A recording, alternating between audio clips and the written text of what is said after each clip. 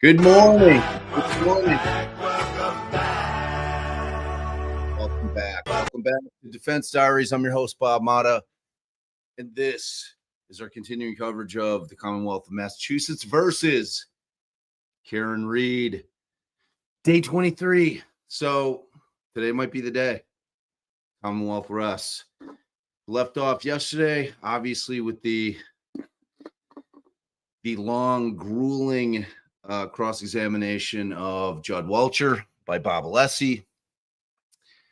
Had a chance to sleep on it and still feel frustrated a little bit. No lie. But you know, like when I say frustrated, it's just I think that Welcher just frustrates me because he just doesn't answer questions directly, you know. So that's frustrating. And I think I probably forget who it was who aptly noted in chat that, you know, I'm kind of looking at it from a lawyer's perspective. And I think I was actually living vicariously through Bob Alessi in terms of just this guy never answering a question directly, you know. So I was feeling that frustration that I would be feeling if I were Bob Alessi, who handled it very well. You know, he always even keel. You know, it's like it's hard as an attorney not to get frustrated during that kind of cross-examination when you know somebody's being evasive and slippery. And but you know, you also go in knowing that they're a hired gun. That's what they're paid to do. You know, he's never going to get him to crack. You know, like you'll never find an expert witness who's ever in any trial, not just this trial, in any trial where the defense attorney is going to get, or the Commonwealth for that matter is going to go, or the state, whatever the case may be, is going to get an expert opinion to change their opinion. The only time I've seen anything even reasonably close to that was in the Richard Allen trial. The guy wasn't an expert witness. He was a treating physician, and Brad Rosie literally got him to change his opinion on whether or not Richard Allen was still in a state of psychosis on this one particular day. It was the only time I had ever seen. But like I said, he wasn't a hired gun. He was literally the psychiatrist who was coming in, and he was giving the Haldol shots to Richard Allen. So it's par for the course in terms of what you're seeing. It doesn't make it any less frustrating though when you're watching it, right? I mean, you're sitting there, you're like, oh my God, answer a question. So that being said, we know that we heard yesterday, Bob was like, well, I think I'm about halfway done. And we have a half day today. So it's possible that Bob doesn't finish and this thing goes into Friday. But if he does finish, we'll get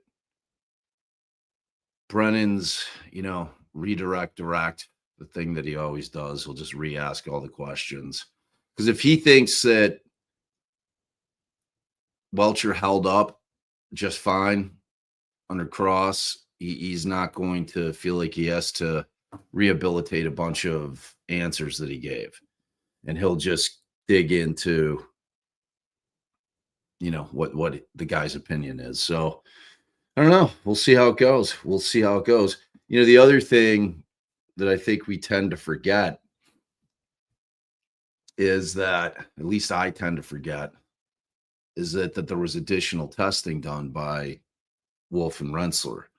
So they're going to have done testing, and I'm assuming, I shouldn't assume, because you know what that makes me, makes an ass out of you and me.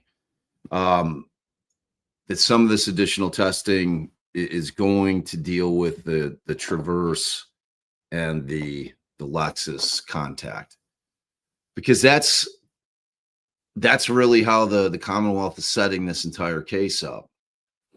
They feel like, all right, we proved that the damage of the taillight was not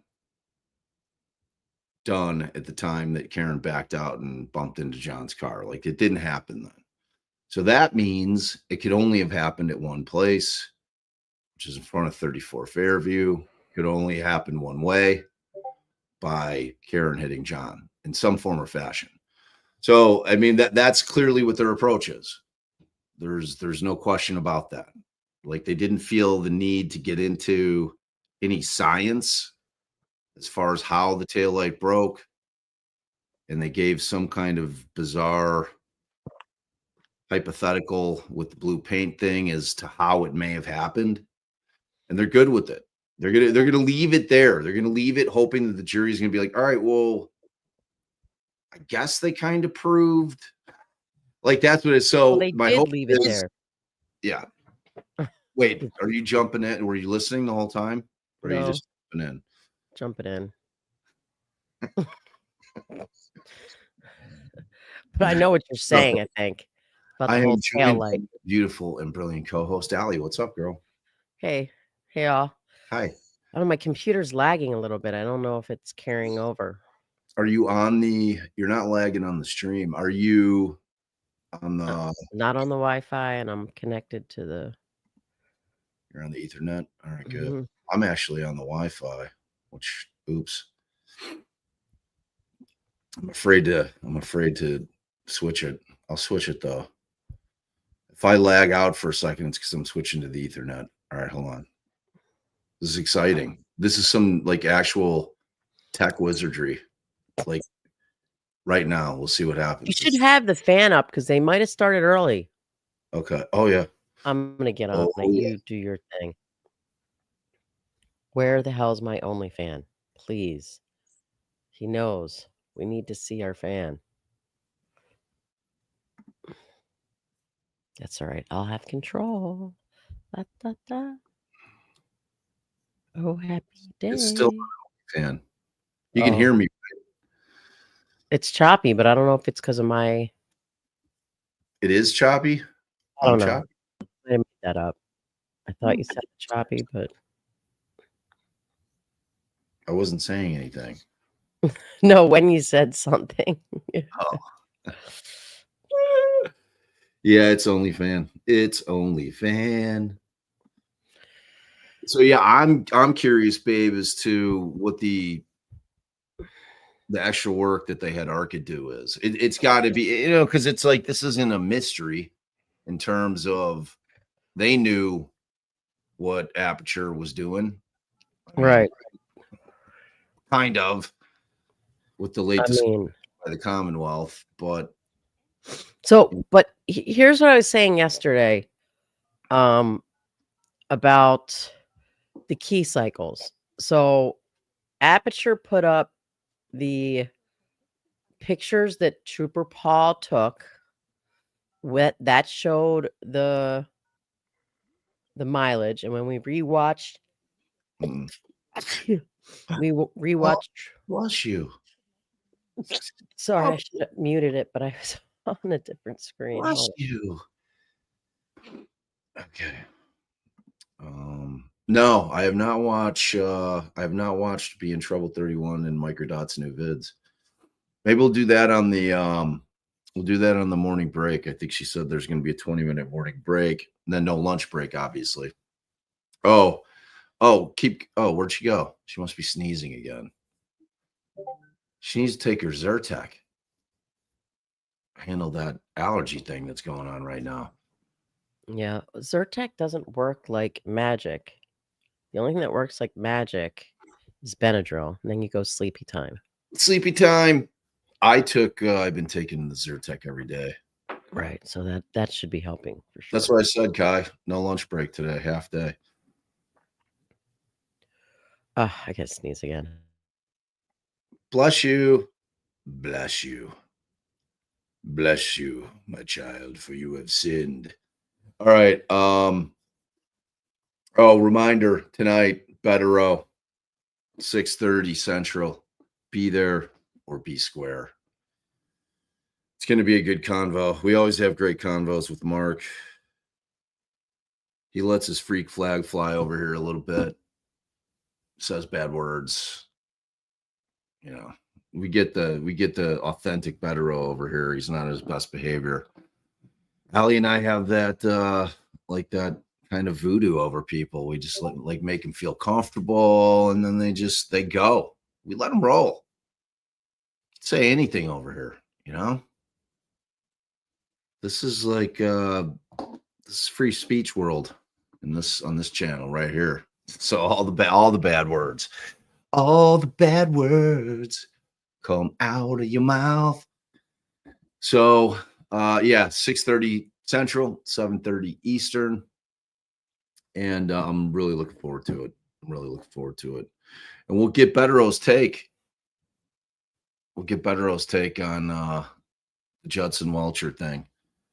But yeah, just to kind of wrap up that point, I think I do tend to forget that there is two guys from ARCA that have dealt with whatever changes to the states or the Commonwealth's theory that ARCA has, or Aperture has rather, installed here in 2.0, which obviously I think they're going to have to deal with. Like, the most direct way to attack what the Commonwealth is putting out there is to show that the damage to the tail light did in fact happen at One Meadows. And to me, the easiest way to do it is you just get a Lexus, same make model as Karen's, and you back it into the damn thing at the same angle and you show it happen. I mean, like, how devastating would that be to the Commonwealth's case? Just think about that. You know, oh yeah, we did the 1,000 points of light shit, and it's all like this week we have it to the millimeter, and this is the angle she backed up, and you know, we're backing up at 1, 2, 3 miles an hour, and cracky. I think that finishes the case, to be honest with you. Because they'll be like, oh my God, this guy's like, it completely discredits everything. Like it destroys Welcher. Like that one thing. Microdots did a video about their little video showing her car moving. Well, we know that a car, no question. You are unmuted. No, like, that's not an issue. Like, we'll watch it. We'll watch it in the break. I love Microdots. Now open and be seated. It's for you. All right. Good morning, Council. Good morning, Ms. Reed. And all right, Mr. Alessi, I will hear you on your argument on the voir dire. Whoa. Thank you, Your Honor. I'm just loading up my computer.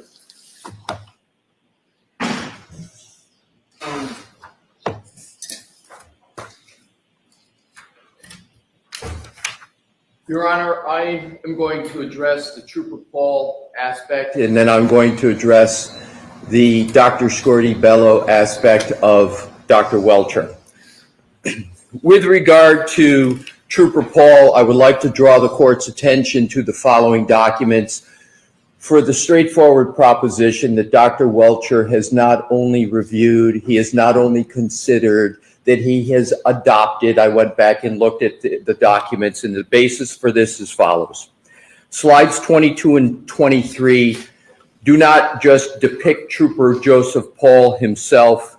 They show Trooper Paul conducting the CARS analysis on February 1st of 2022.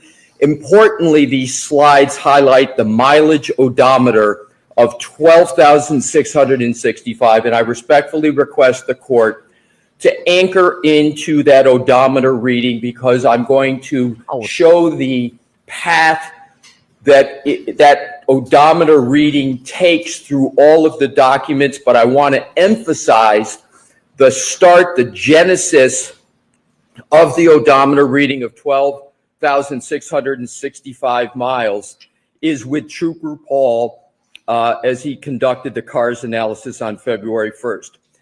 Now, here's where Dr. Welchure comes in. Dr. Welchure then uses this key data point, odometer 12,665, as the basis, the starting point for his determination of the locations and times for the events of January 29 of 2022. Dr. Welchure uses his scenario analysis of Ms. Reed's travels, and that's detailed on slides 24, 25, 26, 27, and 28 to calculate and then deduct 36 miles from the odometer according to Trooper Paul on February 1st of 2022 to arrive at an odometer reading of 12,629, which obviously is different from the start, the anchor I talked about of 12,665.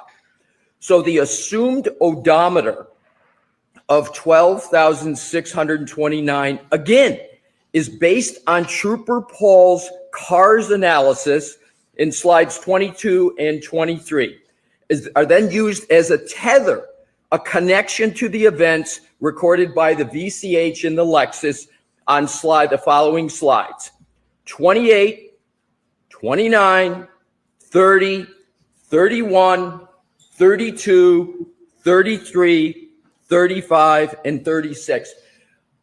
I elucidate this and I explicate the slide numbers to show how many there are in Dr. Welchure's report that are rooted in the anchor point and then the change in the deduction of the odometer.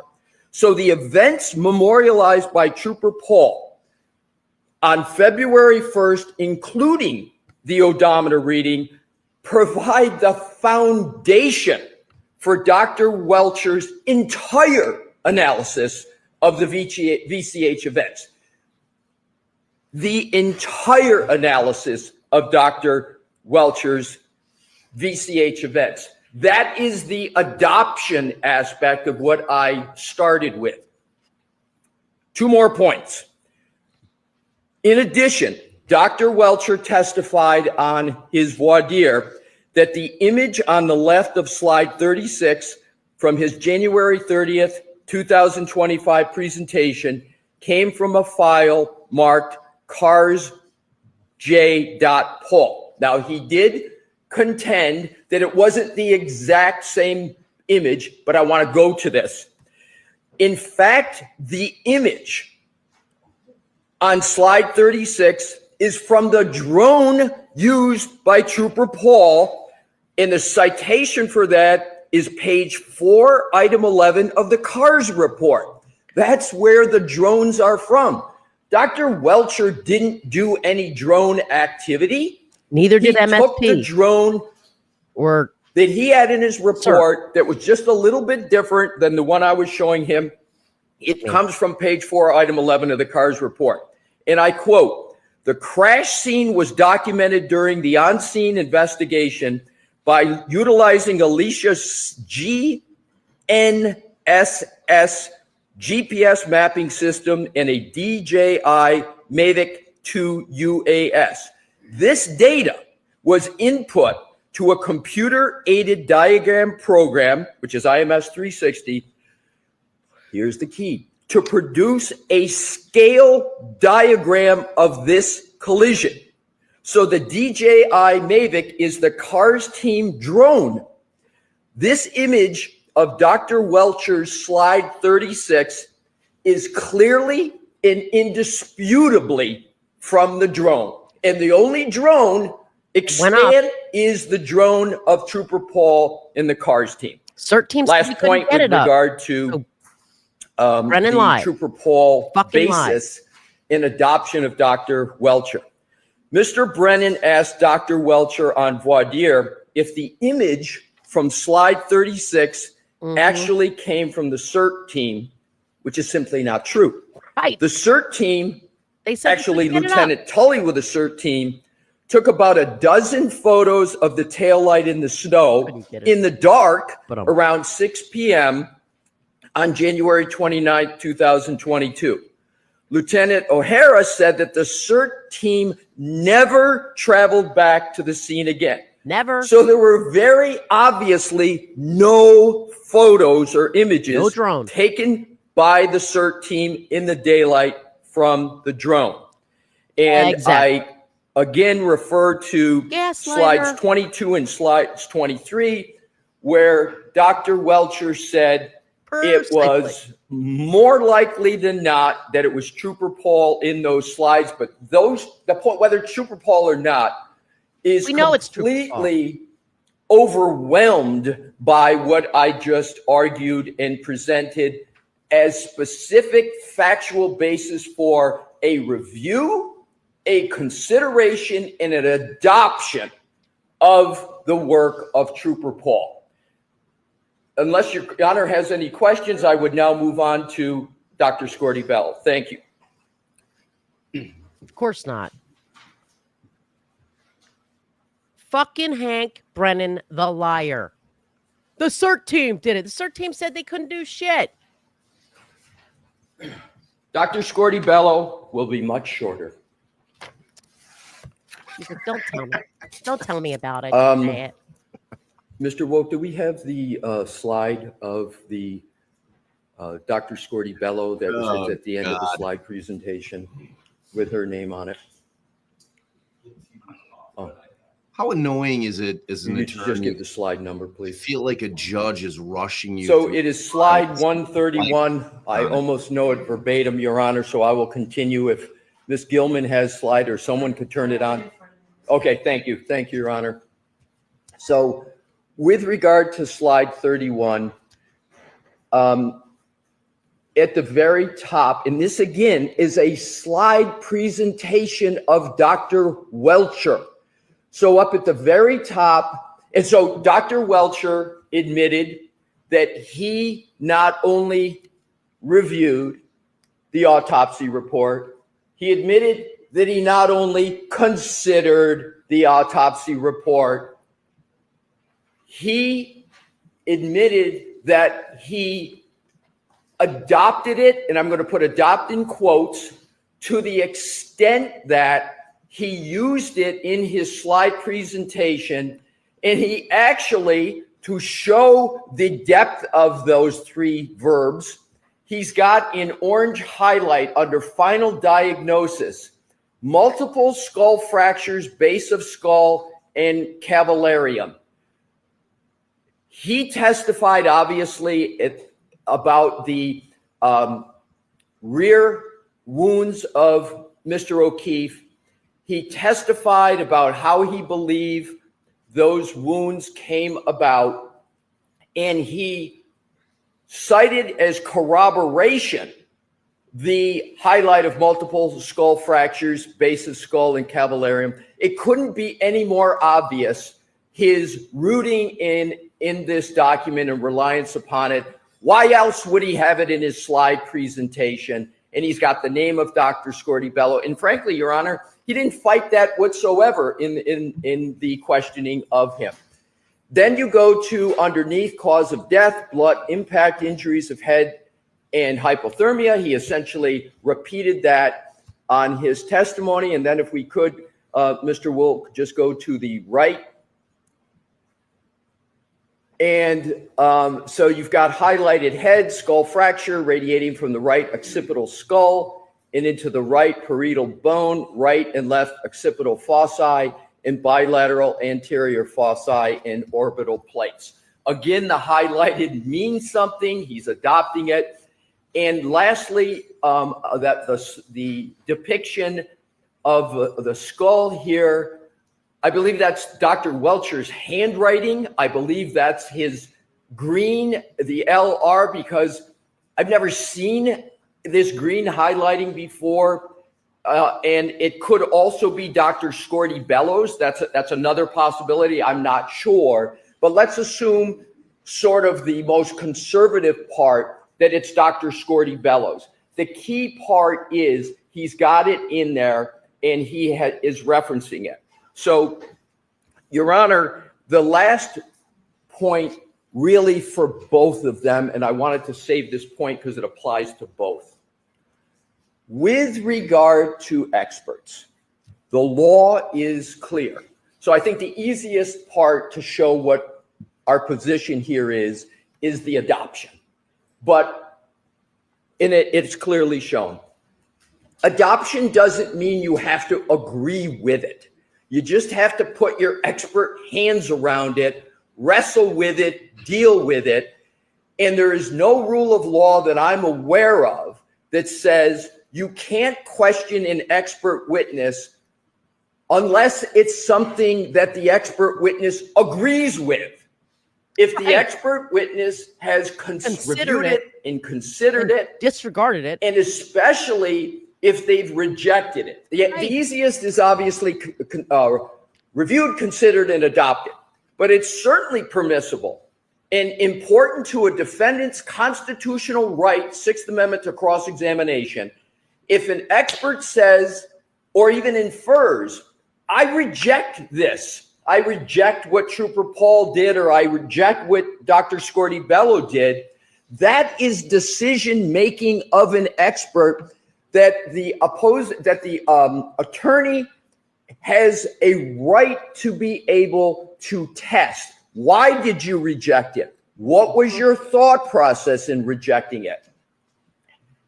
And that applies to both Trooper Paul and Dr. Scorty Bello, because as I understand it, this witness, Dr. Welcher, is not, he says, I'm not relying upon Dr. or Trooper Paul, which is completely false based upon what I just showed. But even if he just rejects it, in addition to what he has done, we have the right to test and get answers as to why he did it. And the same with Dr. Scorty Bello. Once he goes to this level, Your Honor, I believe it's a straightforward right, especially of a defendant in a criminal trial, and especially of the stakes and the charges this high, that we get to test it. What I think, lastly, my point here, Your Honor, the Commonwealth is doing is this. The Commonwealth knows Trooper Paul and Dr. Scorty Bello are problematic for their theory and their narrative. Trooper Paul has got, if you work backwards from his key cycles, you end up with 1162.2, their key cycle. That ends up being not in front of 34 Fairview, but it ends up when the Lexus is in the possession of the state. That is the result of that. And that was something that was addressed square head on in the first proceeding. We're not coming up with some fanciful ghost in the second trial. This was gone through extensively in the first proceeding. And I understand this is a new trial, but it goes to show it's not something coming out of the blue, etc. And with regard to Dr. Scorty Bello, it was remarkable on the redirect that I've never seen a prosecution essentially go after the opinions and conclusion of their own medical examiner when they basically said, the medical examiner, I can't call this a homicide. The manner of death is undetermined. And the medical examiner says, I don't see any motor vehicle impact injuries. There couldn't be anything more apt, more probative then whether or not the injuries to the decedent are from a motor vehicle. The Dr. Welchure himself is saying they are. That's the essence of his opinion. It's the essence of his test. We get to be able to respectfully, Your Honor, say, well, wait a minute. You said you looked at the autopsy. You said this. You highlight it, but you're going against the medical examiner on whether there's motor vehicle injuries.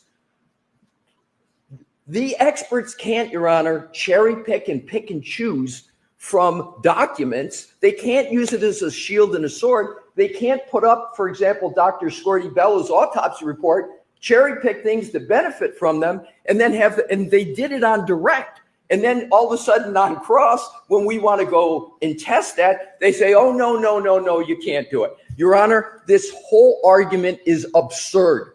And it's antithetical to the Sixth Amendment. It's antithetical. And even if, and this is my last point, even if this were merely a civil case, this would be routine cross-examination against the expert on the side. So in conclusion, Your Honor, I respectfully request that Ms. Reed and her team be allowed to exercise their constitutional right to cross-examination, the keystone of a defense in a criminal trial, cross-examination, and that they be able to take the shield that the prosecution is trying to put on us and be able to combat the sword that the prosecution has put forward with regard to trying to cherry pick from this information, and that we get to proceed, and we get to proceed undaunted from all the serial objections yesterday that interrupted my cross-examination. Undaunted. Thank you, Your Honor.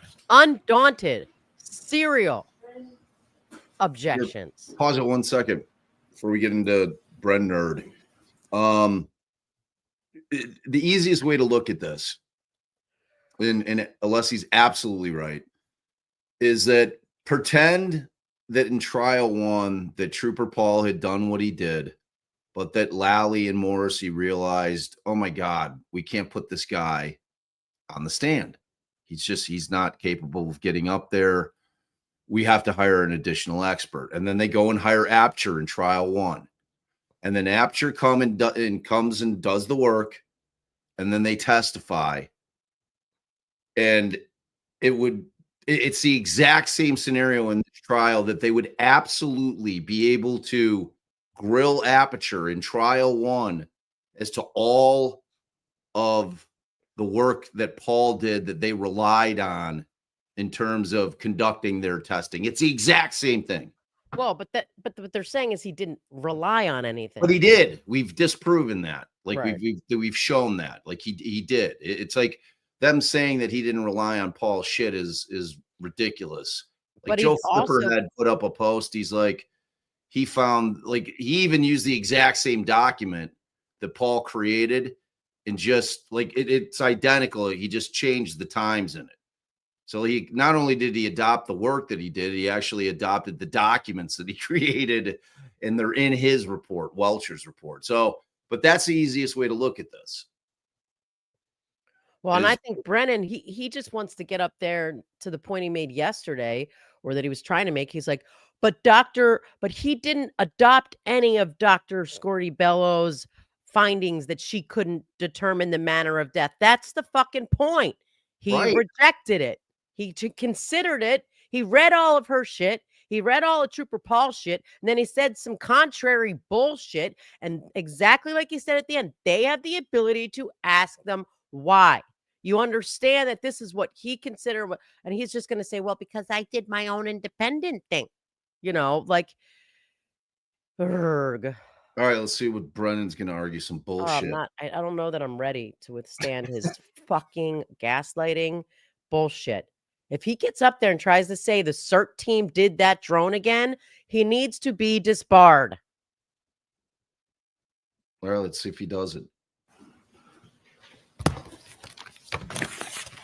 What arises from the litany of complaints by the defense is that there is no constitutional right to usurp the rules of evidence. There is no case law, as much as they urge the court and yell out the word case law and constitutional right and Sixth Amendment right. There is no case law to support what they are trying to do. It is a simple endeavor that is clouded by all the rhetoric that they offer. Confrontation and it is clause, clear, and the Nick? court knows what they're trying to do. They are trying to pit the inadmissible opinion of a non-testifying witness against a testifying witness. They have asked Dr. Scotti-Bello what her opinion is.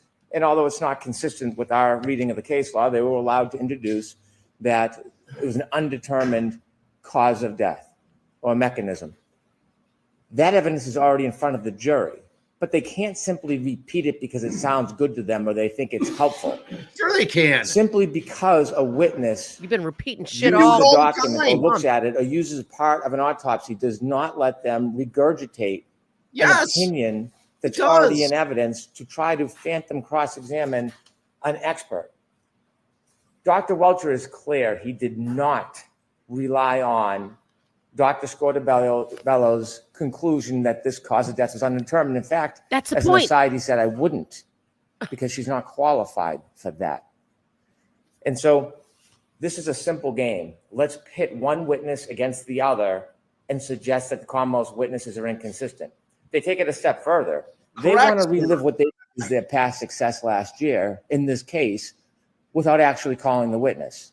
They want the jury to hear their perspective that a past witness had confusion in his analysis, but they don't want to call the witness. They want you to allow them to do that, not just shouting it out and have sustained objections, which has happened this entire case, but they actually want you to be able to allow them to ask Dr. Welcher these questions, which he did not rely on. We had a voir dire. He was clear. He did not rely on the analysis of Trooper Paul. He did not rely on that determination or undetermined determination by Dr. Scotti-Bello. It is that simple. They try to throw some fluff out and they throw around some documents. We have slide 22. Flock? Simply because there's a suggestion that Trooper Paul might be the hand in the picture is not an anchor. It's not a tether. It's not an adoption. It's no such thing. In fact, if you look at that photograph, it was taken by Zach Clark. So by the rationale of the defense, they should now be able to ask Dr. Welcher any question they want about Zach Clark's opinions, efforts, what Zach Clark did. It is a photograph that he considered, not an opinion, not an analysis. It has nothing whatsoever to do with Dr. Welcher's analysis or opinions. In fact, the evidence is to the contrary. He came out, conducted an independent analysis, did all of the work himself, considered documents, and he was specific about what was part of his opinion and what was not. And this information was not part of his opinion. They turned to the Google map. Bit misleading. This was generated by Google. Two separate people used the same program, but when you look at the CARS report and you look at Dr. Welcher's PowerPoint, it's different. Dr. Welcher's has a map on the side, and when you look at the numbers themselves, the CAR report says minimum 36.1, maximum 38.8. Dr. Welcher's slide, 37.9, 38.1. So in no way did he adopt, anchor, tether, use as any basis. In fact, his is different and separate, as all of his analysis is.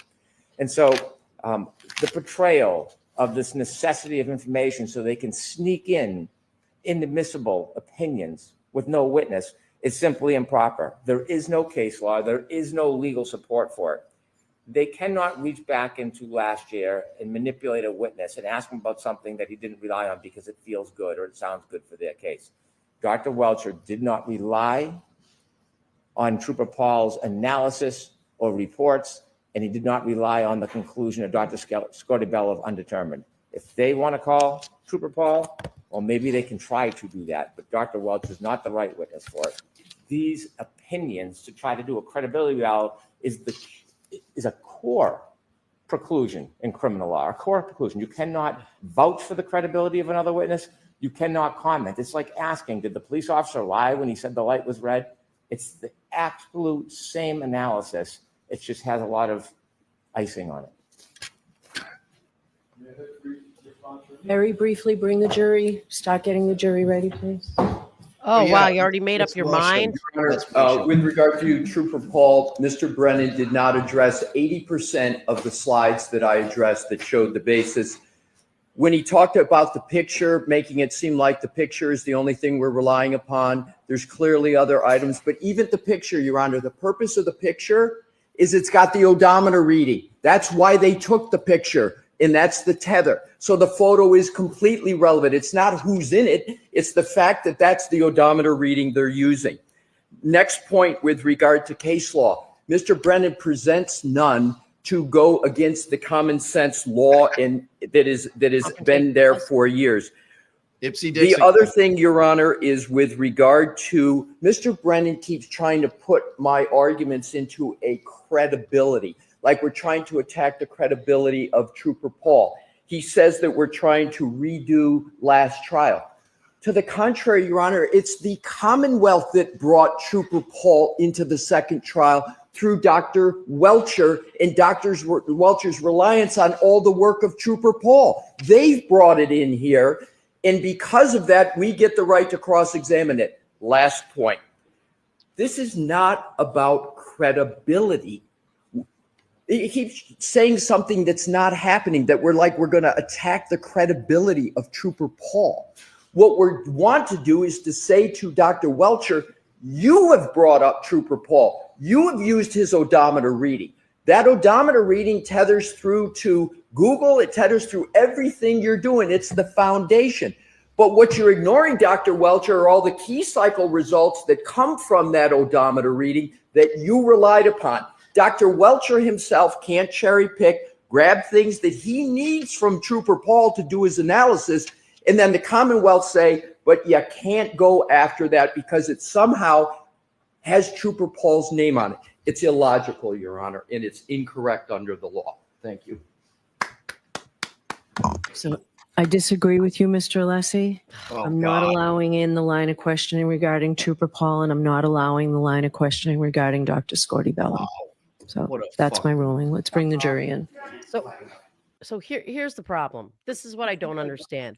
Why do they need to ask about Trooper Paul to get to the same point? He can do the same question. He can say, you have decided that 1162 is the collision event. Okay. You have relied on 12,665, which comes from, that is from 1164. How can 1164 be Trooper Paul's? Do you know all the things that happened between that and still go backwards? They don't have to ask him shit about Trooper Paul. He has the key cycles. Is he trying to say, how did he determine that to be the key cycle? That's the line of questioning that they can go at regardless of Trooper Paul. I think the problem that they were running into is exactly what you said yesterday. It's facts, not evidence. This guy didn't touch key cycles. He did too. 1162 is a key cycle. I thought that was a triggering event. Is that a key cycle? I'm looking at the damn chart. I have it right here. Where'd it go? It's the key cycle. Yeah. Key cycle 11. Well, I think he's using maybe trigger 1162.2, but it's from key cycle 1162. And all right. I agree, by the way. Well, come over here because they're on their way. All right, Miss Little's got an issue.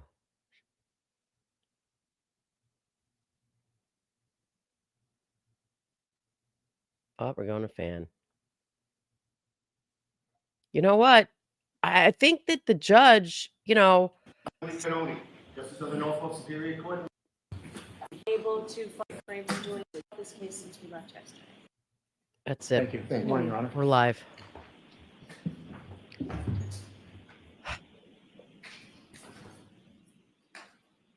Just work backwards the same way. Right. Dr. Welcher, we're going to ask you to not turn on your computer yet. Okie-dokie. Thank you. And Your Honor, if I could, smartwatches that are receiving text messages during his direct, if we can make sure that that does not occur. I didn't get my email. Okay, or just don't look at your watch. Okay. Okay. Thank you, Your Honor. Morning, Dr. Welcher. Good morning. Do you know whether there was glass found on the bumper of Miss Reed's Lexus SUV? My understanding there was, yes. Did you reach a conclusion on whether the glass on the bumper came from the drinking glass that you assert Mr. O'Keefe was holding at the time of the alleged impact? I didn't have an opportunity to inspect the glass, but the glass was broken and there was glass on the bumper. That's all I know. So you, Did you as you consider sit that? here today, you have no basis to conclude that the glass on the bumper came from the glass that you depict as having been held by Mr. O'Keefe at the time of the alleged impact. Is that correct? Well, you're mixing a couple things. No, Dr. Welcher, So if you can just answer my question. I'm If trying I to. need to rephrase it, I will. I'll ask it a different way. Please. Just shut the fuck up. You have no basis as you sit here today to conclude that the glass on the bumper came from a drinking glass connected to Mr. O'Keefe, do you? Well, we have a picture of a broken glass at the scene. So I wouldn't say we have no basis. We don't necessarily have enough to conclude it's from it, though. All right. So here's what I'm saying right now. This is beautiful. We want him saying that part of his analysis, part of his consideration was the fact that there was glass on the bumper and a glass in his hand. So to me, that speaks to the glass probably came from there. Like that, I would want him to say all those things. It's the same thing we were talking about yesterday when I forget what it was, but I was like, let him say it because, oh, Higgins' truck. Let him say it. Get out that he's wrong and then circle back. Right.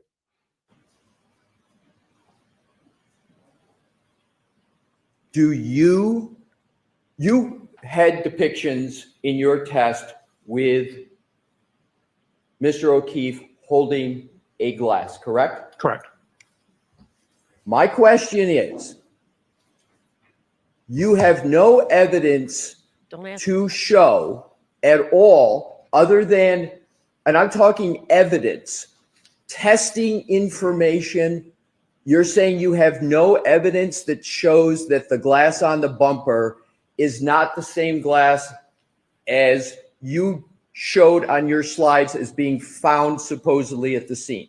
You have no test evidence that that's the same glass, do you? Not the same glass is what you're asking. So again, the one I have at my testing obviously was not the same glass.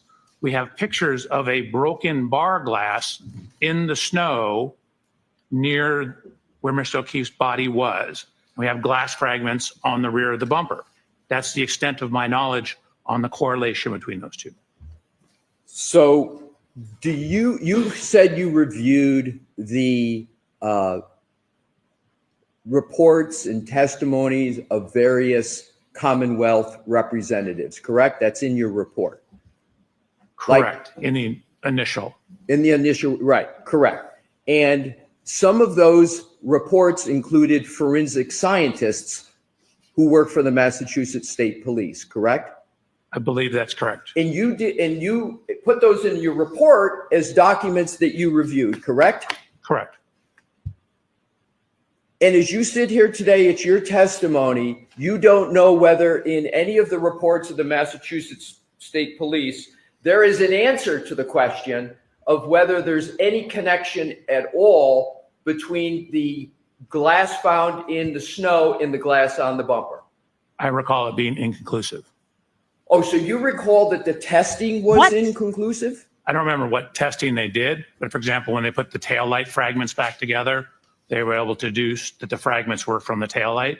I don't think they attempted to do that with the glass. Oh, you don't think they did? Assume that there has been testing of the glass on the bumper, and assume that that testing conclusively determines that the glass on the bumper is not the glass that was found in the snow. Okay. Assume that. Okay. How would that affect your analysis? He did this wrong. He came at this wrong. He's not going to fucking give you I shit. want to know where the glass came from, but we still have a whole bunch of other elements. So I don't think it would affect the end results. So Would it have any part in your analysis with my assumption that the glass on the bumper is not the glass that's associated with the broken glass that was supposedly found in the snow? Yes, I mean, we always want to have as much answers or as many answers as possible. So I would want to know if we could figure out where it came from. And wouldn't the fact, assuming that the test results show there's no connection, meaning the glass on the bumper is different from the glass in the snow, wouldn't that be contrary to your theory of what happened in some way? It depends on when the glass was actually broken. The glass was in his hand, at least that's the testimonial evidence I have seen. So it depends on whether it's broken from contact with the rear of the vehicle or broken with contact on the ground. Assume that the glass on the bumper is not the glass that was found in the snowbank. Doesn't that, at least in part, contradict your hypothesis as to whether there was contact by the Lexus with Mr. O'Keefe at 34 Fairview? So if you recall on my slides, nowhere did we discuss that in my slides. So no, it wouldn't contradict it. I would want to know where that glass came from. Why? But you didn't seek that information, did you, sir, in your analysis to determine where the glass came from? Well, of course I did. I read the reports. But the report says it didn't come from there. But you sit here and you say you don't know the answer. There's steps you could have taken to get that answer quite easily. Couldn't you have, sir? Not me. That's a material science. But the material science You've been communicating with Lieutenant Tully, haven't you? Correct. You couldn't have asked Lieutenant Tully that question? To my knowledge, he's not a material science expert. But could he have told you the result of testing on that glass on the bumper and whether it was any way associated with the glass found in the snow? Wouldn't that have been an easy question to ask him? Just, has there been testing, and if so, what's the results? Yes, but my knowledge from reading the reports was it was inconclusive. But you didn't read all of the reports, did you, sir? Apparently not. Right. Let's turn to another topic. Laser scans. All right. I have to pause it and say this now. This is fucking killing me, because I guarantee you, if you would have asked him, is the fact that there was a glass in John O'Keefe's hand and a glass piece found on the bumper, something that you considered as far as forming your hypothesis and your ultimate decision. And whether circumstantial or otherwise, what was the connection there and why was it important? And, get something. Also, ask him how the fuck the glass broke and where's my girl who's always screaming the same thing, and how did the pieces of the taillight and the glass end up on the grass? See, he should have gotten that from him first before he tells him an answer he did not know. So now this guy is going to be like, well, it's not all that important because it could have broke on the ground. Because clearly he was going to say it broke on the bumper based on the fact that there was glass on the bumper. I hear what you're saying, and you're absolutely right. I think that there is a takeaway from this. I think the jury is going to be able to put it together that he's disingenuous in saying, okay, your theory is that John O'Keefe had the glass in his hand and his arm was struck, which in that scenario, you would have to assume that if you're holding a glass in your hand and you're struck by a motor vehicle, the top of that glass is probably going to break. And then when you don't have a matching piece of glass on the bumper, that for him to be saying that it doesn't necessarily affect his opinion, I think it discredits him. I hear what you're saying, and I would have loved to have heard that line of questioning, but I don't think it fell flat completely. I would have liked to have seen that in addition to, for sure. But at this point, he has said twice, but I would want to know where that glass came from. So I might want to take the opportunity, wait, hear me out, even though he's a professional witness and it's a risk because they never say what you want them to say. But, me being me would try it anyway. So I'm inclined to want to try it anyway here. Well, then with it not being a glass associated with that glass, if you consider the possibility that it was just laying ever so gently on the bumper, and you consider the possibility that maybe it was placed there, my phone. I've got Zoom court. Maybe it was placed there by someone planting evidence.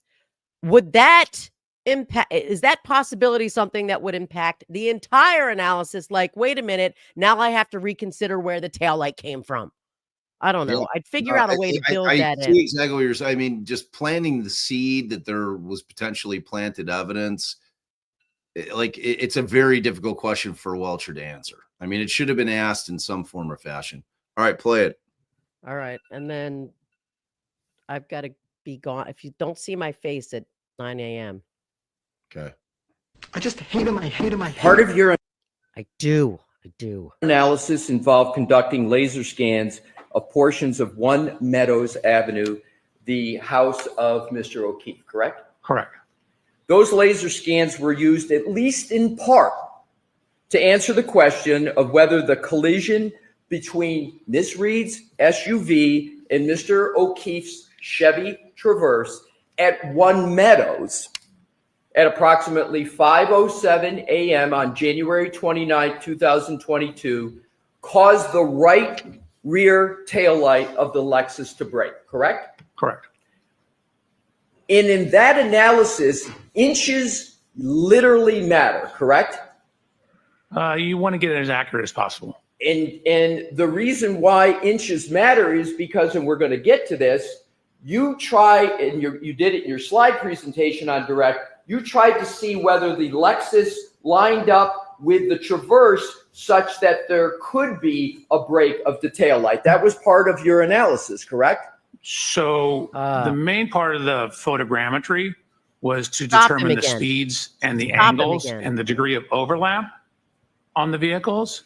And then we also looked at the damage from the video, or actually it's just where the snow was knocked off the rear of the Chevy Traverse, and document the height of that. You said the main part. I don't want to engage in semantics. I want to go to my question of, isn't part of the laser scan analysis to determine whether or not those two vehicles align sufficiently such that the Lexus could break, the taillight of the Lexus could break coming into contact with the Chevy Traverse? Wasn't that part of your analysis, at least in part? Yes. Okay. And in that analysis, inches literally matter, correct? It can, depending on which way you're going inches. So the Ring camera at 1 Meadows, you're familiar with that Ring camera, right? At Correct. 1 Meadows? That Ring camera at 1 Meadows was used as part of the laser scan process that you and your firm Aperture performed at 1 Meadows on October 2nd, 2024. Do I have the date correct? I believe so, but like the videos were not literally used during the laser scans. We took the laser scans, the video, combined them together in a process called photogrammetry. Okay, let's get this down to the fundamentals. You used, and that was my question, Your Honor, if we could publish the exhibit with regard to the Ring camera. Sure. What exhibit is it? Yeah, I've got my date. Yeah.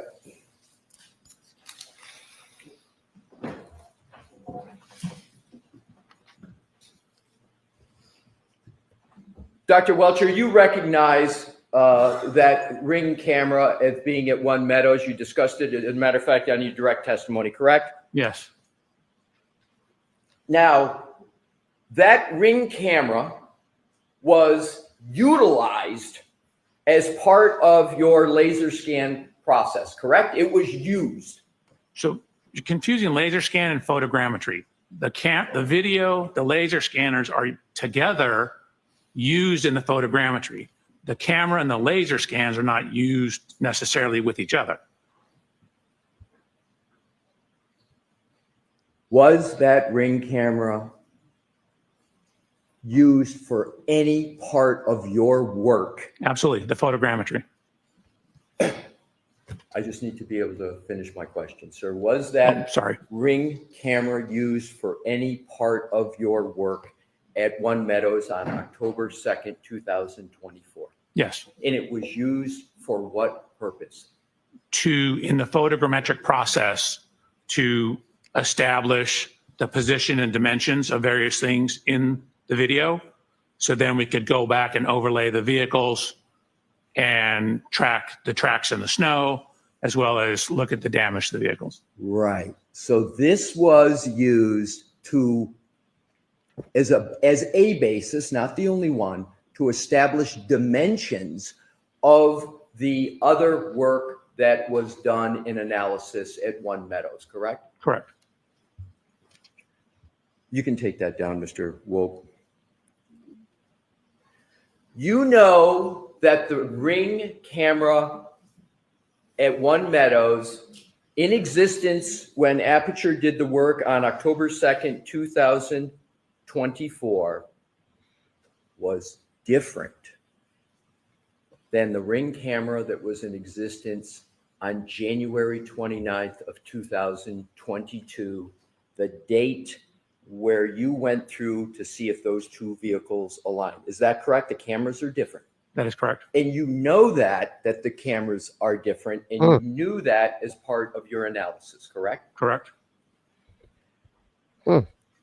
Did you document the differences between the two cameras as part of any work performed at One Meadows? Yes.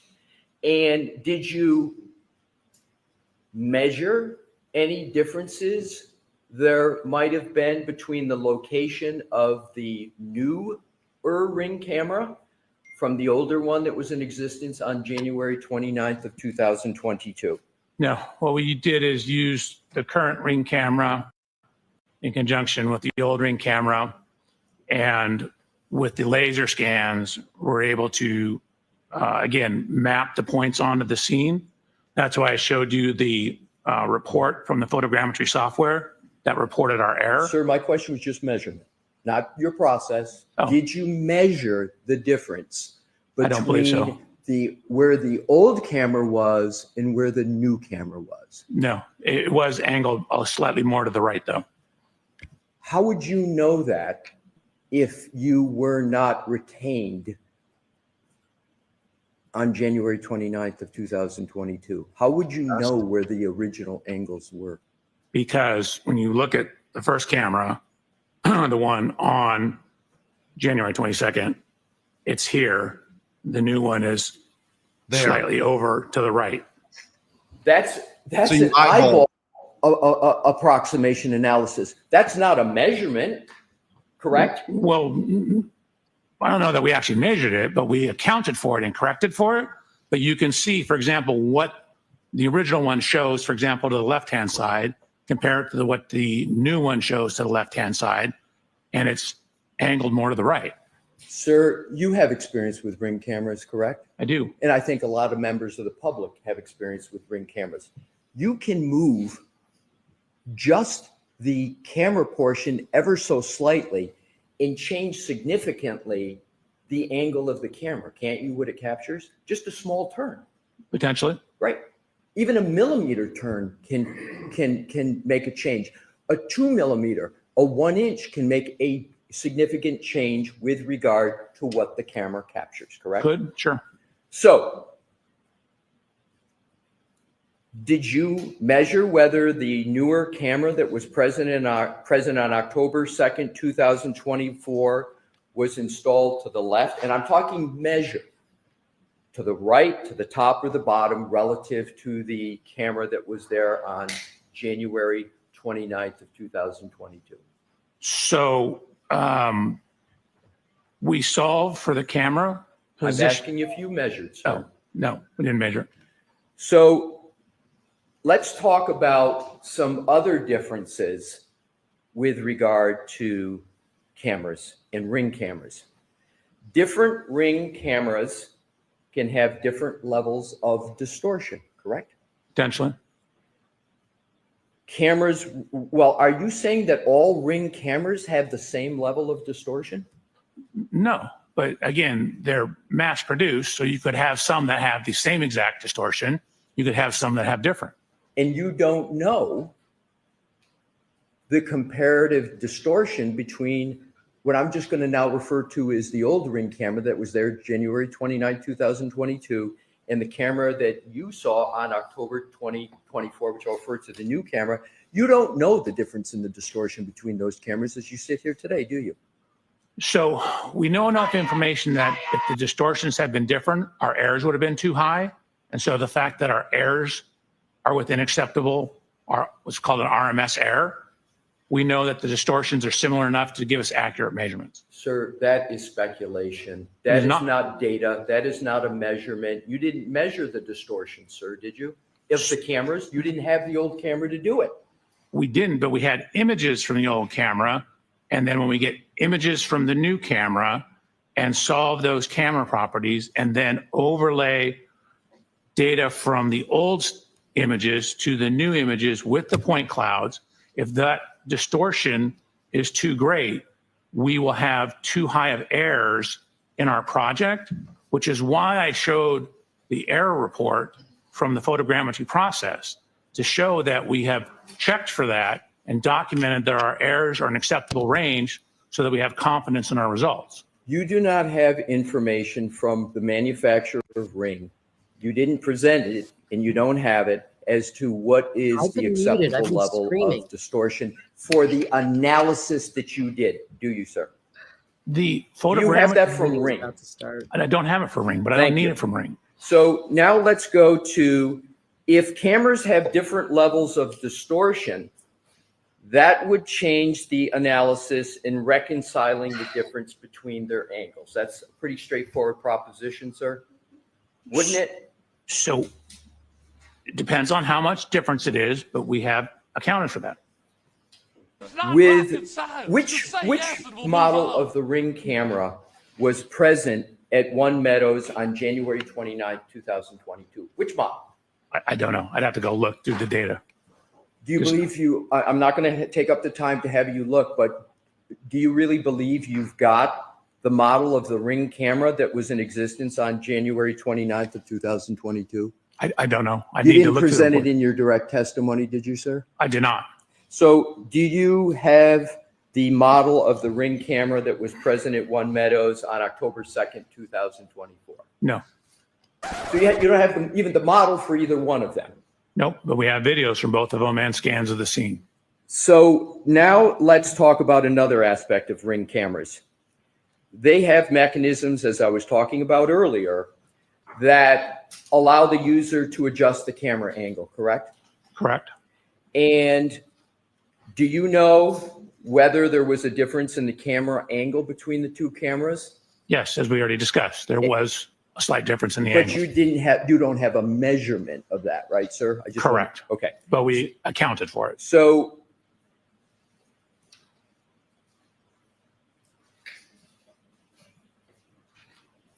wouldn't a difference in models of Ring cameras be relevant at all to your analysis of trying to reconcile any differences between them?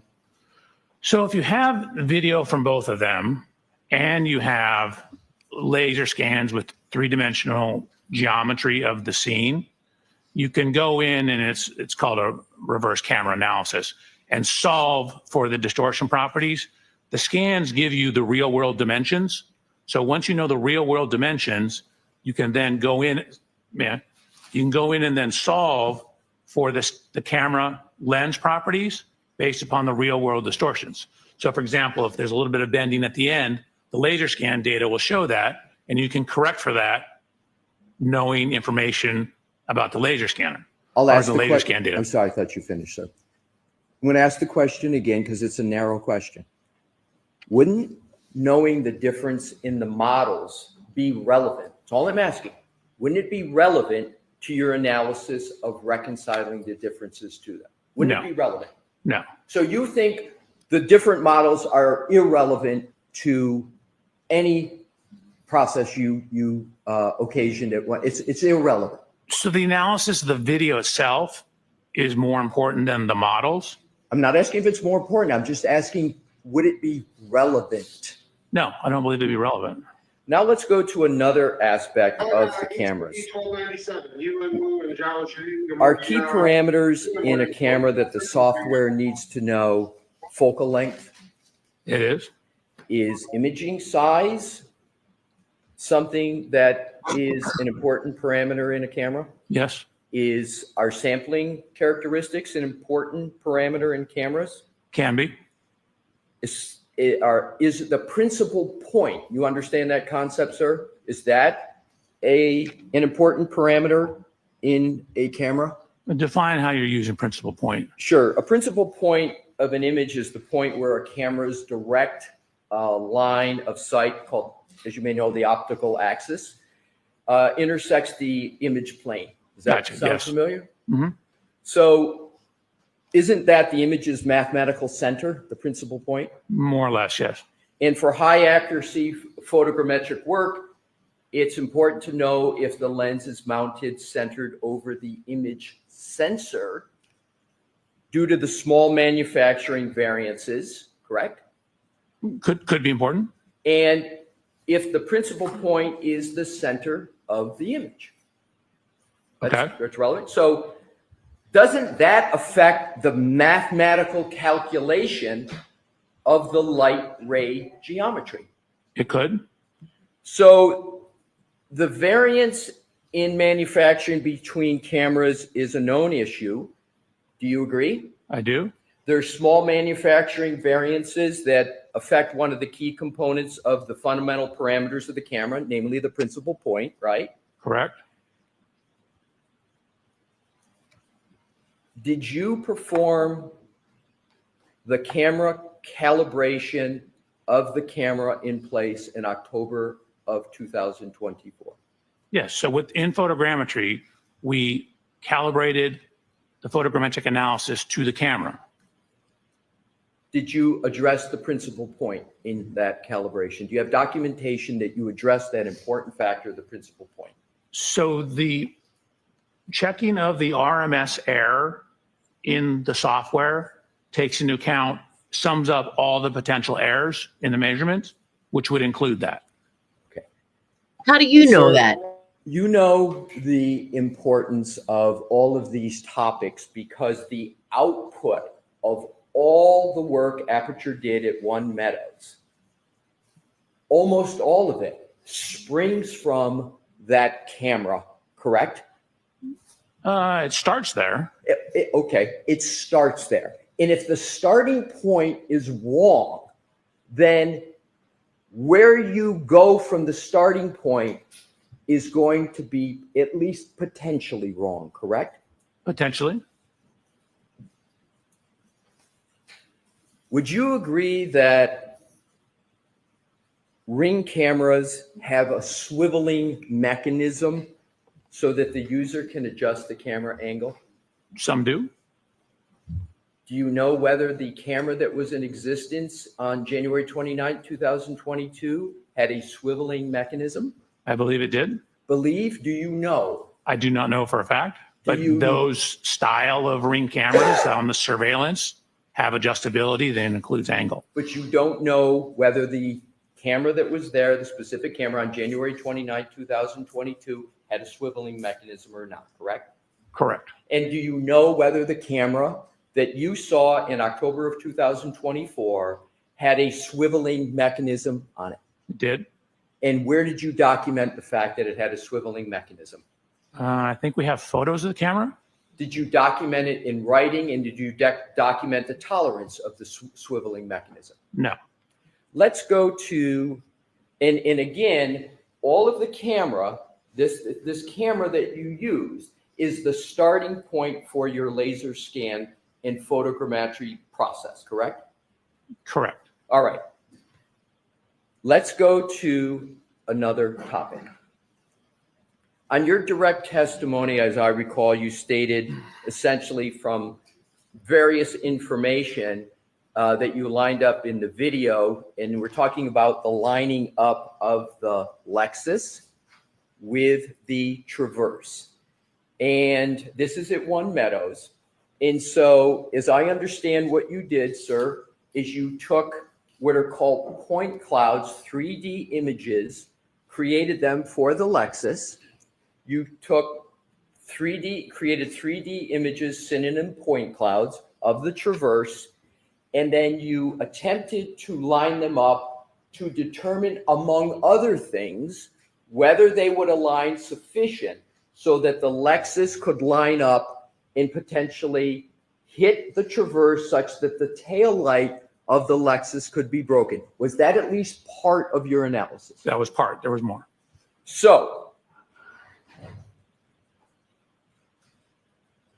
you showed a slide, a few slides, and with your Honor's permission, what I'd like to do is to start with slide 90. All right. Do you have any problem with Dr. Welcher keeping his printed copy that he was using? I have no problem with the printed copy, Your Honor.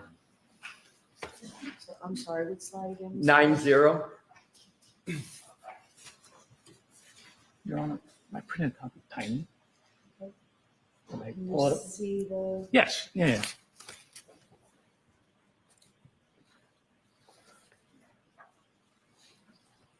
Does that slide that's part of your presentation depict a view from the top of the Lexus on the right and the Chevy Traverse on the left? Correct. And is that depicting contact between the two vehicles? It is. Now let's zero in a closer look, and that is a contact point. Am I correct? Correct. I mean, there's multiple points. There's more than Multiple one. points, but it shows more clearly the contact Correct. between the two vehicles. Now, if we could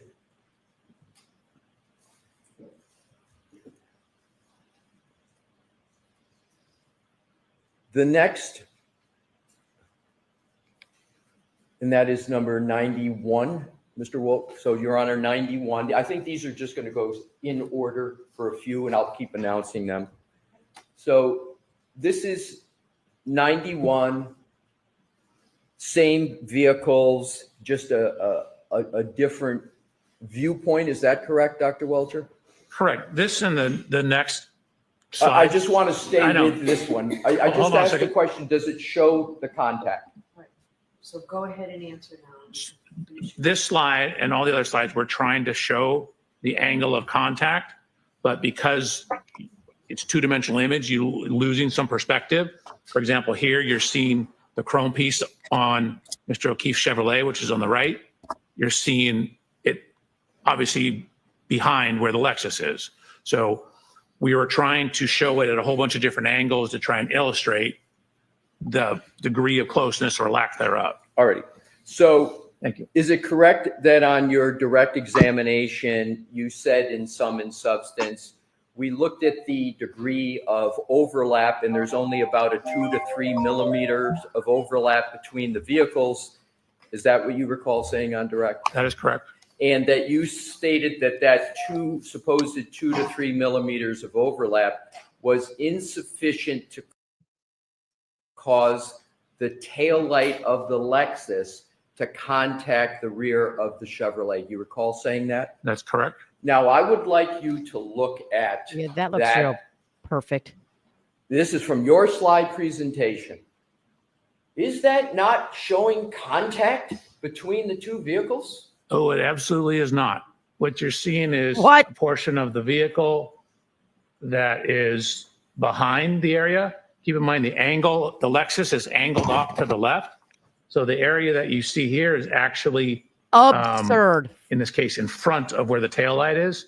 This is why we tried showing it from a whole bunch of different angles, because when you try and take a two-dimensional image and look at it, you see stuff in the background. So and again, this is why in the computer, we overlaid them, looked at the measurements, in the computer where you don't have this, we have the three-dimensional measurements and it does not hit. Where did you show in your slide presentation what you just said, that it doesn't show in overlap?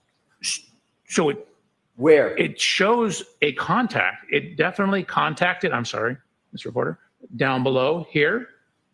It does not show a contact here. So to answer your question, all the next slides were our attempt to do that. We all So have all eyes, the next sir. slides is your answer. We're going to go to those next slides. So you're, just to be clear, You're trying you're to tell saying us. that depiction does not show any contact between the taillight of the Lexus and the Chevy Traverse. So the upper taillight, just to be clear, because the lower taillight is much closer.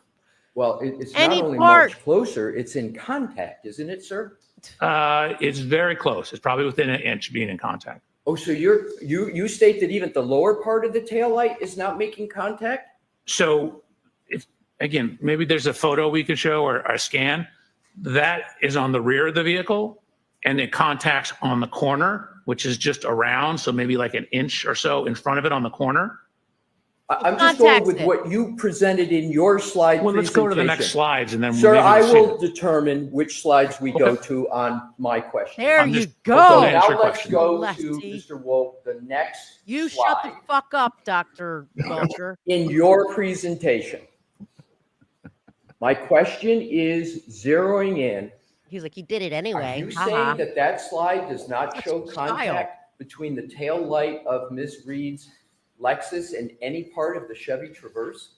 Yeah, absolutely. It's exactly what it shows. You can see a little better here. Again, we tried all these different And angles, why- which is why all these slides are in there. Why is the But you can taillight see shaped like some of that? the geometry of the light. Why is the This taillight structure, shaped like that? and again, remember I said the Chevy kind of curves in as it goes up a Oh, so little bit. Just like a Let's puzzle go to piece the in next there. slide. Pause it. I puzzle- could. But you have to pause it because I can't hear any of the testimony. Sorry. Yes. I want to hear the Oh, testimony. it's Go back. puzzle pieced in there right now. Why? It's Why does it? interesting when you look at the actual image, that tail light, the upper tail light, is bumped out massively. Out. Yeah, I saw that in this trouble. weird image, where is the rest of the tail light? It's hit by the car. But That's do you what I'm understand what I'm saying. saying? Like, what is this weird, like S-shape thing going on right there? Well, Like, that's what I'm where is the saying. rest of the tail light? It's like they photoshopped it out. Or Like, that is not the shape of the tail light. That weird hump looking thing it's like that is But not that's- what the tail light looks like. But that's my point, is that it's because the image is showing it's being contacted by the car's over it. It's contacting the car. So the part of the car that's contacting the taillight is covering the taillight. Otherwise, you'd see the full shape of the taillight and you'd see the other thing behind it. All right, go back because I want to hear all this. And All pause it right. if you're going to talk because I can't hear what he's saying and I want to hear all this. All right. I'm blooped back, you guys. Please and Calm thank you. down. The light, this structure, and again, remember I said the Chevy kind of curves in as it goes up a little bit. Puzzles. Let's go to the next slide. Here, should I bloop back a little more? Did we? Yeah, I Ms. want to Reed's hear this whole line. Lexus and any part of the Chevy Traverse? Yeah, absolutely. It's exactly what it shows. You can see a little better here. Again, we tried all these different angles, which is why all these slides are in there. But you can see some of the geometry of the light. This structure, and again, remember I said the Chevy kind of curves in as it goes up a little bit. Let's go to the next slide. 40. 40, yes, please.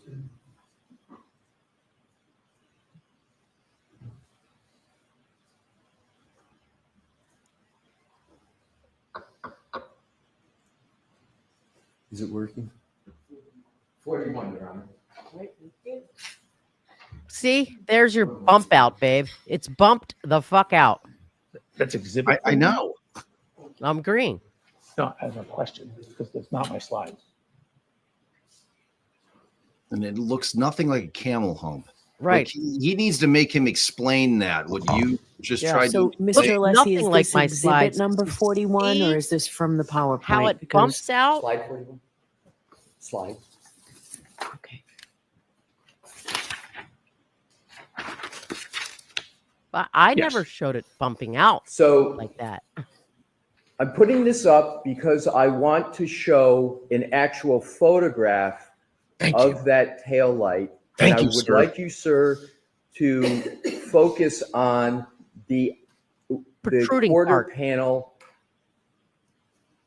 tail light in each. Do you see a jutting out of the quarter panel tail light in that photo? You see it jut out? So I don't know if you and I are talking the same thing. There are little fins here. Correct. Now, what I'd like to do is to go back, do an overlay. To the depiction we were just looking at, and that depiction doesn't show the jutting out, does it? No, it does. Oh, what? Shut the Those are actually more on the side of the vehicle. You can't see them in this image. Correct. You can't see them. Hold on a second. I wasn't finished. Oh. But they are 100% there. We actually did special hand scans with a hand scanner of the taillight to put it back on to the vehicle. You say they're 100% there, but you can't see it in that depiction. It's invisible. The jutting out that you could see in the two-dimensional one we just saw. You can't see it. I can't see who's behind that wall because it's being blocked by something. I can't see on the side of the taillight because it's on the side I can't see. It's being blocked. Sir, my question is simple. You cannot see the jutting out of the taillight in this depiction, can you? Correct. Okay, now let's go on to the next question in this topic. You could have easily solved what you consider to be the issues you had with trying to show it lining up. Couldn't you, sir? You had an easy solution for that. Remember what I was talking about yesterday? Drive the motherfucking thing into it. I took the best solution. No, you didn't. I'm not sure what you're referring to. You had 3D images, correct? I did. You could have shown and measured 3D images to get almost the exact contact point and almost the exact dimensions if you had just used the 3D images that you had available to you. Isn't that correct?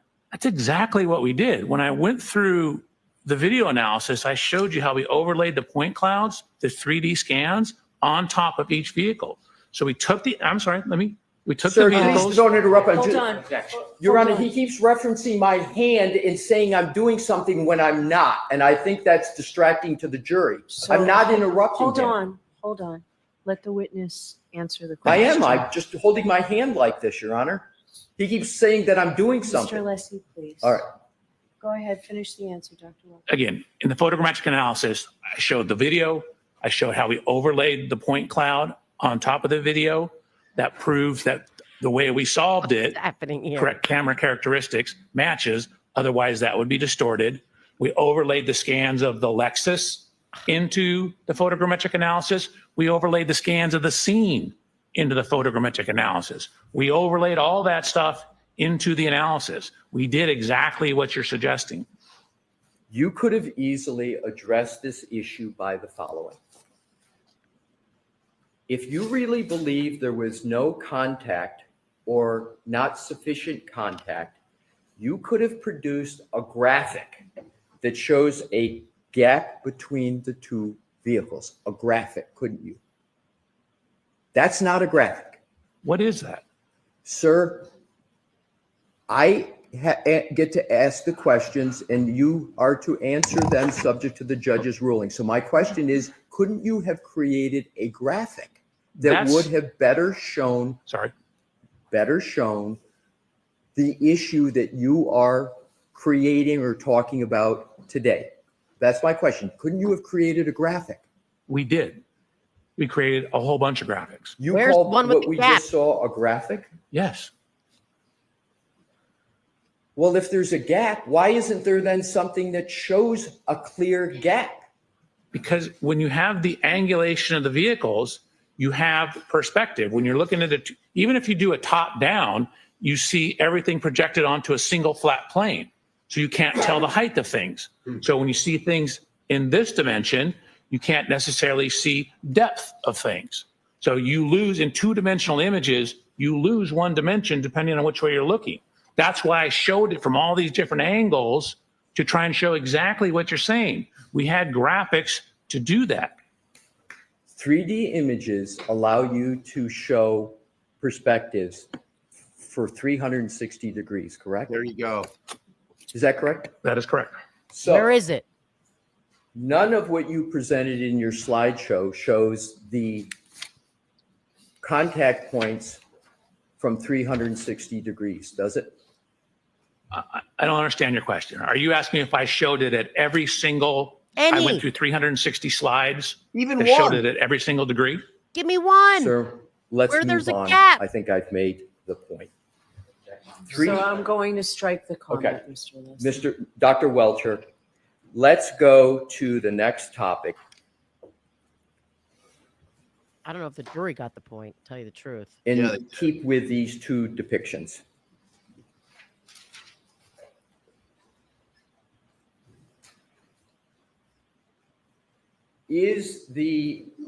Are these two images point clouds or 3D images? Are these two? Those are one and the same thing. Yes. I would use them as synonym. Which term of the two do you want to use? Point cloud or 3D images? Both are fine. It's a 3D image composed of points, which Okay, so let's just call them 3D images so we Okay. can do this more quickly. The Lexus and the Chevy Traverse that are depicted there are both 3D images of those vehicles, correct? correct. And Aperture created the 3D images, correct? Correct. Sir, did you do these scans and did you personally create these images? No, one of the assistants at Aperture did. So you're speaking about what somebody else did at Aperture, correct? They were doing it at my direction. And for example, the Lexus scan, I showed the photographs. You can see the gentleman that works at Aperture, Mike Morelli, was scanning them for me while I was doing the rest of the inspection. And then the hand scanning of the rear tail light was done by another engineer.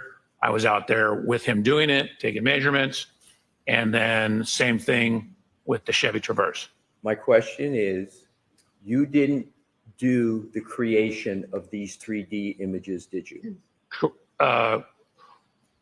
The individual images, no. All right, so let's go to these individual images. These are 3D images. Is that your testimony? Yes. Let's look at the tail light. Okay. That's not a 3D image. That's a Photoshop, isn't it? Nope. Oh, so it's your testimony that that tail light is a 3D image. That absolutely is a 3D image. The way you can tell is when you get up near the chrome, because lasers don't like shiny objects, you start to get a scatter. So see all these dots here? If that was a photo, you wouldn't have these dots. Let's go to the Chevy Traverse. Let's, Mr. Woke, zero in on the content. Yeah. There's grain on that tail light, in the tail light. That's a 3D image of a tail light, isn't it, sir? They're both 3D images. Well, I just want to stay with one. That tail light is a 3D image, and one of the ways you can tell is it's because it's got all that grainy material on it, correct? Correct. Now let's go back, Mr. Woke, to the Lexus. Let's now go to the bumper. But do you want me to explain the difference? No, Okay. thank you. I would like to go to the bumper. Do you see any the predominance of any grainy image on the bumper? There's a little bit. So for example, when you get near edges, it has a hard time with edges. I'm sorry, the bumper cover. Right. See the bumper cover up above? This whole thing is the bumper cover. That's the step pad. That's the rear body panel or the rear deck lid. I'm talking about the step pad, sir. Just the step pad of the bumper? Are you asking about just from here to here? Correct. The bumper step Can we pad. zoom in on it? Pardon me? Can we zoom in on it? Sure. Do you see any? Yeah, I see graininess. Let's go over to... Right in here. You can see it all through here. You see it through here. Well, I'm talking about the step pad, not the entire bumper. I'm just talking about the step pad. Right. So you're zooming in on the bumper, right? The step pad is this structure up here. We're going to move up. It just takes a while. So your testimony is that is a. Can you zoom in more? That's, you would like it zoomed in? Yes, sir. Sure. Your testimony is that that is a 3D image, not a Photoshopped step bumper cover. Is that correct? So we have mapped the color over the 3D scans. We used 2 separate scanners. If you recall, when I got out to Miss Reed's vehicle, that taillight was gone. So we had to replace the taillight. Talking about the bumper cover, not the taillight. Okay, I'm explaining the process. I just asking about the bumper cover, not the process. So focus your answer on the bumper. That is a laser scan. Okay, so your That's a 3D testimony model. is the step part of the bumper cover is a 3D image from a laser scan, and it's not a Photoshop. That's your testimony. Absolutely. And you didn't perform the work for the 3D that you claim the bumper step up is. You didn't do that work to produce that depiction, did you, sir? Somebody else in your firm did it. So this is all done at my direction. The engineers that work for me, so I'm telling them what to do. I'm not the one punching the keys. That's my I'm saying, question. I need you to do this, this, this, this, and this. Use the hand scanner, go scan the light. I need to put this back in because it was missing when we got to it. So no, I'm not punching the keys. Okay, so Okay. Come on over, please. Some shit is photoshopped. No, well, I mean, he's insinuating it. Like, why didn't he ask the question in terms of the 3D image, which does give you a 360 view, is such a great line of questioning. Why didn't he just simply ask him, why didn't you give us a 3D view from above? Because this 3D image with one vehicle behind the other, because that would have shown contact points if they would have just gone, because 3D image, you guys have seen it, you can rotate all around, up, down. It's like, I have an Oculus, so it's like I can look all over the place. Why didn't he ask him, why didn't they give us the image from up above, where we'd be able to see whether or not, theoretically, we'd see the entire bumped out bumper, where you're not getting that portion of it cut off. You'd be able to see if there was a contact point. So here's what the deal is. We can all panic about this and get all hysterical. I am hoping that ARCA did exactly that. So, like, we have this thing, and Michael's right. Like, Michael is absolutely right. Michael is spot on. This dude's unshakable. Like Alessi is not going to get this guy to cave on anything. I've been telling you guys that since yesterday. He is a professional witness. He is unshakable. He will not, like, Alessi's never going to own this guy. He's never going to give a straight answer. That's why he's a professional witness. When I say professional witness, that is exactly what his occupation is. He is hired. Yeah, he's not cheap. Allie's up there. Love you, man. Okay. with regard to, no, we don't need him back up, Mr. Woke. Isn't it correct that 3D images allow for proper and most accurate measurements as opposed to 2D images? Is that a correct general statement? I mean, generally, yeah. Okay, that's my question. So let's go to the next topic. Let's talk about hydraulics on the Lexus SUV. What type of hydraulic system does the Lexus SUV have? So it has a mechanism, I believe it's actually pneumatic. It's air-based system that raises it up and down. Do you know what the name of that system is, sir? No, not off the top of my head. Do you know how it works specifically? I do. Well, I mean, I know generally that there's a button on the interior where you can raise and lower the ride height. And is that the extent of your knowledge of that system on the Lexus? No. Again, I know when you park it, it'll drop down the ride height. When you adjust it for different roadway conditions, it'll change the ride height. Do you know what the height tolerances are? In other words, the lowest to the highest? I believe it's around 1.25 inches. At one point in time, I measured it. I don't remember off the top of my head. So you believe it's 1.25 inches up and 1.25 inches down? How do you apply the 1.25 inches?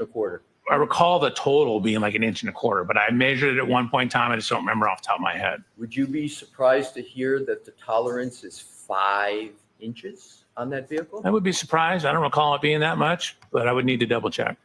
Assume that the manual, as well as other informations, support that the tolerance is 5 inches and that specifically the vehicle can be raised 3 inches high and it can be lowered 2 inches. That's the basis for the 5.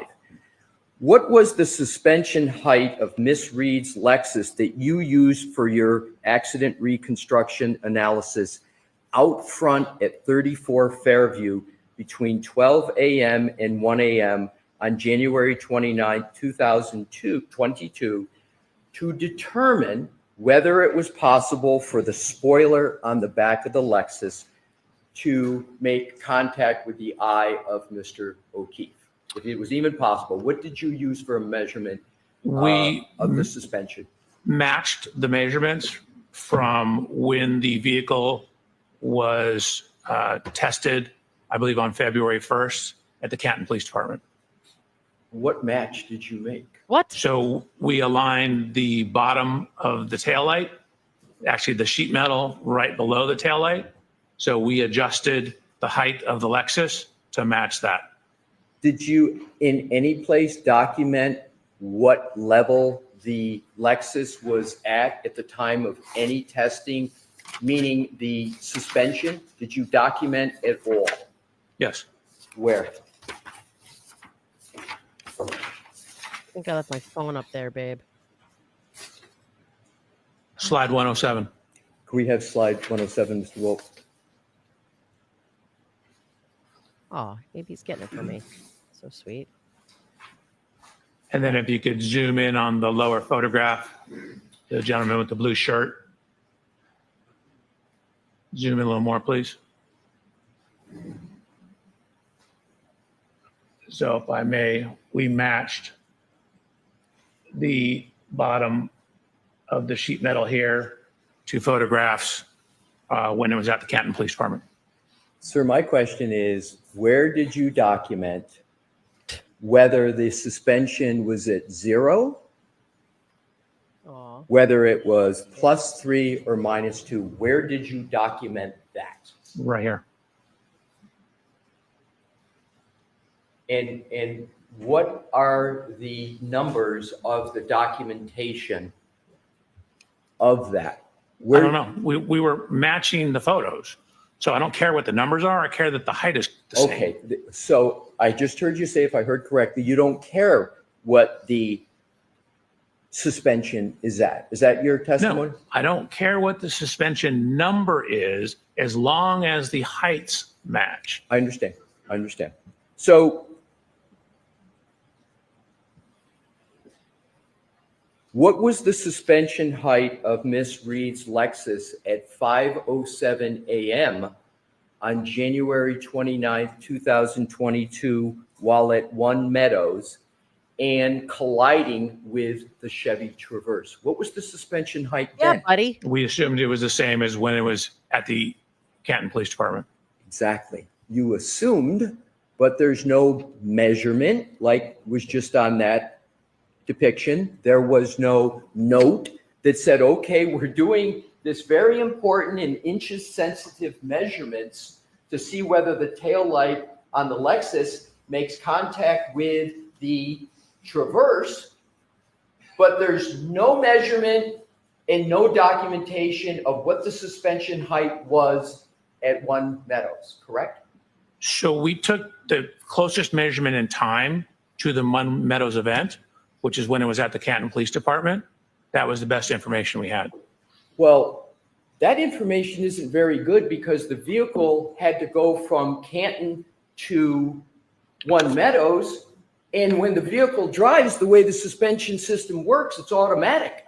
When you go above 20 miles an hour, the suspension comes up And when you turn off the vehicle, it goes down so you can get out easier. So it would be improper to assume that the suspension at One Meadows would be the same at another location. That's the only, sorry. What? Is there objection? Yeah. Go ahead and answer, please. That's the extent of the information we had. We had So it when it was at the Canton Police Department. We matched that height. So your entire analysis is crap. Hence, Nexus Lexus is crapature. Your entire fucking shit is fucked. Ball it up, throw it the fuck away because he's going 20 miles an hour. The car isn't the same height as you've been using this entire time. How do you miss something like that? Is he? What a fucking joke. Ball it up, take your whole fucking 100 and whatever shit and just ball it up and shove it right up your ass. Sorry. I mean, and throw it out is really what I should say. But at this point, I just want him to shove it right up his ass. Wow. Wow. I don't even know if Bob, do you even know what just happened? No, I was getting your phone. I know you're the sweetest. So the car. Just rewind it. Let me hear it. All right. Okay. Just in case anybody else fell asleep. They can't fall asleep with your screaming. Okay, here we go. That I heard. Was okay. At One Meadows. And no documentation of what the suspension height was at One Meadows, correct? So we took the closest measurement in time to the One Meadows event, which is when it was at the Canton Police Department. That was the best information we had. Well, that information isn't very good because the vehicle had to go from Canton to One Meadows. And when the vehicle drives, the way the suspension system works, it's automatic.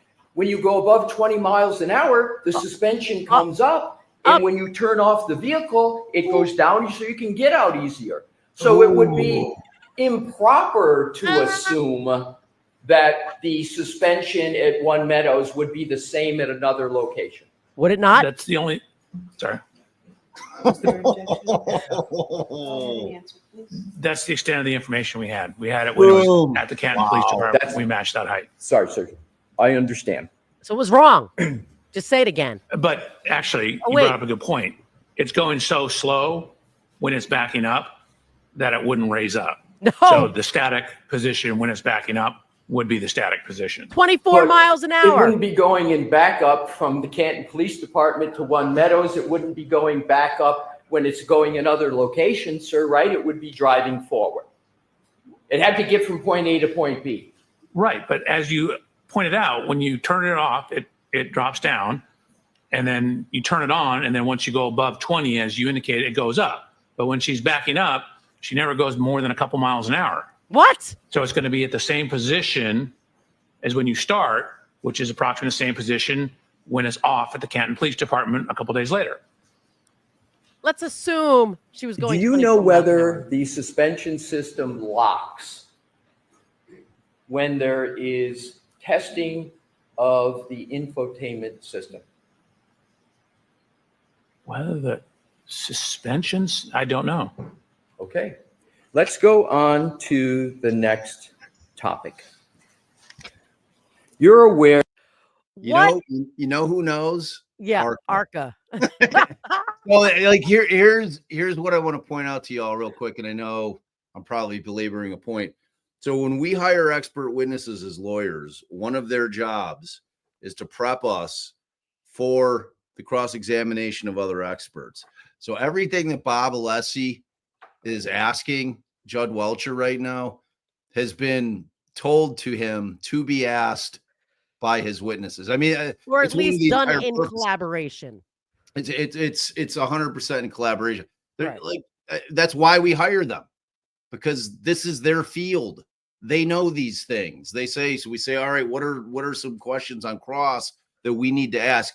So everything that he's asking these questions to Welcher, he has the correct answer that ARCA is going to state during their direct examinations during their case in chief. So that's like I know we're all frustrated. This guy doesn't give just a straight answer to anything, and it's fine. It's fine. That's why I keep saying, like, the defense's case in chief is coming. Don't worry. Don't worry. This guy's a professional witness. He's evasive as fuck. Don't sweat it. Don't worry. Don't worry. It's all under control. I mean, like, they're hammering home the point about One Meadows because it's the entire case. If Arca can come in and show that there was contact between John's vehicle and Karen's taillight, this case is over. It's that simple. Like, the jury's gonna be like, all right, because the Commonwealth has put their entire case on that concept. This guy did no testing as to, and has given no explanation how the taillight exploded. And people are like, well, why are you saying it exploded? I'm like, there's no other, how else would you describe it? For it to explode in such a fashion or be destroyed in such a fashion where it's causing all those injuries on the arm and then ends up in the yard. It can only be an exploding taillight. I don't know what other word to use, but they gave no scientific explanation for that. So they've put all their eggs into the basket that if this didn't happen, this had to have happened. Meaning if the taillight wasn't broken at One Meadow, it had to have been broken when Karen hit him at 34 Fairview. That's their entire case. It's that simple. It's that simple. All right, fire it up, eh? All right, I'm about to come up there to you, though. Of the vehicle control. I'm going to go back just a second. You're aware of the vehicle control. Excuse me, Your Honor.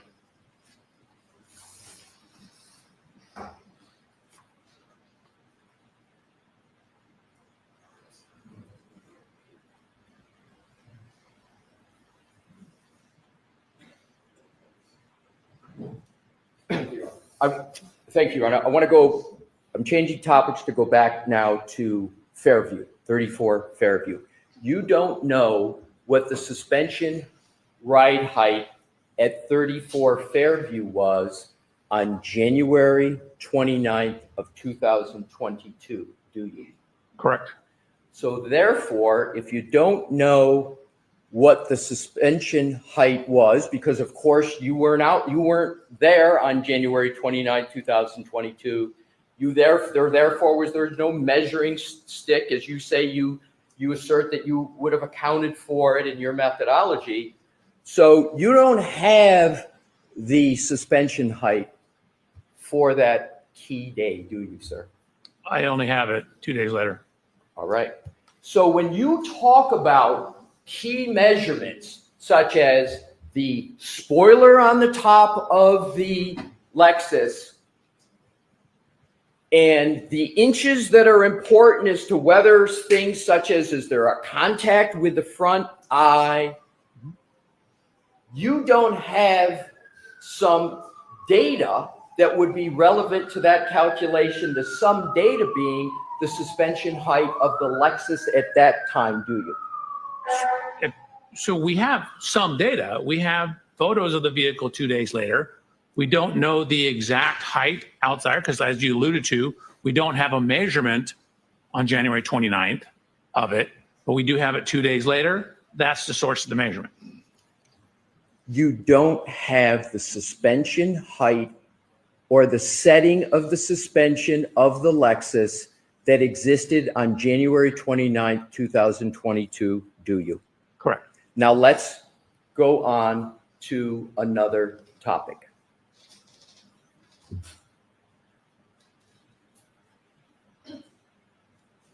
Within the 34 Fairview on January 29th of 2022, I'm not going to go over them, but you asserted various measurements, height, width, with regard to the Lexus, correct? It wasn't just for the spoiler at the top, correct? Correct.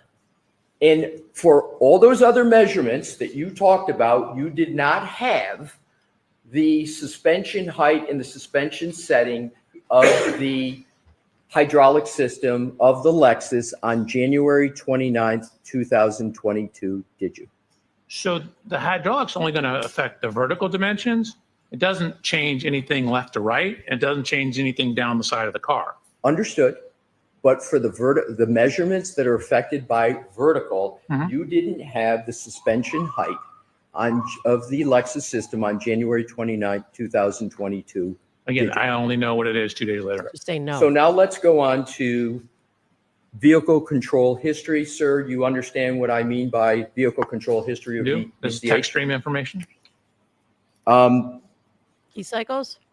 Are you aware of what is called the Bosch crash data retrieval system in Lexus vehicles? Of course, we showed it on my slides. And the Bosch crash data retrieval system in Lexus vehicles is sometimes referred to as the black box. No, you're mixing up two things. So the Bosch is like the tools. It's a question, sir. So you answer that with a yes or no? Is the Bosch crash data retrieval system the black box on Lexus vehicles? I just wanted to repeat it so we can. I didn't hear what the objection. You objected? I'd like him to be able to finish his answers. Yeah. So the question was just asked. Can you answer that question? No, it doesn't make sense. Okay, next question is. God, fucking. I'm going to ask the question, sir. The Bosch crash data retrieval system in Lexus vehicles, you're familiar with that? Are you familiar? What happened? What's going on?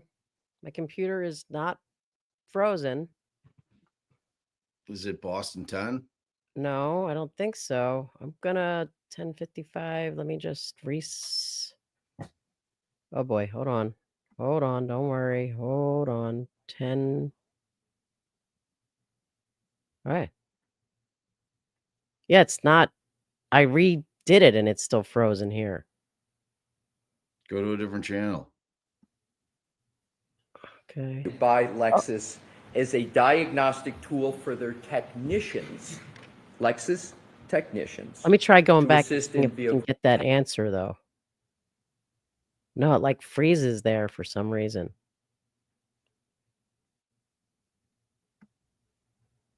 As a diagnostic tool for their technicians, Lexus technicians, to assist in vehicle repair and maintenance. Is that what that is created for? That's their stated purpose. Right. Well, And is a synonym for VCH text stream is Sort of. Text stream, similar, like Bosch is the hardware and software to access the black box data. Text stream is the software to access, for example, the pre-collision system, the PCS system, and the VCH, which is the vehicle control history.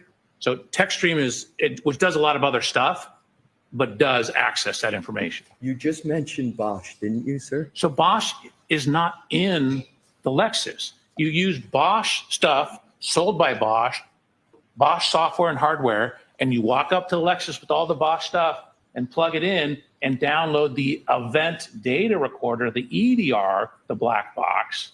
That was my problem. There is no Understood. Bosch stuff in the Lexus. I understand, sir. That was going to be the question that I was trying to get to, but you've explained it, so I don't have to answer the question. Let's go to the VCH database that you say the stated purpose is to assist technicians at Lexus in vehicle repair and maintenance. So I didn't say that was a stated purpose. I'm saying that's what Lexus or Toyota says is a stated purpose. It's being used in litigation all the time. All I know is that's what Lexus and Toyota says. But again, it came about right when we started seeing all the sudden accelerations in the Toyota vehicles. So my question is the VCH database specific to Toyota and Lexus vehicles? So it's not a database, it's software. Is the software specific to Lexus and Toyota, the VCH? Those particular acronyms are, yes.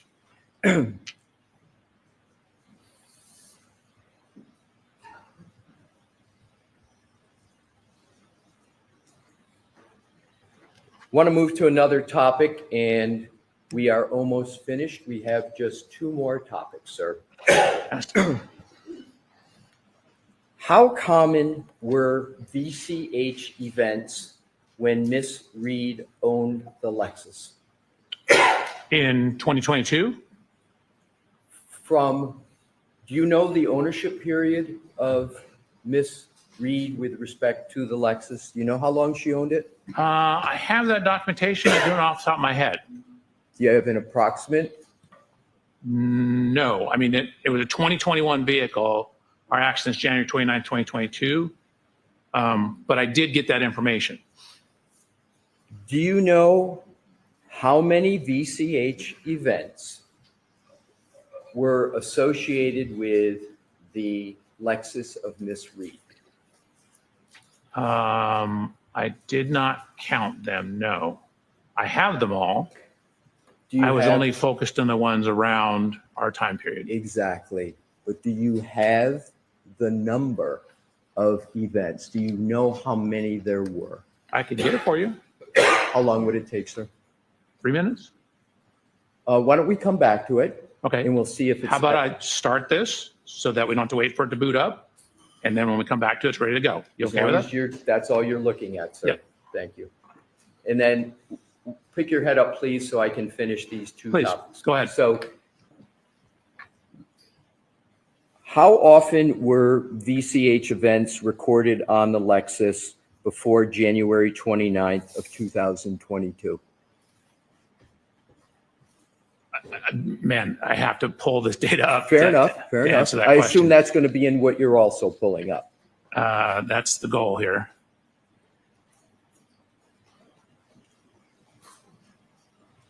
Would the number be about 15? Does that sound right to you? Let's see. 1, 2.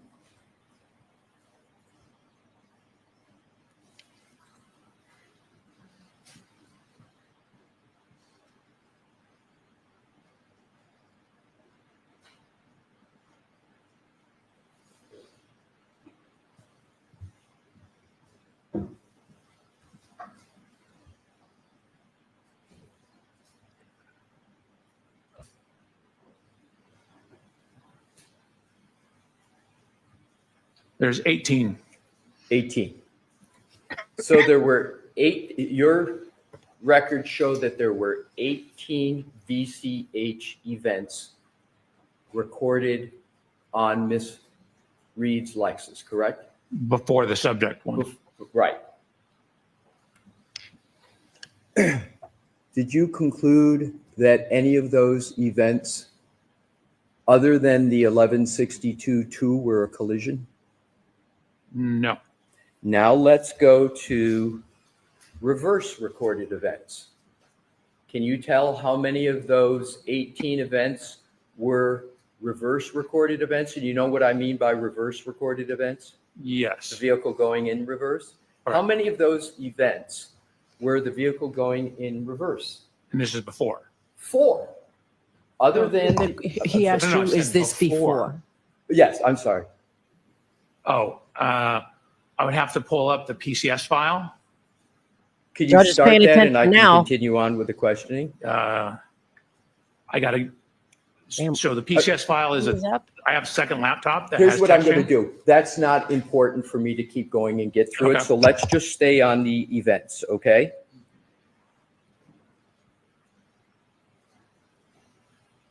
Only one of all of those events, those 18, are you concluding that there was a collision associated with them, correct? Just one. No, all those 18 are before. The collision is number 19. No, I'm saying, I understand what you're saying, but for all the other events that are recorded, you're not, other than the January 29, 1162-2, you're not concluding that any of those were collisions, correct? I didn't look at them. They were so far mileage away from everything. But you're not concluding, even though they were so far away and you didn't look I at agree, them, Boris, you don't because- conclude from the information you have that any of them were a collision, correct? Let's go to 5:07 a.m. on January 29th, 2022 at 1 Meadows, the home of Mr. O'Keefe. Okay. There was a collision Did he tell you to you're taking between Ms. Reed's 6,000-pound Lexus and Mr. O'Keefe's approximately 4,500 Chevy Traverse. That's undisputed, correct? They collided. They made contact. They touched. Right. But the actual collision at One Meadows did not register the recording of an event on the Lexus VCH system, did it? Correct. It's too minor. So, however, you want this jury, sir, to conclude that the glancing blow that you contend occurred at 34 Fairview Road by the same 6,000-pound Lexus in contact with a mere 216-pound man did register an event on the Lexus, correct? No, the impact didn't register the event. As I pointed out, the trigger was from when the accelerator pedal went to 30%. The tech stream does not register crashes at all. It registers excessive acceleration, excessive steering, excessive braking, things like that, things that would be part of the maintenance system. So the tech stream will never register an event, even if you hit a wall at 100 miles an hour necessarily. It'll cause fault codes and things like that, but that's not what it does. The trigger here was transitioning into reverse and then gunning the accelerator pedal in reverse. And so when it went from 30 up to 74% throttle, once it went over 30 in that transition, that's what triggered the tech stream. It had nothing to do with, and that's why I'm telling you, I don't know when in that event the impact occurred, because the tech stream doesn't tell you that. Thank you. You're welcome. Exactly my point. The tech stream information doesn't tell you when a collision occurs, does it? Correct.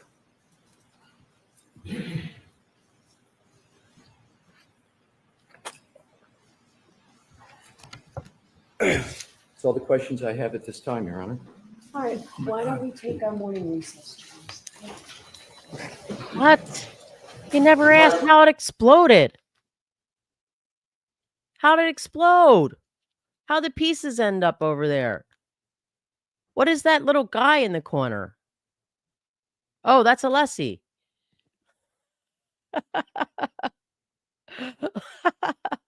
Mandy. Babe, you're muted. It's my cough button. I wish I could find the muted thing. Oh, God damn it. Bob, you're muted. You late. I'm late. Late. All right, let me see. We got some blooping. We do? All right, bloop away.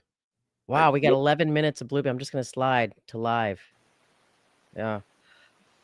All right, you talk. I got to file an order from that case that I had up. Did she say it was going to be 10 minutes? When he said at this time, was that for the break? Because he was only halfway done. So he's not done, right? Who? Alessi's done. He says that's all the questions I have for now. But I don't know.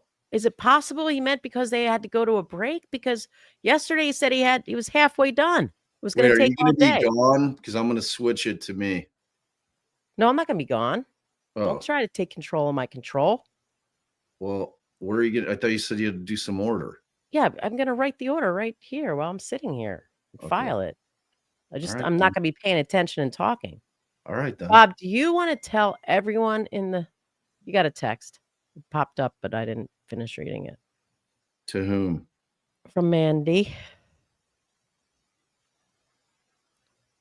Wow. And I saw a comment come up, and I don't remember if we put it up or if I just read it, that somebody said, Mandy, if you can find it, or if you guys, maybe I did put it up. I don't know. That somebody said that one of the jurors was laughing about the whole suspension thing and nodding when Alessi was saying that it was like 5 inches, 3 up, 2 down. So they said that they thought one of the jurors knows damn well about the suspension. Here's what I don't fucking get, and then I'll go to my order. How is this your goddamn job? God, sorry for anyone I just offended. How is this your job? And you don't fucking know whether, like just in your mind, like, oh, well, I got to account for those big SUVs where the suspension goes up and then comes down when you park. And he says she didn't go fast enough. Well, why does he keep saying that? They said it's about to come back, but it is? Just keep an eye out. Just switch it out when it does. I got it in my ears, so okay. I'll hear it when it starts. So how does he not account for that? How does he not take that into consideration, even to check for it? And then he tries to say, but she drove too slow. She didn't turn the car off between driving 20 miles an hour towards 34 Fairview and 3-point turning. So it's not like it goes up and down during the drive. Once you hit that 20-mile marker, it sounds to me, maybe somebody in the chat correct me if I'm wrong, the suspension goes up. Sort of like once you hit that certain speed, your car doors automatically lock. They don't unlock when you slow down until you turn off your car.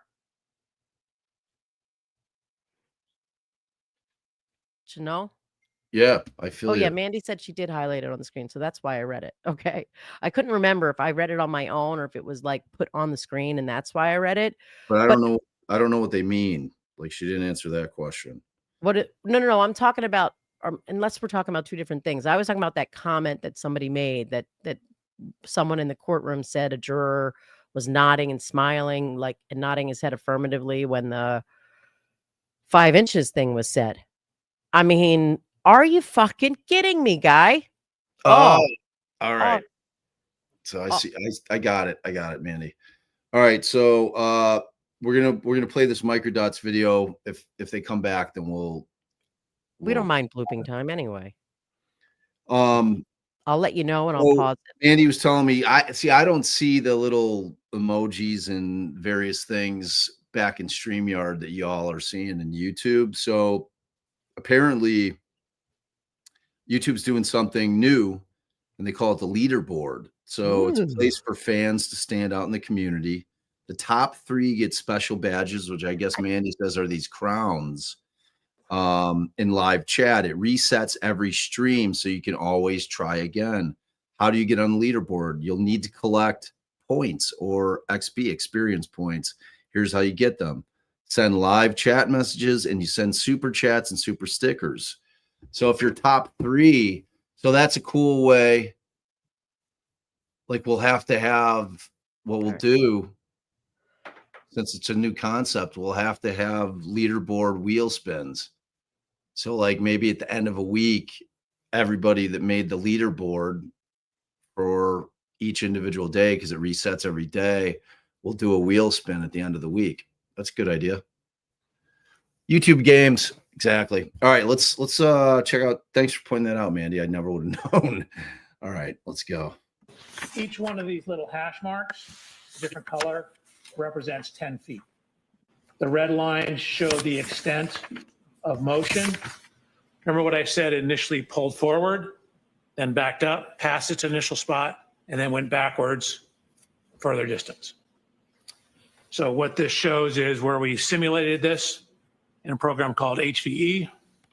So that's the vehicle, the Lexus pulling forward. It's still going approximately 23 miles an hour when that ends.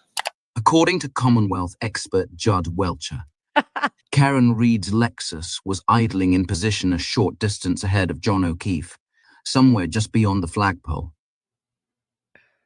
We'll refer to this as position 0.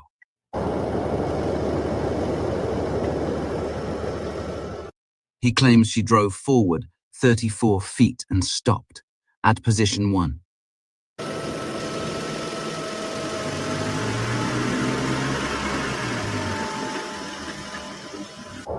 I was just standing there.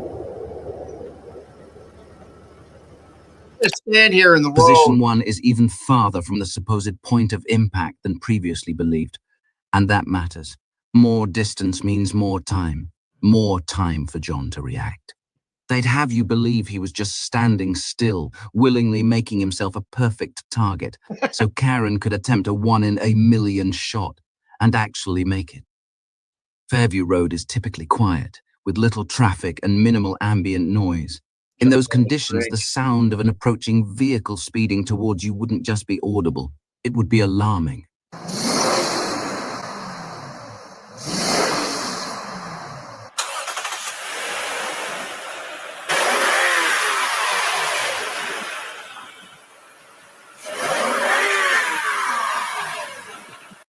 Welcher asserts that Karen pressed her foot down on the gas pedal, applying 75% of its full range, and accelerated toward John, reaching a speed of nearly 24 miles per hour, traveling a distance of well over 87 feet, turning the street into a slippery racing strip,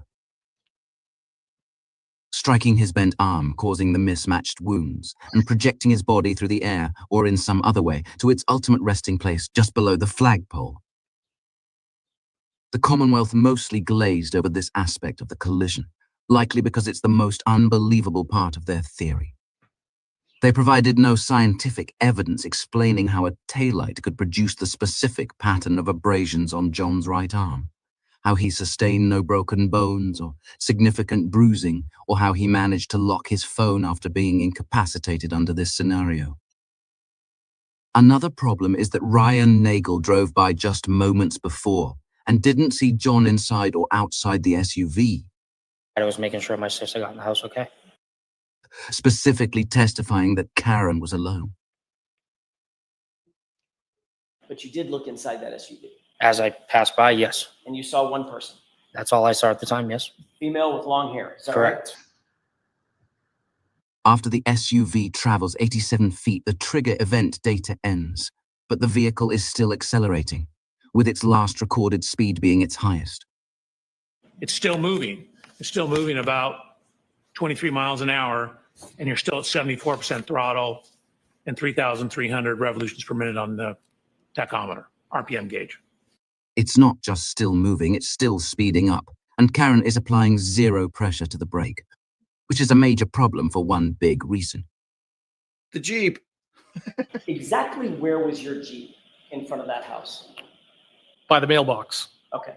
Can we have, with the court's permission, Exhibit 66? Okay. This is a graphic representation of 34 Fairview, not a photograph. Just to orient you, do you see what's depicted in Exhibit 66? Yes, Do you recognize it? I do. Do you see the mailbox, which is about right there? Yes. Okay. Where was your Jeep in relation to that mailbox? So the back end of the Jeep, the rear, would have been about around equal with the mailbox, and I was not blocking the driveway. Okay, so you would have been about there, correct? If the right edge of that highlight is the mailbox being right there, you would have been about right there on the street, correct? Well, that would have been the front of the Jeep. Where a laser pointer is, it would be the front. Okay, so the front of the Jeep was facing the flagpole. Towards Chapman Street, correct. And the rear of the Jeep was basically even with the mailbox strut or stanchion. It was definitely past the driveway, yes. I think you got to call Higgins just to get that 1 point out. Forget all the shit with the bar. Like, you want to have the highest impact of having Higgins testify. That's what he testifies to. Because this is fabulous, right? I mean, how could the Lexus have been accelerating in reverse at the speed of 23.9 miles per hour when it would have collided with the Jeep, causing a violent crash that would almost certainly have severely damaged both vehicles? So when you were talking about the vehicles that you saw in front, and with some painstaking detail, talking about the black SUV and Ryan Nagel's truck, you just left out the Jeep because nobody asked you about it. This is what happens when you build a theory on bad data and invented narratives. Lies stacked on lies eventually collapse under their own contradictions. It's the inevitable unraveling of a story stitched together with fiction and falsified evidence. You had no reason to believe they weren't okay. A man was dead or dying on their lawn, and your sister's not answering the phone. You didn't think there was some reason to believe they could have been in peril? You knew better. You knew she wasn't in peril.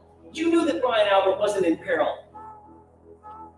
You knew what really happened.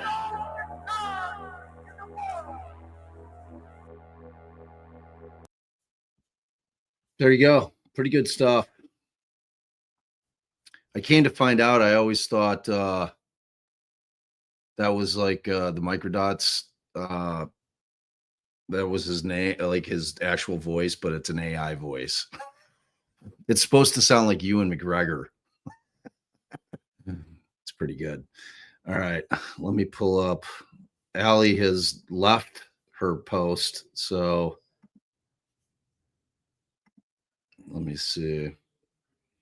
Scroll through here.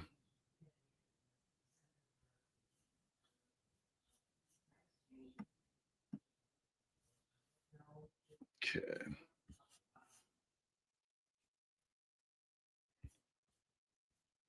Okay, let me stop sharing.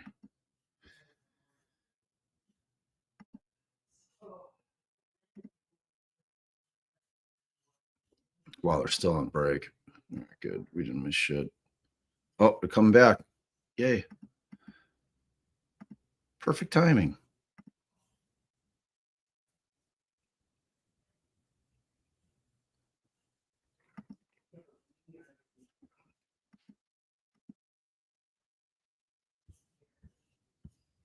Oh, God. There he is. You were asked some Actually, questions. it's morning, but yes.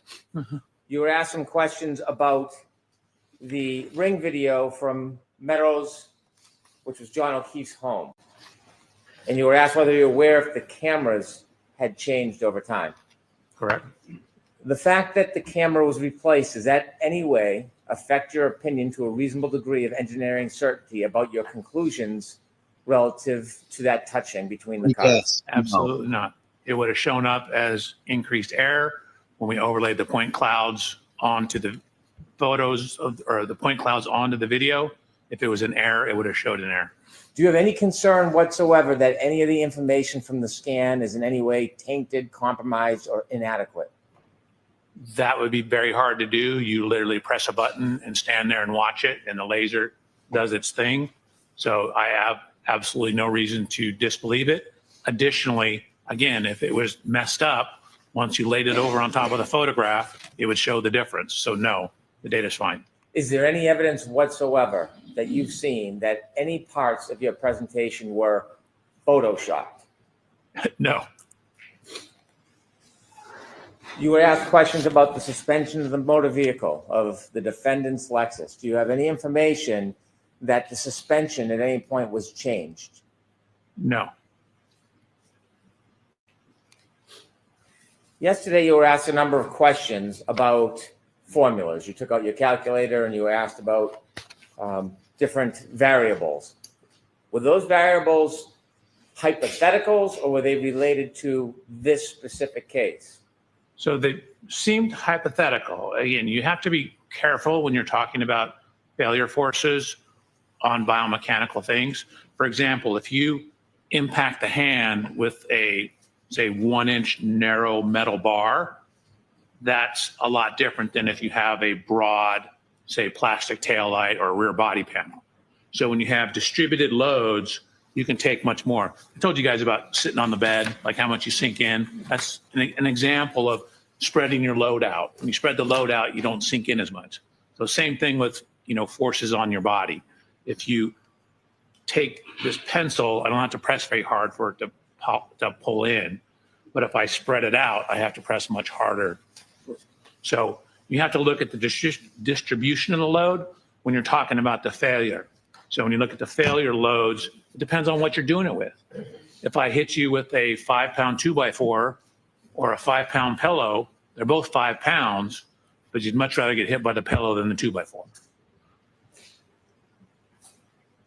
When you were asked questions about communications, when you would have communications with the Norfolk County District Attorney's Office, Did you ever use encrypted apps to secretly hide your communications? Apps like Signal? No, I don't have any of those. So the form of the question, ask it differently. When you were communicating with members of the Norfolk County District Attorney's Office, did No, it's the entire question. Fuck off. you like Signal to communicate? I'm going to allow it. What? No, I mean, I don't Fuck even know what off, that is. Bev. Would you ever use an encrypted app so Pause those it. communications couldn't be tracked? Babe, No. Would pause you ever it. have any reason as a professional for doing that? This is outrageous because Judge Cannoni is allowing him to imply something nefarious by using Signal. And it's improper and it's inappropriate and it's fucking bullshit. Agreed. It's fucking bullshit. Hard agree. Hard So, agree. objection, fuck face. Sustained. You were asked about Go back confirmation one. bias. You remember those questions? Have any encrypted app so those communications couldn't be tracked? No. Would you ever have any reason as a professional for doing that? Sustained. Now she sustains it. What about before? You were asked about confirmation bias. You remember those questions? I do. Could I have slide 33 of your PowerPoint, please? Bullshit.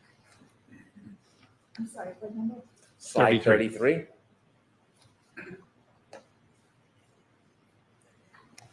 It's A improper. second. It's not a fair inference that that's why it was being done.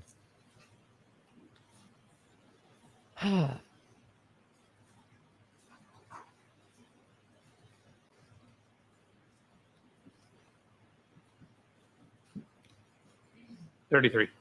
You could zoom that in, please. A little larger so we can see it.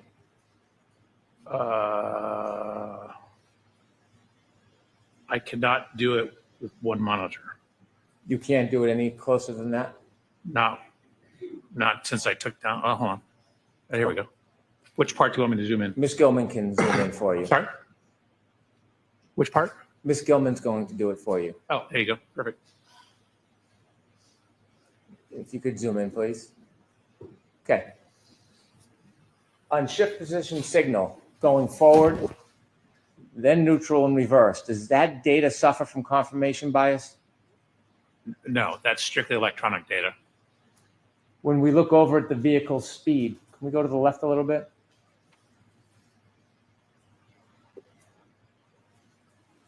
Down. Vehicle speed ending at 2361 miles per hour. Does that suffer from confirmation bias? No, again, these are direct readings from the vehicle. Again, that speed on this here, you have to correct for the slippage, which I do later on in the slide, but that is a direct reading from what the speedometer is seeing. Acceleration at the end of that 10-second window, 74%. Does that suffer from confirmation bias? No, that's a direct reading of a sensor. That's objective information. I have no further questions. Thank you. Wow. There you go. Anything, Mr. Alessi? What do you Wow. say? Really. See, you kept it very narrow. Yeah, Your Honor. Yes. Thank you. Dr. Welcher, you were just asked questions about slide 33, which is the slide about text stream data. You acknowledge that text stream data, what you've called a trigger, like was on that slide, does not tell you if a collision even occurred, correct? Correct. With regard to the topic of confirmation bias that you were just asked about in slide 33, am I correct that all of the questions that Attorney Brennan just asked you were about data on that slide, correct? All that's on that slide is data, correct? And he asked me more questions than just this slide. But were the questions just about data? On this slide, it was just about data. Correct. But confirmation bias is really aimed at opinions and conclusions and alternative hypotheses. Isn't that what confirmation bias gets at? So Generally, yes. Again, I started this case with It was the just a question. hypothesis. Go ahead, sir. Go ahead. With the hypothesis that the Lexus didn't contact Mr. O'Keefe. And so I start what's called the null hypothesis, that this didn't happen. And then I look at evidence to either include or exclude the null hypothesis. So theoretically, my confirmational bias starts with a bias that it didn't happen. Can you point to one document that shows that you analyzed whether there was no contact between the Lexus and Mr. O'Keefe? Can you point to one document? Was there one document on your slide presentation that analyzed the null hypothesis, as you call it, there being no contact at all? Was there any slides in your direct testimony? So remember what I said, we start with hypothesis, we get more data, we whittle down our hypothesis to the final answer. I mean, I had 130 slides. I suspect I bored some of these people to death already. So I didn't include everything. There's thousands of photographs in here. There was a bunch of testing I did with the Lexus about backing, pedestrian detection, that, you know, removed certain hypotheses. So if I was able to eliminate a hypothesis, I didn't present it here. Sir, my question is not about your... All the slides show that, to answer your question. Sir, my question is there any slide that says alternative hypothesis to whatever the label is, whatever the term, it says no contact between the Lexus vehicle and Mr. O'Keefe? Is there any document that you presented to the jury that shows that? Any document where those words are written on it? Correct. No. And to work through hypotheses, different ones, and to see whether there's confirmation bias, have you heard of scientists refer that as showing your math, so to speak, in working through hypotheses, documenting each hypothesis and how and why you rejected them? Have you heard of that term in the scientific world, show your math with confirmation biases and alternative hypotheses? Just a question. Have you heard the idiom, the phrase, show your math?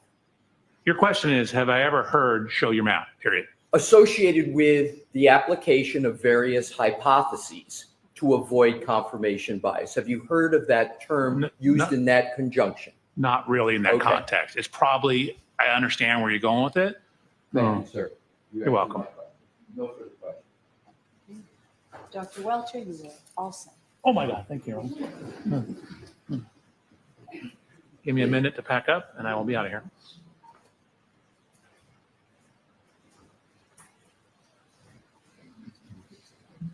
Oh, I am plugged in, yes, thank you.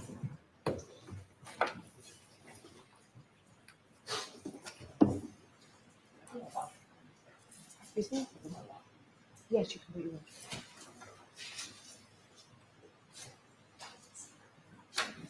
Thank you.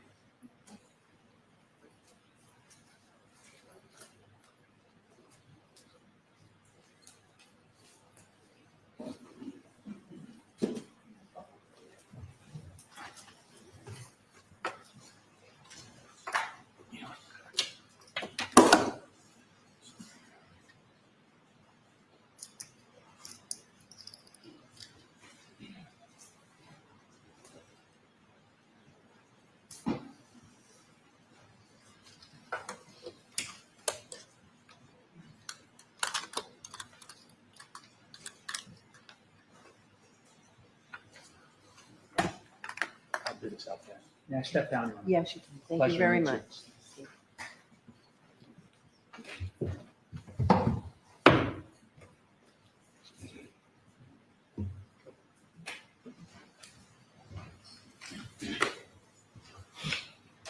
much. Mr. Brennan?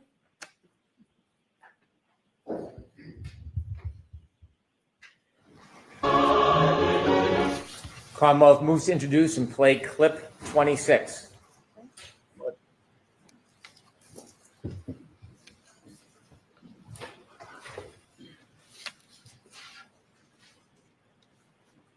Wow, they're done. This is it. So I thought, could I have run him over? Did he try to get me as I was leaving and I didn't know it? I mean, I've always got the music blasting. It's snowing. I got the wipers going, the heater blasting.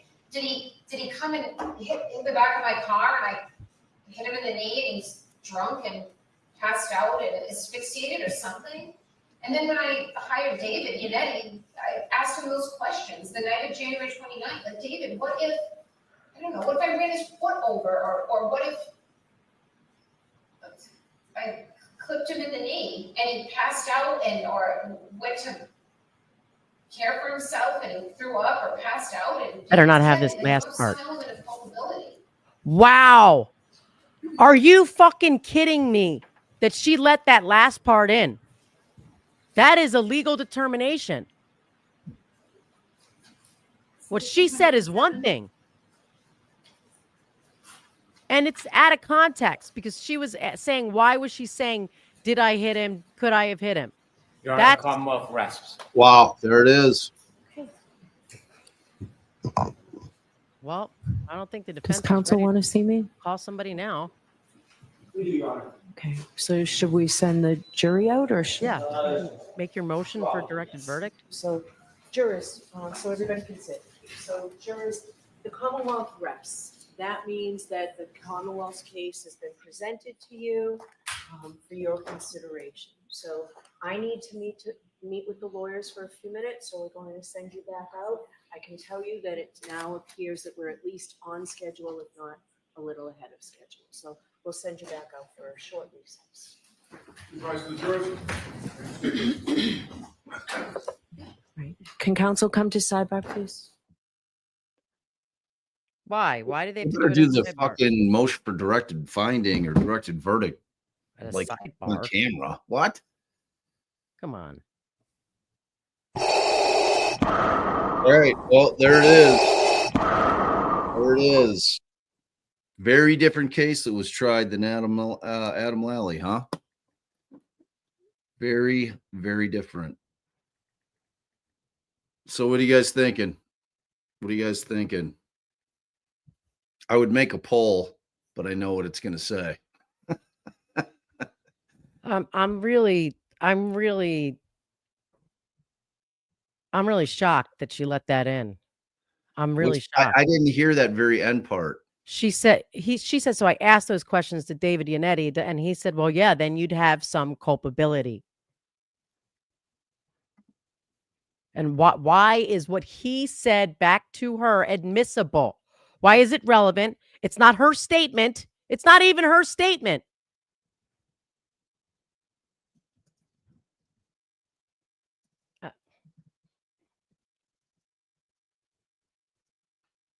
I'm putting this poll up.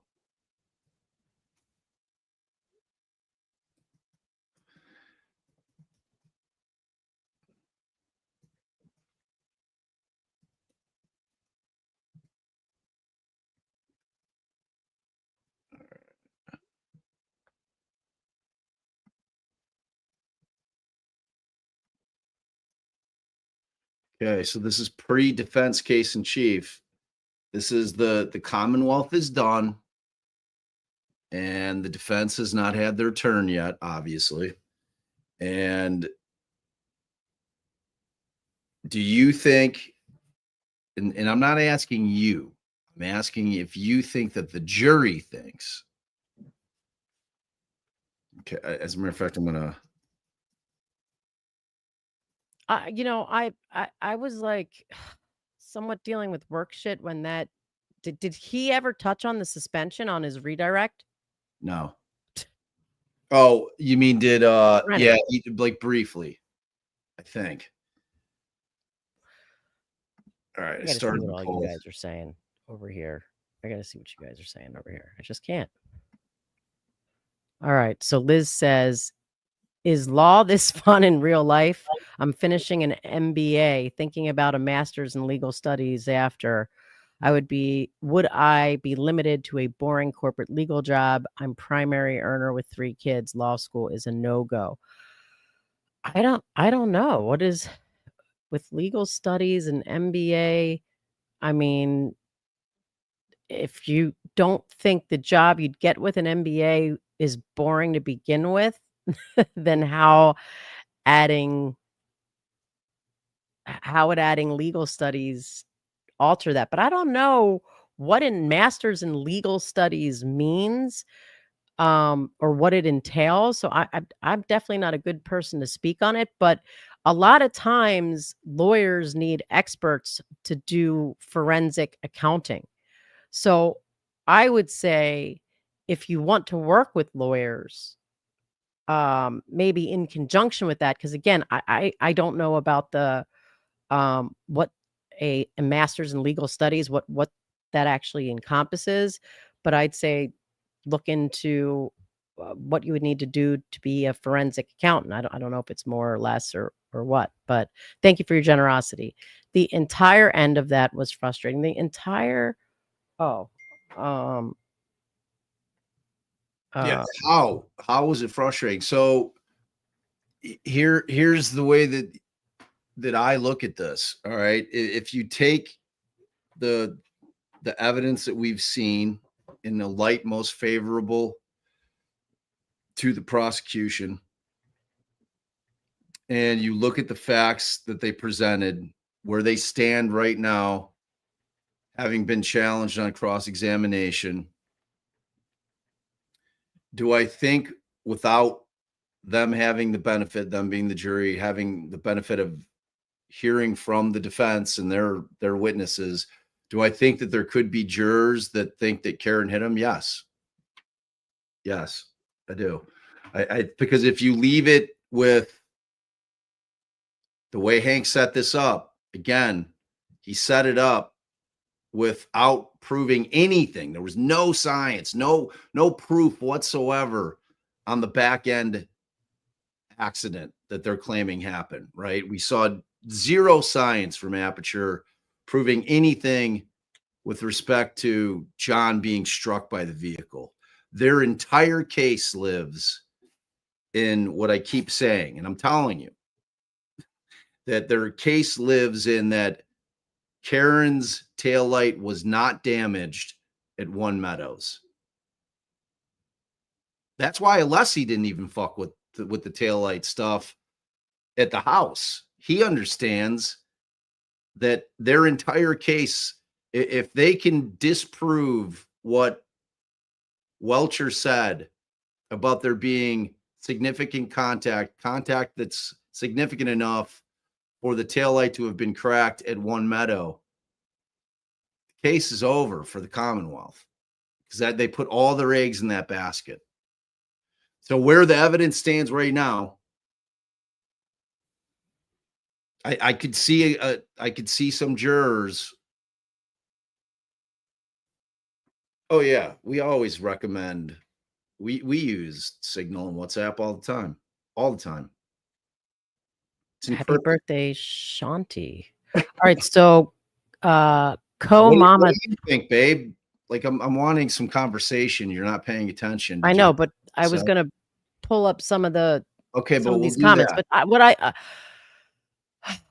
gosh, I don't know. What I think is, do they think it's possible? I think in a light most favorable. In a light most favorable, I don't think there's any way that she can grant the motion. No. But do you think that there are some jurors, based on what they just saw, who think it's possible? Yeah, who think it's beyond a reasonable doubt? That's a different question. I don't know. Well, what was your so poll? The poll right now is CW is rested. Will the jury think that they have met their burden on any of the charges? And currently it's at 84% no, 16% yes. I mean, because that's what I'm saying. I don't know if we're being intellectually honest about what the jury might think right now, but beyond a reasonable doubt, any of the charges. I'm being intellectually honest. No, I mean, like I think that some jurors will think that they've met their burden. but that's prior to the defense coming on board. Like that's prior to ARCA. So, I mean, like in any case, if the state, after they've rested, doesn't have some of the juror, I mean, it's a complete and utter failure if you don't come out of this feeling like, oh, a little bit from the state's perspective. Now, granted, this is a hard case to do that on because we've had a first trial. So it's impossible. We can't unknow what we know, right? That's the challenge in this case. We can't try to pretend like, okay, trial number 1 didn't happen. We don't know all the shit that we know from outside sources. We don't know any of that. And we're just looking at this case on its face. It's really, which was what I'm asking you to do, which I realize is a very, very hard task. But if you're looking at it like that and you're a juror, are you concerned if you're of the mindset that Karen didn't do this? You know what I'm saying? So I don't think all 12 of those jurors, even at this point, think they have met their burden. I agree. I don't think all 12. Is it possible that some of them think they've met their burden? It's possible, because I think yesterday might have been almost like a complete wash as far as what transpired in between Alessi and the expert, other than the jurors thinking that this expert is being difficult. Like I think they likely associated that with him and not with Alessi. And I feel like most of that's gone, but he scored a lot. I think he scored a lot of points today. As far as he had a much better day today in terms of creating, taking away that ability of the jurors to feel that the Commonwealth has been able to prove it beyond a reasonable doubt. But yeah, I mean, I have to say, just because knowing jurors and knowing what I felt last trial, and just us knowing juries in general, that there are probably some jurors who, very likely some jurors who believe the state has met their burden at this spot. Right. And I mean, you'd expect that because the state just put their entire case on and it's gone unrebutted other than cross-examination. That's what my point is. Right. Like if you're feeling some discomfort at home, you should be, because the state's just finished their case in chief. And it wasn't so laughable on its own without it being challenged by the defense's case in chief. It's not so laughable on its own that you're not feeling any kind of discomfort. So, all right. So let's go over some comments while we have some time. Billy Juno says, Bob, I think they're wrapping for the day, dude. No, they're going to make their, well, let's see. They might Bob, be doing it now. like as Welcher said, anything is possible. Her SUV could have flown into space, right? Good point. I mean, let's do the timeline again. Would you have asked him how the lack of blood or tissue on the taillight pieces? Or yeah, I would have, especially because he mentioned that one case where there was blood, and like Mickey keeps saying, and I keep saying, and I'm sure numerous of you, I just am focusing on Mickey because she's done a lot of supers on this and I've been screaming about it. Why?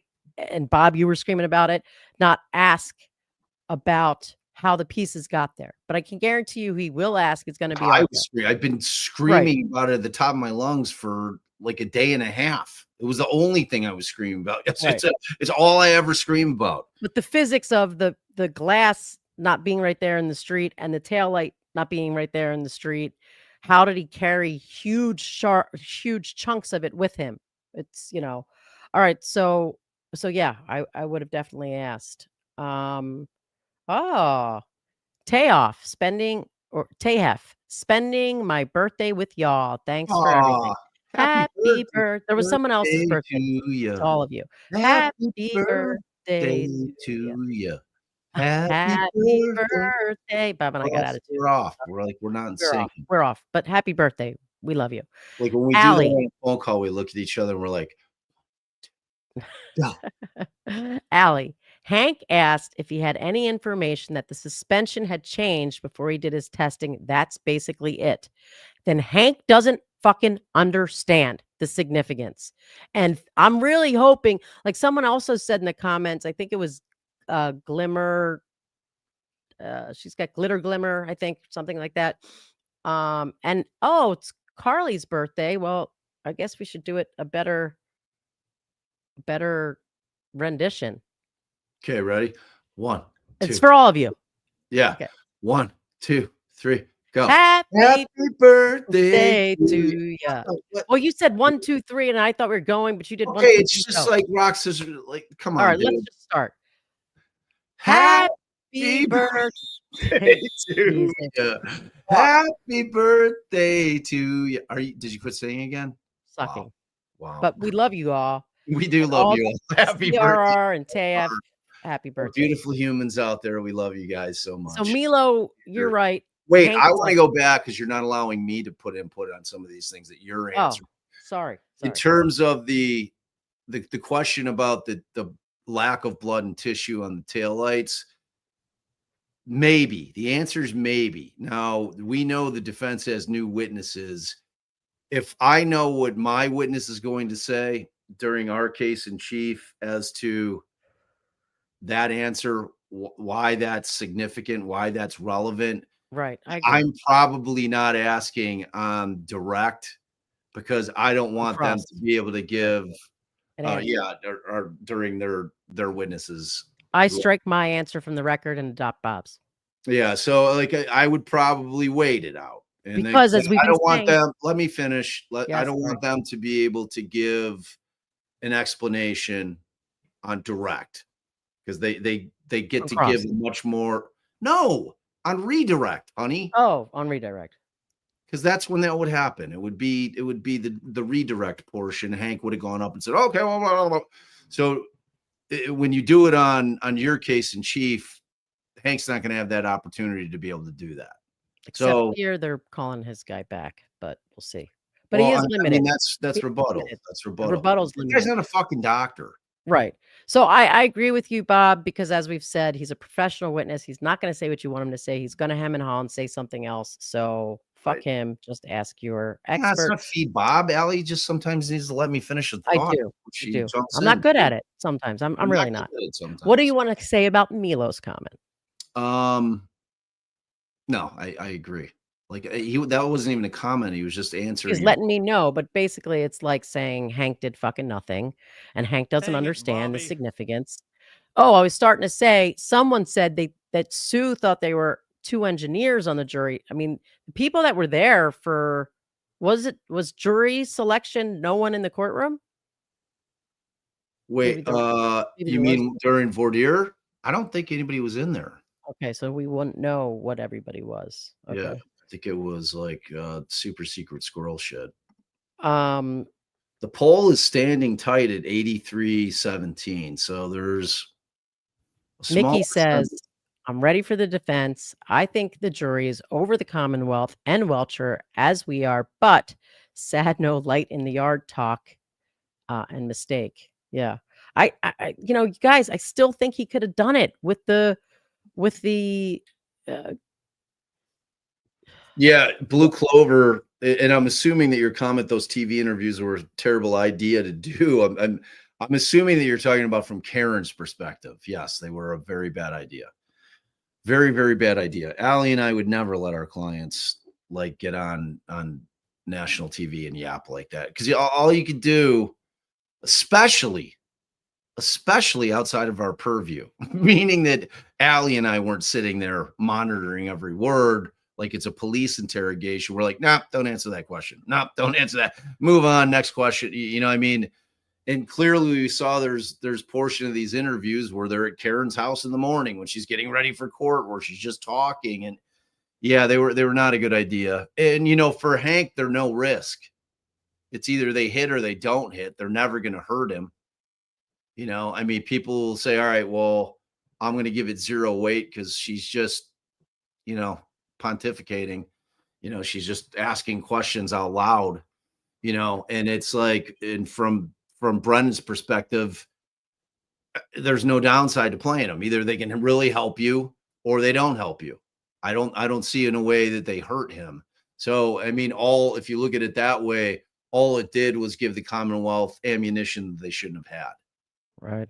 So Co-Mama says, and thanks for your generosity, no one is recognizing Signal as the only communication app DoD, government contractors, and soldiers are allowed to use outside of the country while deployed. Who is ARCA's biggest customer?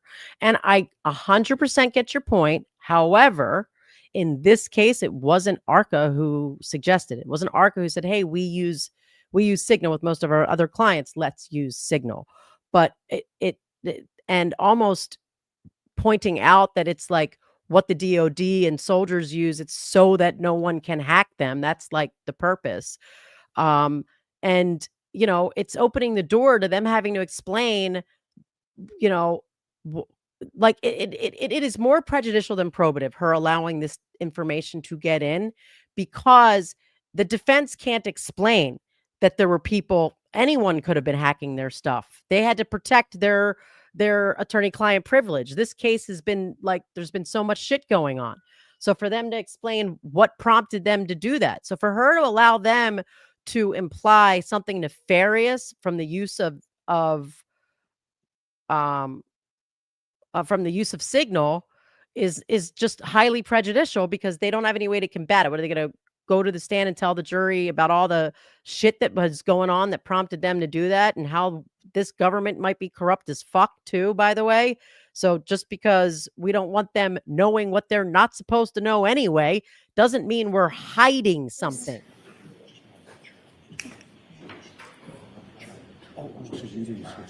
Gotcha. Thank you.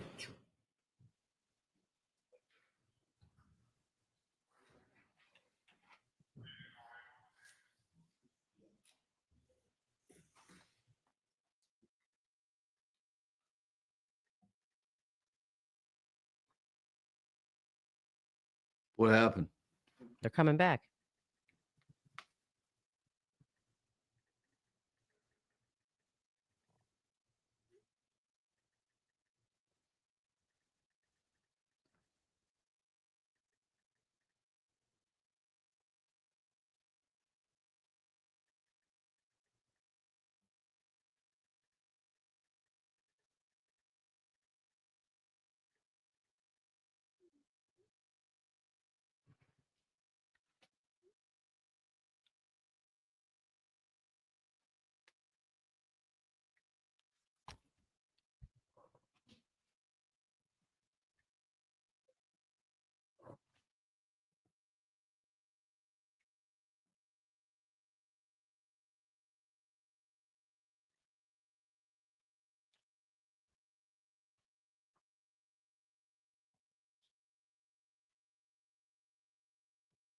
Are they waiting for the jury to come back in?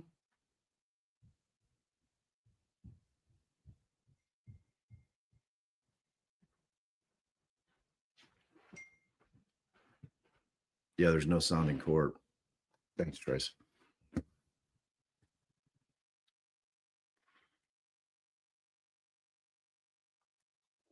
So I'm curious if they did the motion for directed finding at a sidebar, which would be super, super annoying to me. Sounds like they did. They were there a while. Like, I don't know why they would do that.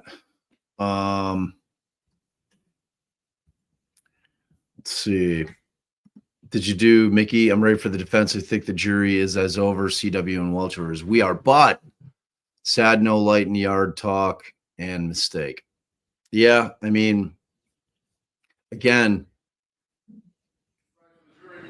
they may not have brought that up because they want to be able to highlight it during their case in chief and ask the jury, ask yourself why they didn't bring it up during their case. An effective move a lot of times. You know what I'm saying, Mickey? Thank you. It's going to be like the thing, why didn't they call Proctor during their case in chief? Ask yourself that move.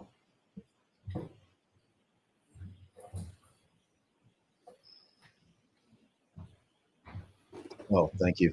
Thank you for the ticker reminder. Session, please be seated.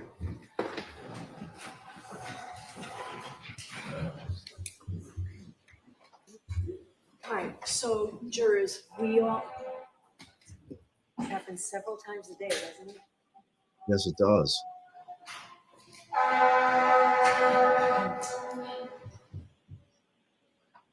So we don't want to waste anybody's time. I know we've spent a lot of time at sidebar, and we've had times that we've kept you in the deliberation room because we've been trying to sort through everything, trying to make this trial as efficient as possible, but also honoring and respecting all the hard work of the lawyers that's gone into preparing this trial. So sometimes I do understand that it's frustrating for you. But today we were able to spend some time this morning. I know we kept you in there almost half an hour, and we've just spent some time now. So I can tell you that we are ahead of schedule right now.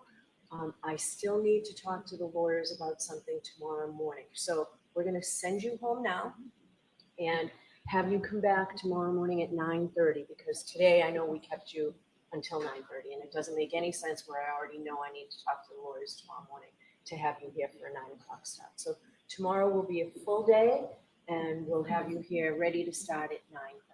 Okay, so those same cautions, please do not discuss this case with anyone. Don't do any independent research or investigation into the case. If you happen to see, hear, or read anything about the case, please disregard it and let us know. And also please continue to be careful with your social media use. So we'll see you tomorrow morning. Rise the jury.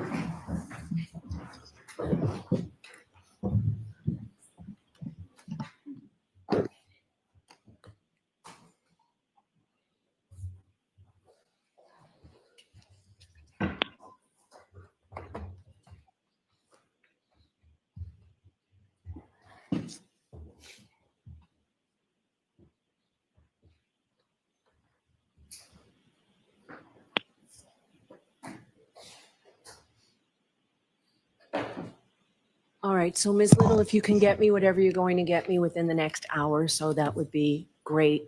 And I'll see everybody tomorrow morning at 9. Thank you.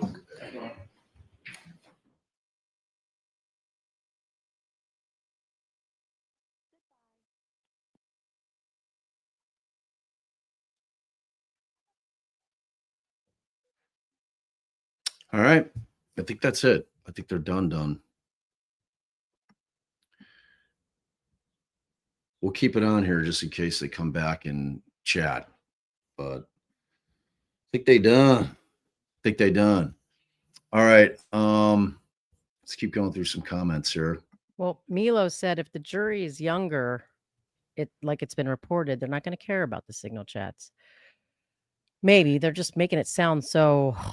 Did anyone see? It's such a non-starter. It's an absolute non-starter. In a case wherein you are coming full throat at law enforcement and the government in terms of corruption, there's no fucking way that I wouldn't be telling everybody to communicate on an encrypted app, because I would assume, just out of straight paranoia, that they'd be trying to get into our shit. They're coming that hard at Karen Reed to where you have to feel like that. You have to feel like that. Like Allie and I would 100% feel like that. I'd be like, I don't try. Like, are they tapping our phones? Did you hear that click? Did you hear that click? Did you hear the clicking on the, like, I would just feel like that. So, I'd be extremely paranoid about them having all the resources that they have and all the equipment that they have, that they'd be trying to cheat.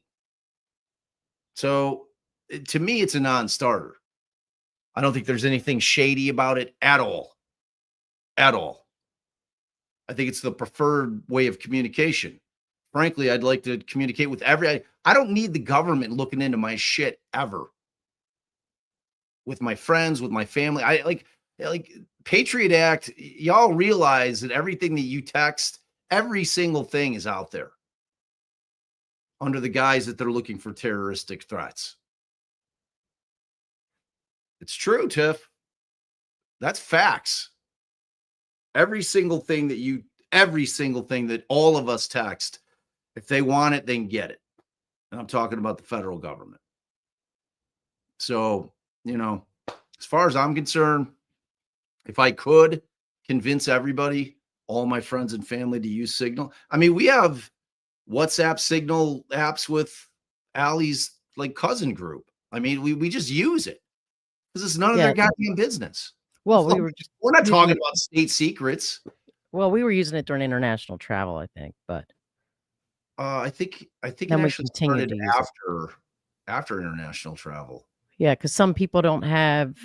Some people have droids, and So yeah, I mean, I don't think to me that's a non-starter with the whole Signal thing. But Allie's point is well taken.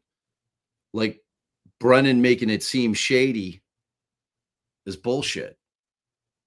It's something that the defense shouldn't have to address. Their way of communicating with their people in a trial is not relevant to the issue at hand, is it? At all? No. That was a rhetorical question. Absolutely Liz not. asks, you answered, if law is fun in real life. Trials are fun. Stressful, but fun. The rest of it can kind of go fuck itself. It's grueling. But trials are a blast. Okay. I think you answered, Mellows. Spreading his load of bullshit. He's definitely an expert in that. I mean, look, Michael was in here trolling, and I want to be straight. I love Michael Alcazar. He's awesome. He's former New York cop, fucking great guy. And he wasn't wrong. I mean, I get why everyone hates him, and it's because he was so goddamn evasive. He was a good witness for the Commonwealth. Just was. Whether or not he provided good evidence is a different story. Those are two completely separate things. I think he provided no actual science, but in terms of being unflappable, he was a good witness for the case. He's a professional witness. Guy knows, he knows how to handle his shit up there. That was clear. I mean, that's what you expect out of expert witnesses. Look at it like this. If you hated him, he did his job. If you're free Karen Reed and you hated that guy, he did his job. You hated him for a reason. Does that make sense? For damn sure. Yeah. Johnny, I joined late today, but were you able to get Bettero? Yep. I answered that in chat, but Bettero again, 6:30 p.m. What a perfect, our timing with Bettero has been perfect. The last time we had him on, it was a perfect day. Because I can't even, I can't remember what witness had gone on, but it was the perfect day for Bettero. And today we've got Bettero when the Commonwealth is rested. So it's going to be amazing. It's going to be amazing. So be there or be square. Johnny said, good morning, Bob and Allie. How much do you think Hank will do on redirect? It was even shorter than I thought. Very brief. And the reason that he did that is he kept it very, very, he kept it very tight and tailored, because the concept of redirect is you don't want to open it up to a whole bunch of shit. Had he gone through and done what he's done with all his other witnesses, where he's just completely redoing his direct examination on his redirect, that would have opened everything up for Bob Alessi to get into. Whereas if he keeps it narrowly tailored, Alessi was only stuck being able to deal with the things that Hank addressed on redirect, because it's not a free-for-all. That's that beyond the scope objection that in states where you're allowed to hear what the basis of the objection is. That's what that means. That's saying, all right, well, this lawyer's asking questions about shit I didn't talk about during my either cross or my direct. So it's beyond the scope of the examination. So that's why he kept it very narrowly tailored, which was a good move. And what it tells you is that he thought Welchure did a fabulous job and that he didn't need him to restate everything. Where Hank was worried that there was things that were being lost in translation during his direct, that's where he's trying to beat the jury over the head the second time during his redirects.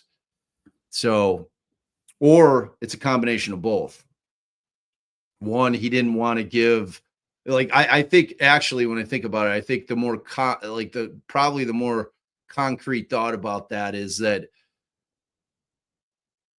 Hank saw Alessi struggle a little bit yesterday in terms of his questioning with respect to certain issues.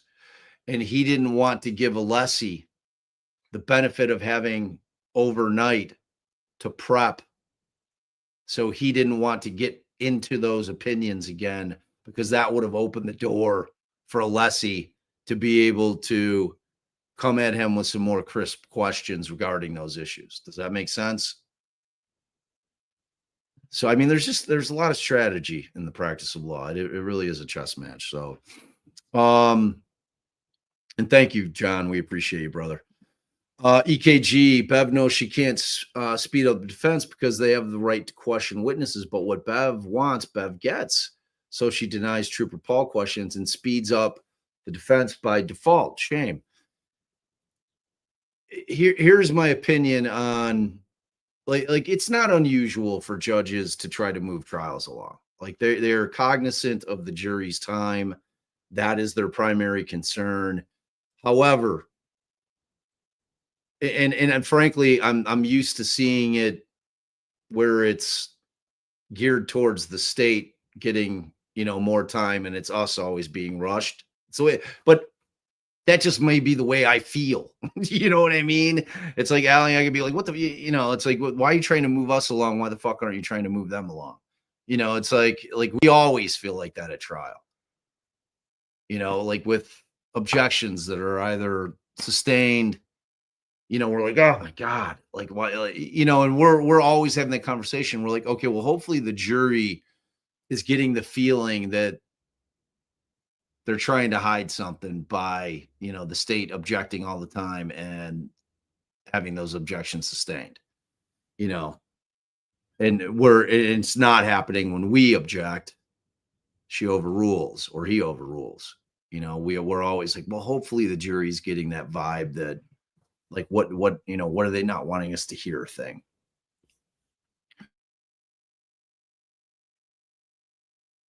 Thank you, EKG. Appreciate it. Got a little tickle. Mickey, talk about the taillight. Oh, yeah, I agree. Mickey had said, talk about the taillight getting in the yard. It could be a huge point and move on. Didn't touch it. He didn't touch it, which, again, strategically, I mean, I think that's that thing where you're like, all right, you heard Judson Welcher on the stand for a day and a half, and you've heard various law enforcement claim that they found this taillight in the yard. What you never heard the Commonwealth explain to you is how it got there. Not with science, not even any kind of like hypothesis on how that may have happened. And you have to ask yourself as jurors, why? Why didn't they answer that question? And the answer is because they couldn't prove it. They had no way to prove it. They're not going to have a guy up there that's not going to be able to back up what he's saying at all with regard to how that taillight would have ended up in that yard. Like there was no way for him to say it.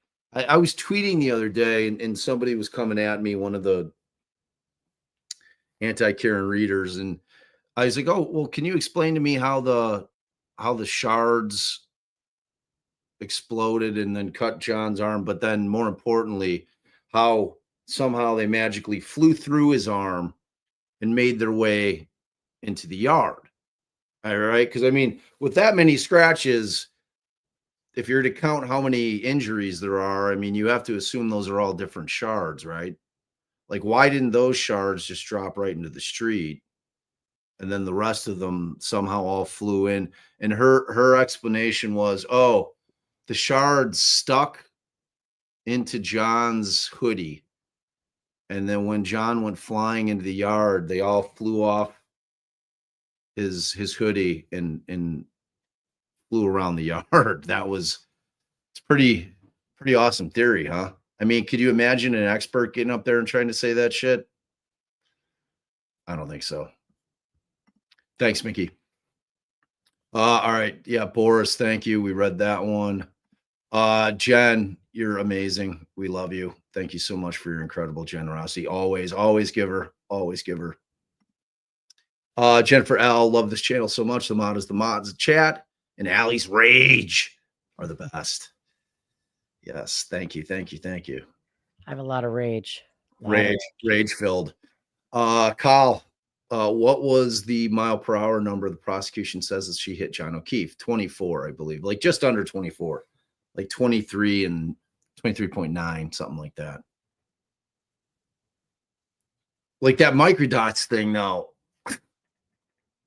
It's such a good point. Like how is she not hitting the Jeep?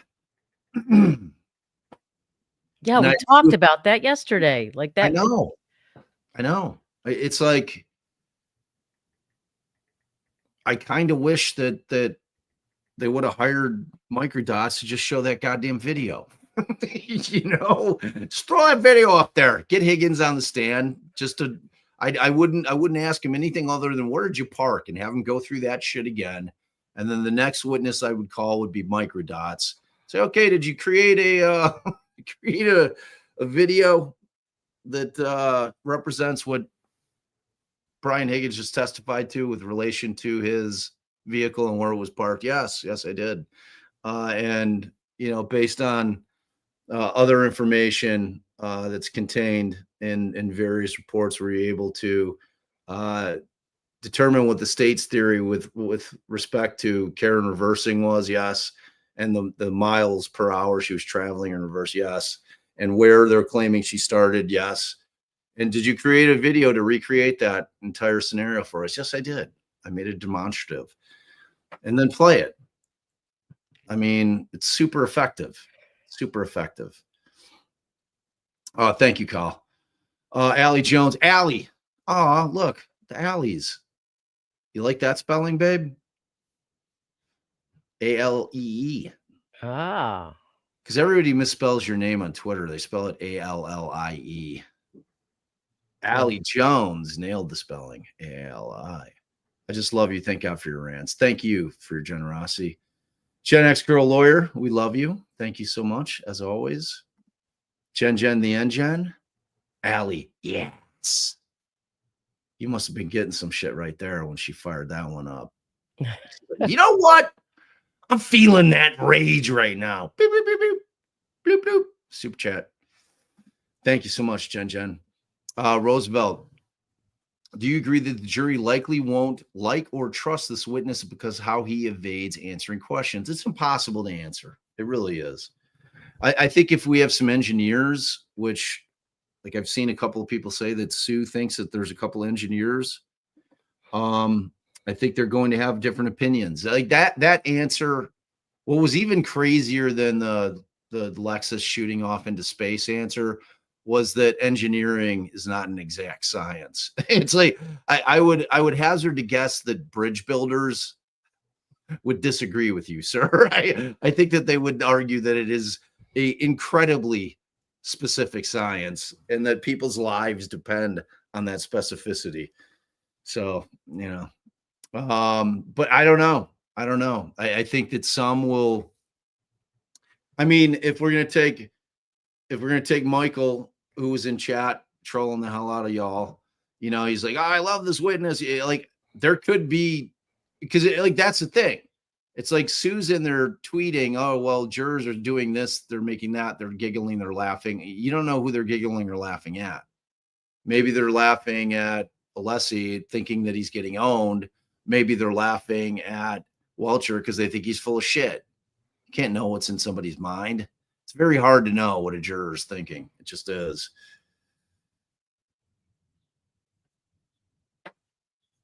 But when we'll find out? The verdict. That's when we'll find out. That's when we find out what they're thinking. Eric Schwartzbaugh, $5. And thank you, Roosevelt. Where's a 3D scan of himself and demonstrated the incident shattering the taillight in 40 pieces? Great point. Awesome point. I mean, look, here's the bottom line. They provided zero scientific evidence of how that injury occurred, either the head or the arm, or how the taillight exploded and shattered and got out into the yard. They had zero evidence of that. I'm telling you, their entire case is relying 100% on the fact that they're saying the goddamn tail light didn't break at John's house, so it had to have broken at Karen's. That's it. That's their whole case. That simple. And they're so convinced that if not that, it must be this, that theory of if not that, then this, that they're so convinced that their evidence in terms of the One Meadow car bump is so convincing that they're going to win the case on it. So I fully expect that the first thing, because you know who else realized that immediately? The defense team.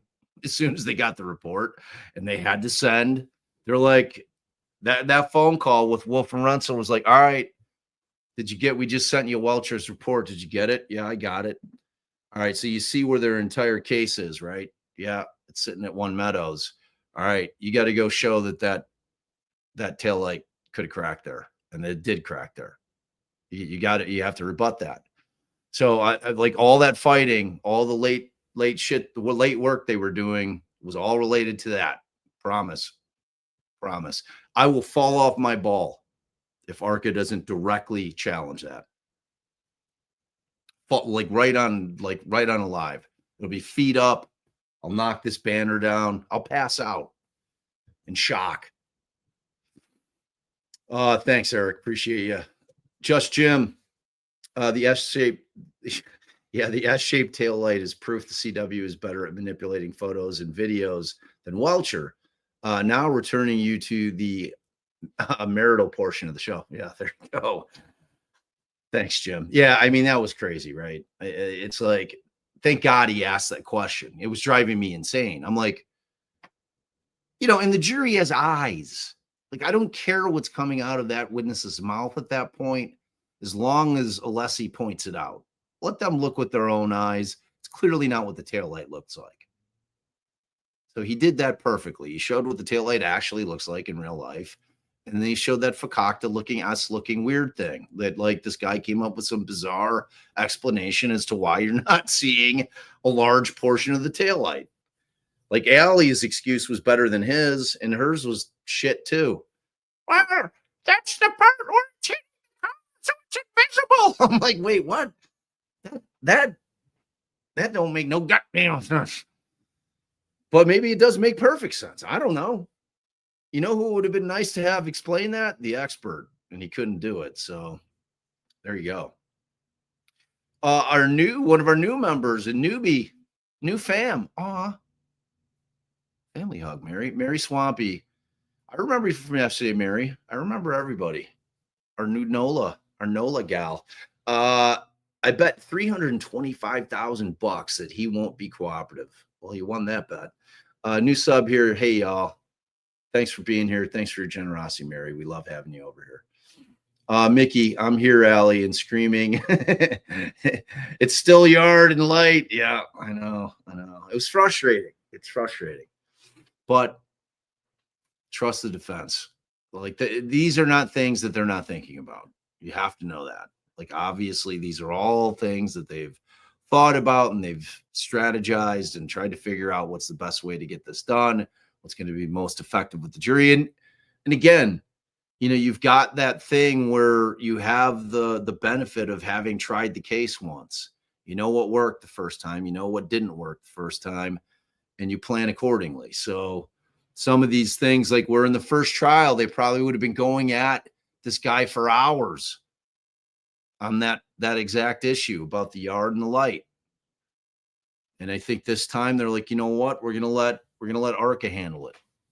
Because now the difference is they were able to hire him now. So now they're able to do additional work and they're not stuck within the confines of their report that they created prior to anybody knowing that they were involved, which is a powerful, powerful report. But now they can address some of the other issues, specifically the issues that have been brought up by the Commonwealth during their case in chief, specifically One Meadows. They better. I'm telling you, I'll fall right off this ball. It'll be hilarious, but not hilarious. It'll be horrible. It'll be horrible if I'm falling off the ball for what it represents. Thank you so much, Mickey. Gina G, why not call Dipstick T-Paul? I mean, I think they have to.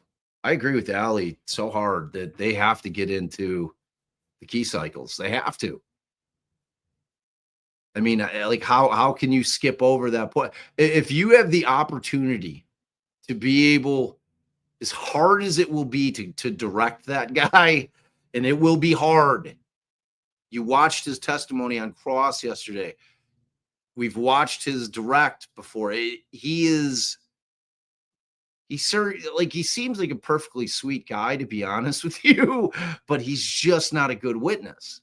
So, you know, like, it's not an optimal situation for them to have to call Paul, but I think you have to get the key cycle stuff in there, because if you have the opportunity to be able to put into the jurors' minds that everything that Judd Welcher was talking about in terms of the movements of that vehicle took place at a location different than 34 Fairview, you have to do it.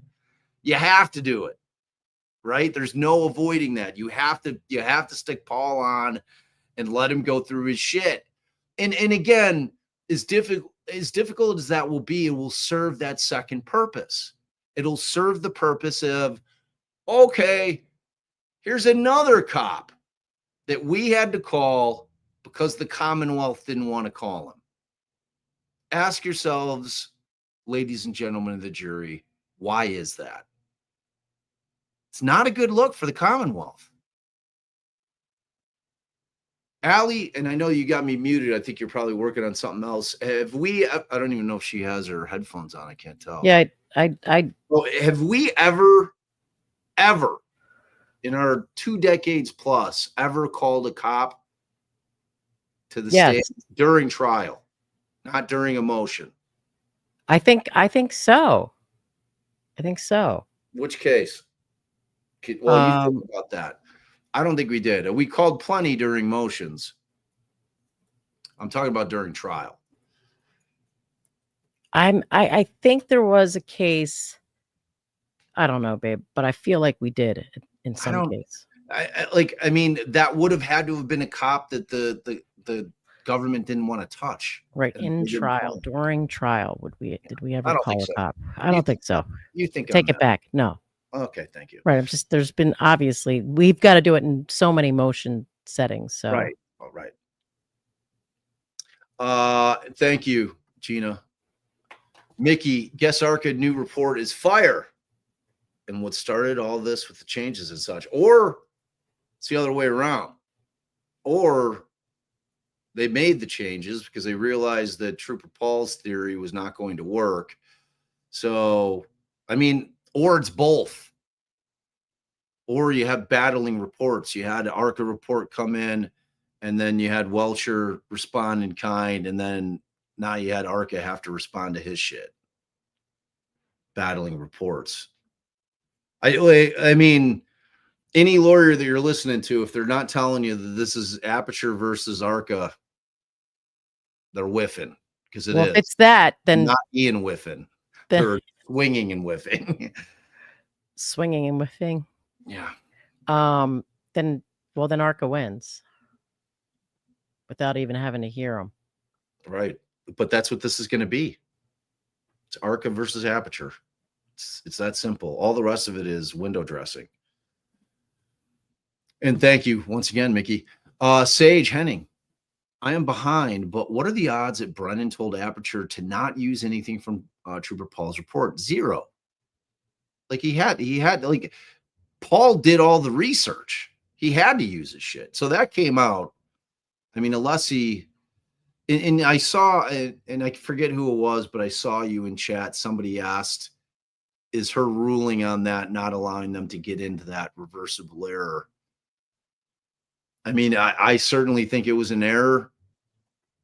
Whether or not, I mean, and it could be reversible error, because if it turns out that they have to call Paul and he's such a mess on the stand that they can't get out anything that's in any way intelligible so that the jury can understand what they're trying to ask him, and he's giving answers that the jury can understand, and she got convicted, and it's because Bev didn't allow, and the key cycle shit is that powerful.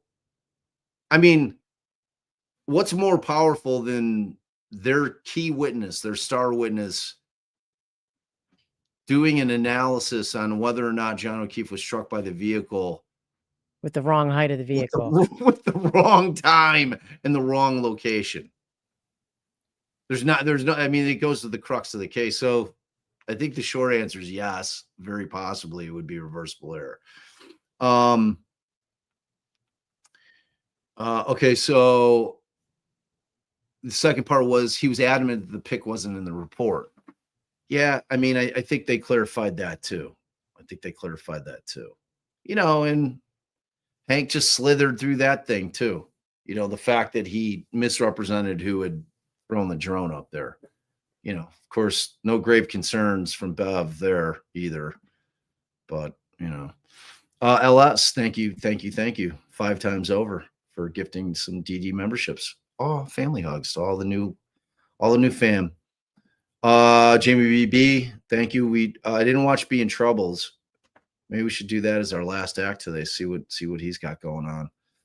But we did watch Microdots, which was a great vid. And thank you, Microdots, for allowing us to show your awesome work. Okay,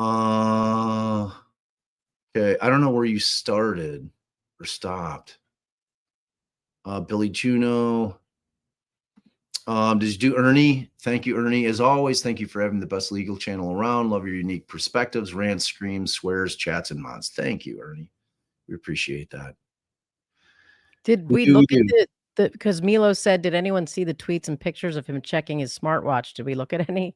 I didn't see that. We got off the stream yesterday, and then it was a very long day and night because Scout had a game that was it was a late game, so I had to feed the kids, and then we had to head to the game. Allie was doing a dress fitting, so she met us there, and the game lasted till late. I was visiting with Lila. Oh, that's right. That was the day before. Yes, it's all blending together. Yeah. As the wedding closes in on us. It's just about a week from now. Mickey, while I keep trying to figure out, sadly for John, what happened to him comes later right now. We need a not guilty for Karen. Shame on the investigators, but that is where we are at. Defense has more work to do this trial. 100% agree, Mickey. I mean, I've been saying that. I get that I irritate people when I'm like, quit leaning completely into the conspiracy thing. But understand where my heart's at on that. My heart is that you're the only thing that matters is getting a not guilty for Karen Reed on this case. And the best way to do it is to lean into the science, and you can obviously mention all the fucking nefarious seeming look like shit that all these people did. Because you're not the Commonwealth. You're not the state. The state has to stick with the theory. The defense does not. I need to be abundantly clear on that. I mean, do you want to use a shotgun scatter approach? No. But if you have a couple of very plausible theories and you can turn a Commonwealth witness, the real one, Dr. Wolf, they're spelled like the real one, Dr. Wolf, and turn him into a defense witness as a possibility that this was just a fucking fluke accident, a freak accident. John slipped, cracked his goddamn head, tried to get up on all fours, crawl into the yard or crawl up to the house to get help, slipped, busted his face, got the egg. Because the black eye thing, I feel very confident from enough doctors that if you get a blast like that to the back of your skull, it's going to cause raccoon eyes. So, you know, and if you want to try, but like you don't have to pigeonhole yourself into one concept as the defense. If you've got a couple plausible possibilities mean reasonable doubt. Because that means, hey, that's like if you're like, well, that could have happened, reasonable doubt. If a jury's like, well, that might have, reasonable doubt. That's it. It's that simple. You see one jury go like, that might be reasonable doubt. That's the goal here. Don't ever forget the goal. In your outrage against the corruption that's going on in Canton PD in that county, don't lose sight of what the goal is in this trial. And it's to have Karen walk out not guilty.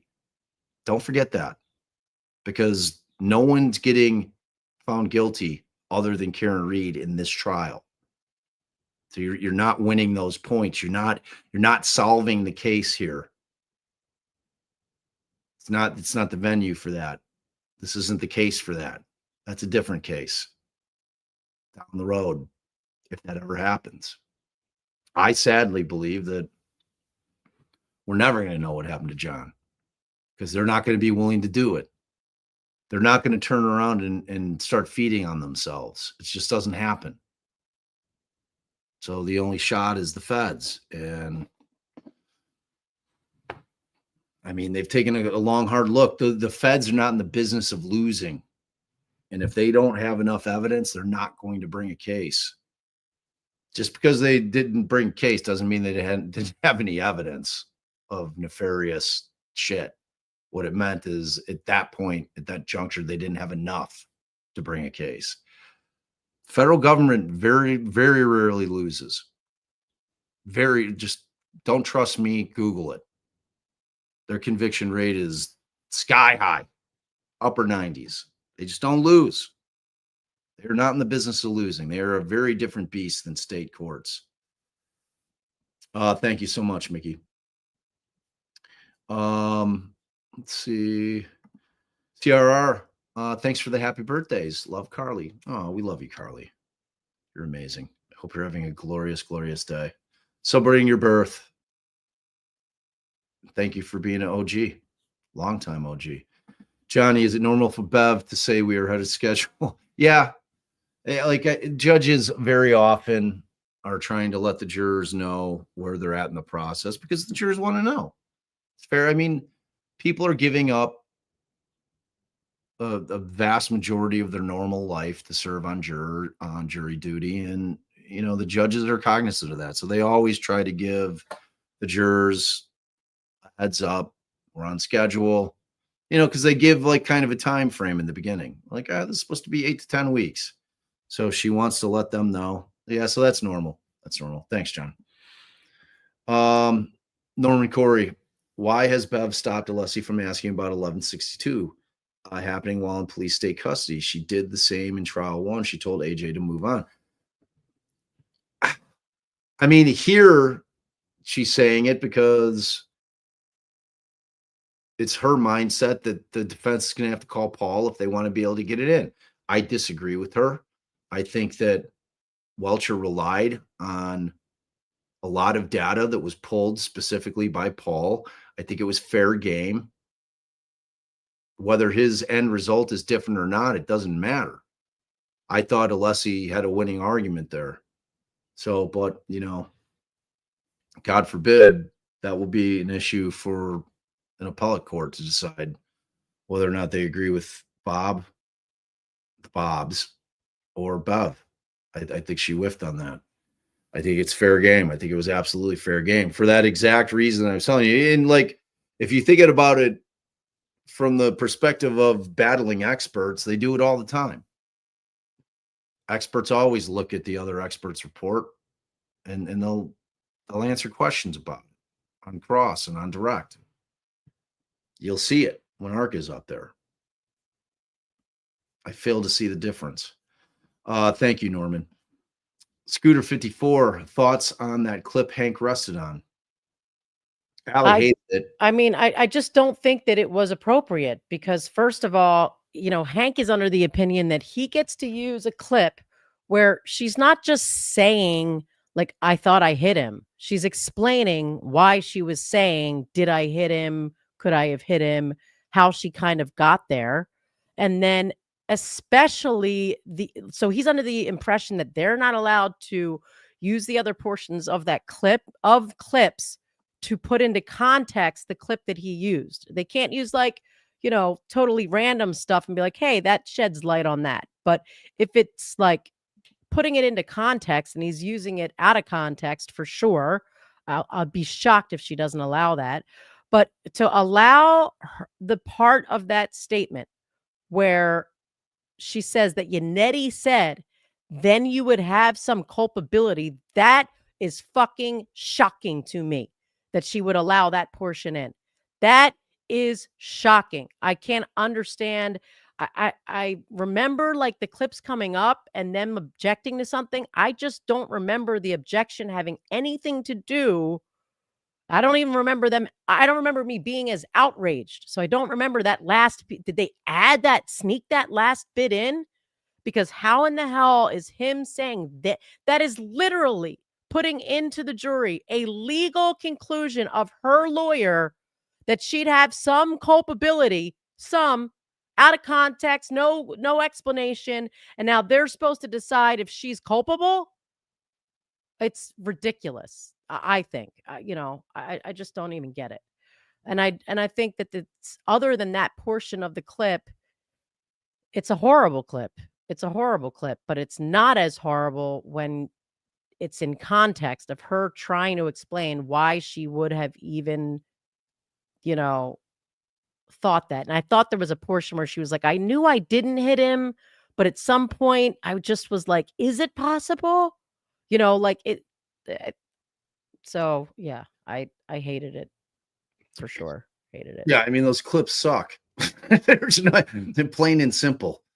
Those clips. I promise you, if you were to ask Karen if she's glad she did those interviews, she'd say, "Fuck no." Well, Close says that everyone's overblowing the use of Signal. Wolf said they used it a couple times after they were hired for a couple phone calls and it didn't work well, so they stopped.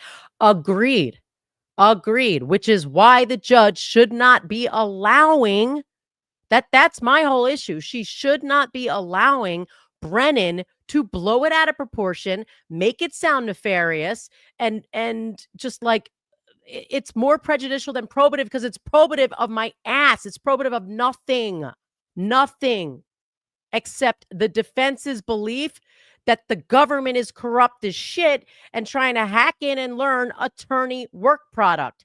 Not that they were secretly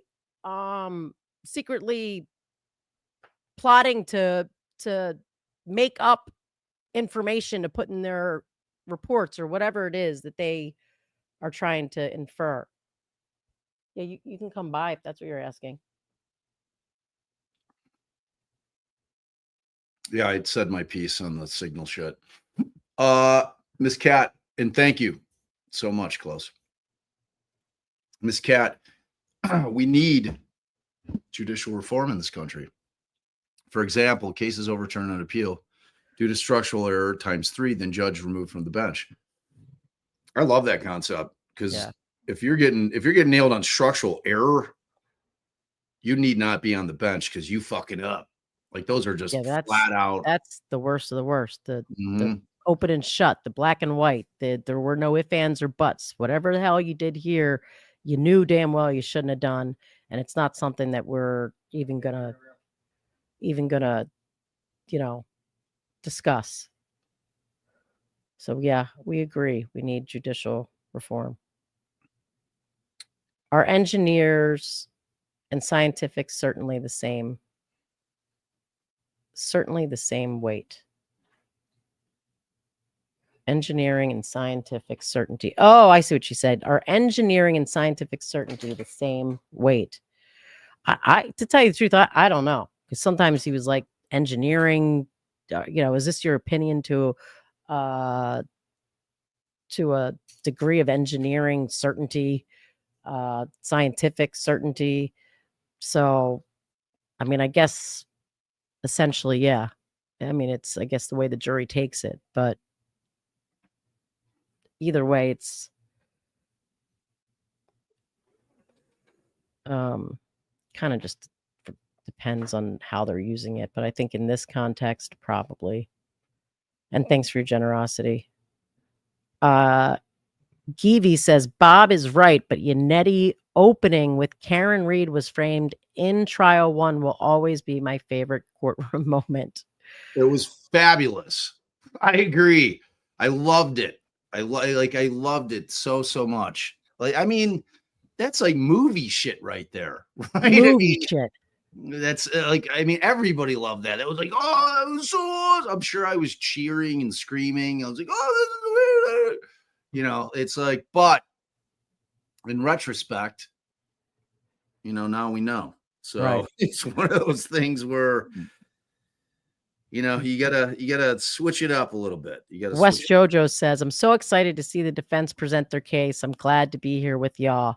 All right. Well, I guess they're having court tomorrow, right? Oh yeah. So come back tomorrow and we'll see the defense present their case. Starts. I don't know if you addressed like John Miller's early morning, good morning. How do you think Hank will do on redirect? I did. All right. So did you get to West Jojo? Yep. I did all the ones below. I just didn't know because I started low and was going up, and then you started low and was going down. So I just didn't know if we missed any of the earlier ones. Well, guys, I mean, talk about frustrating as shit. So what I'm going to say now is I think the defense has to call Trooper Paul, or they just got to get into key cycles on their own. I honestly don't understand why Alessi couldn't have done the same thing, gone through and be like, all right, you said at 12 at mile marker at odometer reading 16,665 that was, you know, key cycle blah blah blah, because I don't even know which one he said it was. Like, just something he could have said. Okay, 1162.2 is tethered to, right, the ignition cycle 1162 is, and I'm pretty sure that they at least got that in, but if not, that's where you start, is tied to 1162, and all of the triggering events are tied to a ignition cycle. And then, as I asked you yesterday, if you tie the event to a different trip, I mean, I don't know what the language was, but the triggering event and the key cycle to the wrong trip, then you've got the time all out of whack. So it's important that you know when the vehicle came into police custody so that you can go backward and determine which key cycle you should be looking at for the event that occurred at 34 Fairview. I mean, he could have done that whole line of questioning, even though it wasn't Trooper Paul. I just don't get it, because he put up that picture. That's where I wrote down the 12665 thing. He put up that picture of Trooper Paul doing his testing and said the words, "This is when the vehicle first got into the Commonwealth's custody." The fuck it was, because it wasn't. Nah, that's not when it got into their custody. Got into their custody when they towed it, and then they key cycled it again when it got off the tow truck, and they key cycled it again to move it in the Sally port. All right. Speaking of which, our last act today before Bettero tonight, I'm going to throw up Be in Trouble 31's most latest video, which I think will be great. And let's put up his yeah, let's share his channel. Mandy's not here, so we got to do it. All right. So he does great work. He does great work. He's just a concerned citizen who spends an awful lot of time doing an awful lot of work. And we're going to watch. He did give us the okay to use his stuff before. Oh, yeah. Oh, yeah. He's always thrilled that we use it. We always promote our friends. And so make sure you're going and subbing over to BN31. My fingers are too fat. I just got it. I just copied and pasted from the last time I did it. Okay. Oh, no, that's not it. So what you're looking at is what I call event 1162. If you see anything in blue how he doesn't on these charts, that's information that I added. I typically put my initial, JBW, Judson Welcher, that's me. Okay, he's trying to pass this off as Toyota TechStream. It is not Toyota TechStream. This is a Bosch code reader scanner that he had hooked up to the vehicle, pulled the data, and then he made this graph and put the information in himself. Toyota TechStream would have had mileage, it would have had time, date, and not only mileage, it would have had 1/10 of a point mileage, because that's going to be real important here in just a minute. Key here he's already on is fire. the trigger, and there's a point. So this time in the TechStream data, you could think of it as like a stopwatch. It's when it starts when the car turns on and stops when the car turns off. And then if it sees a triggering event, a T, it records that information. So this is when the trigger happened. So that's 1,142.2 seconds. And so I've converted that to minutes and seconds, because most people don't think in seconds. And so what it also does is once it sees a trigger, it's constantly circling. This is the Toyota TechStream interface. Wait, what happened? This is not where the event triggers are stored. This is just the first part of the system when you first log into it, and it is on a laptop, and it is connected directly to Toyota. You have to be a Toyota tech to operate it. Nobody else can get it but a Toyota tech. It stores everything about the vehicle, and when it triggers an event, it has the time, date, mileage down to the 1/10 of a mile, because that is going to be real important when I bust apart Judson's presentation, what I'll call it. It's a presentation because it is not facts. It is his opinion. He really doesn't know that much about cars. He thinks he does, but he doesn't. Anyway, this is what the interface looks like. This is the first page you see when you log into real Toyota TechStream, but this is the older version. The new Toyota TechStream is global Toyota TechStream system, which I'll show in just a minute. This is just more of the parameters inside of the older Toyota TechStream. This is like the trouble codes, and like if you're looking for a problem inside the vehicle, you would navigate through here. I'll have to show the actual TechStream events in another video. This is just a short one. I want to get it out. So hopefully somebody from the team will see it and they can question what he's doing. I don't think he even knows what he's doing, to be honest with you, with Toyota. This is the new system. Or that's when the trigger is. Sorry, 10 minutes, 57.4 seconds. Again, the trigger has plus or minus. So that's from 10 minutes, 52.8 plus 10. What he has done here is take Burgess's information and put it on his own graph. Okay, this is what he's claiming is 1162.1, which is the 3-point turn. He's claiming she was driving down the street at 9 miles per hour to 15 miles per hour, turned in a driveway to do a standard 3-point turn. Mind you, this is in the snow on a street that she's never been down. It's dark. So she pulls in the driveway.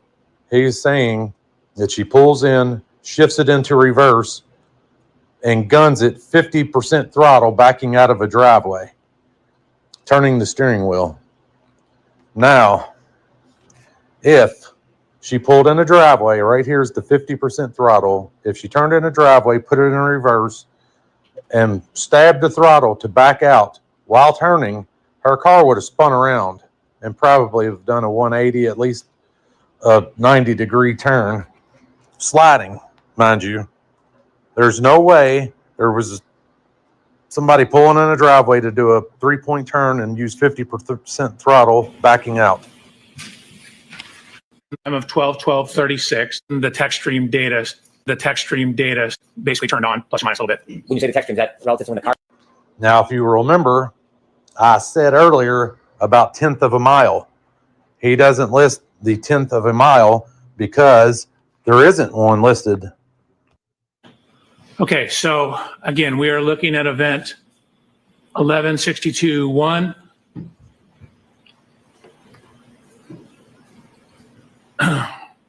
The information in blue is speed. It comes out of the text stream in kilometers an hour, converted to miles per hour, feet per second, looked at the total distance traveled, shift position.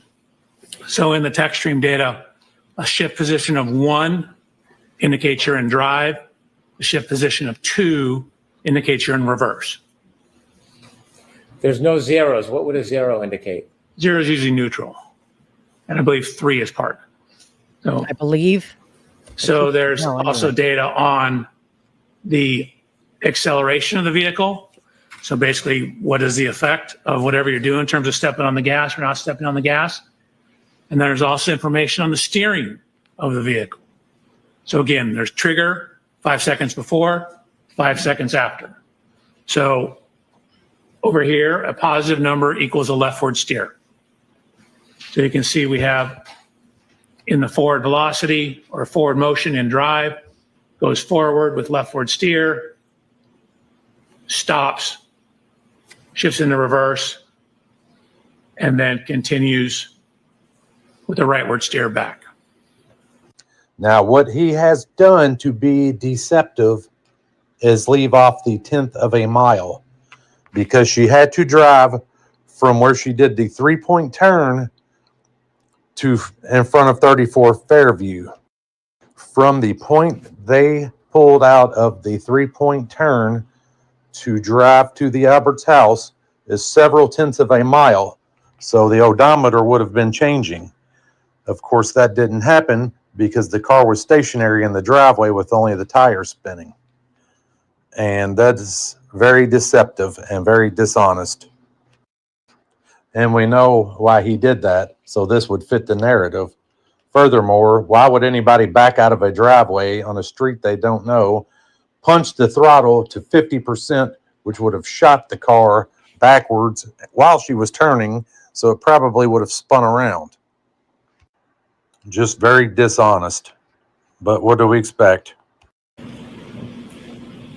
I'm so when you look at the number about 1162-1 as an event, can a key cycle, or when a car is turned on, power ignition on until the point it's turned off, whatever amount of time, can it have more than one triggering event? Yes, you can have lots of triggering events. In this case, it has 2. On a key cycle 1164, there's 11. On 1167, there's 10. If you could move a little bit to the right on this, is there something you can see on here that caused the triggering event, some of the data? Yes.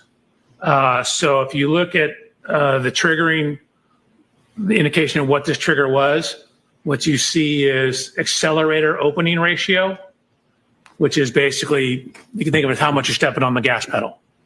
And so if it exceeds, in this case, 30% quicken time after shipping into reverse, that tells the system, hey, we might need to start recording this data. So what you can see, it went into reverse, and then within a very short amount of time, accelerated pedal went above that 30%. That's what caused the T or the trigger in the text stream data. The row next to the 31.5, engine RPM data, can you explain to us what that is? Sure, that's how many revolutions per minute the engine's turning. The more gas, is it generally the higher the RPM? Correct. There's going to be a little lag. Your car doesn't move instantaneously. You have to step on the gas, then the RPMs go up, then it starts going faster. If you could explain to us the total distance and distance travel column. Brake oil pressure, We have the acceleration data here. And then from that information and using the acceleration data, calculating the speed at which it's backing up. The reason we have slightly different calculations here is we have some evidence of the wheel slipping on the ground. So we need to use the accelerometer because the wheel speed is simply telling you the speed of the wheel. It's like if you're stationary burning rubber, the speedometer reads a certain speed, but you're not going anywhere. But the accelerometer tells you how much the vehicle's moving. So from all that information, we get information on how far the vehicle's traveled. We've done it in terms of total travel distance. We've done it relative to the start position. But he didn't put the real mileage down because the 1/10 of a mile would have changed several tenths because she drove from the 3-point turn to the Albert's house. This was all just smoke and mirrors. He took Burgess's data, made his own little graph or chart here, put some of his information in it, and is trying to put a woman in jail for the rest of her life over faulty data that he knows, he has to know that he's wrong and he's not telling the truth. There's no doubt about it. 3-point turn triggering event.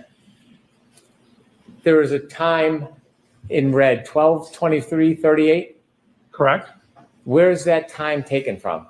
That's coming from the cell phone of Mr. O'Keefe at 0.154. Okay. And is there another time on there?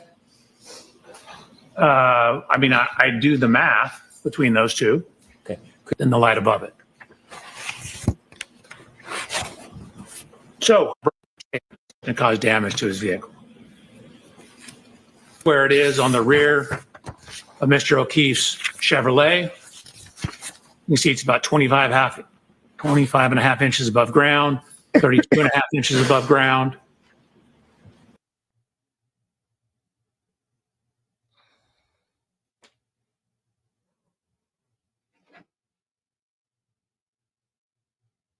What'd it do? Oh.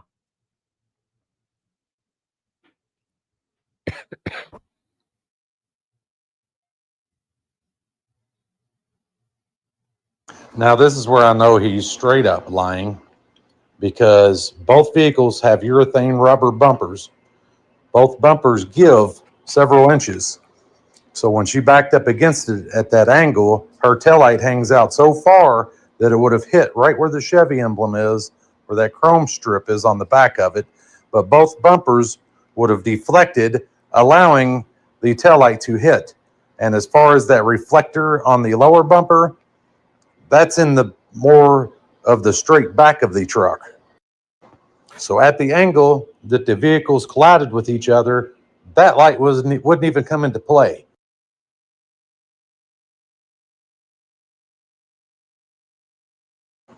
Once again, he's being deceptive with the angles.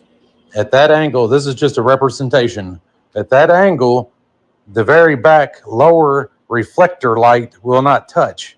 Furthermore, he's not showing this angle of the truck, showing how far that taillight actually hangs over. There is no doubt in my mind that that taillight collided.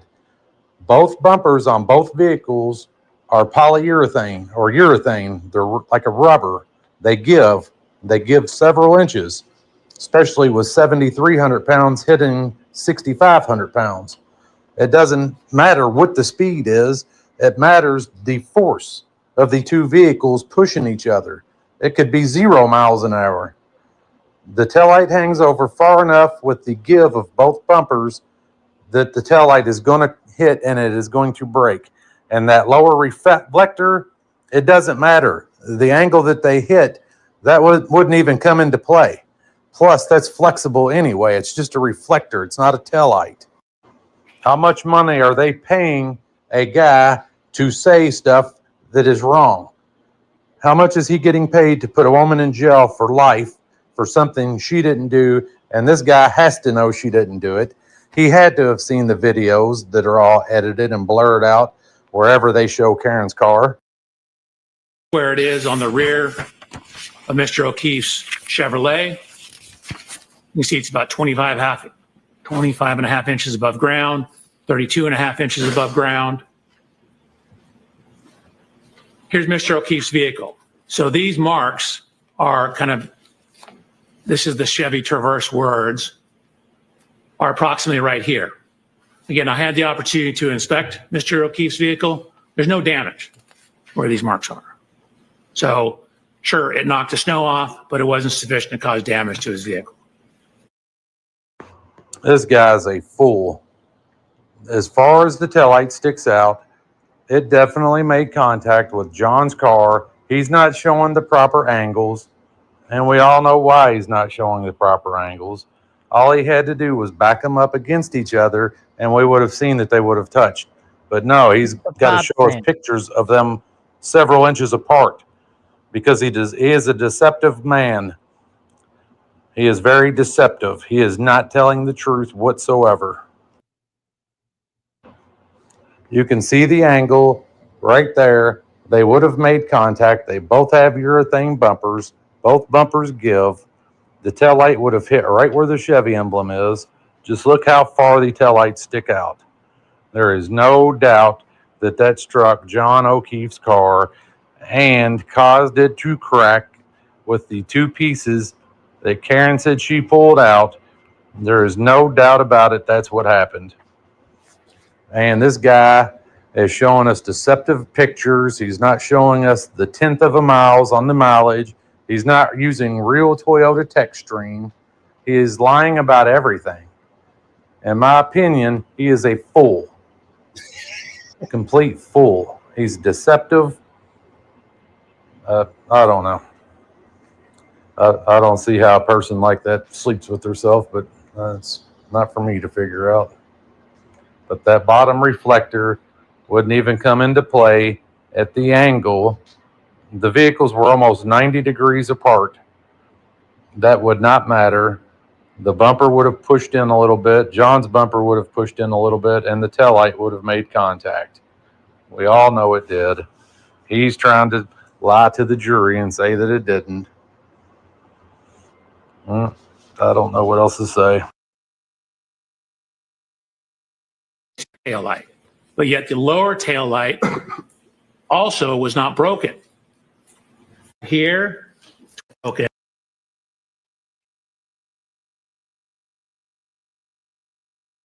His arm.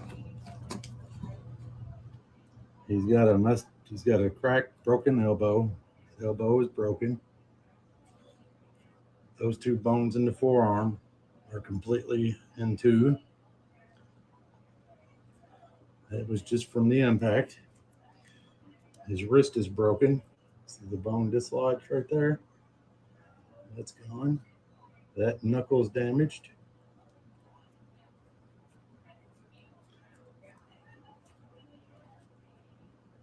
His thumb fractured.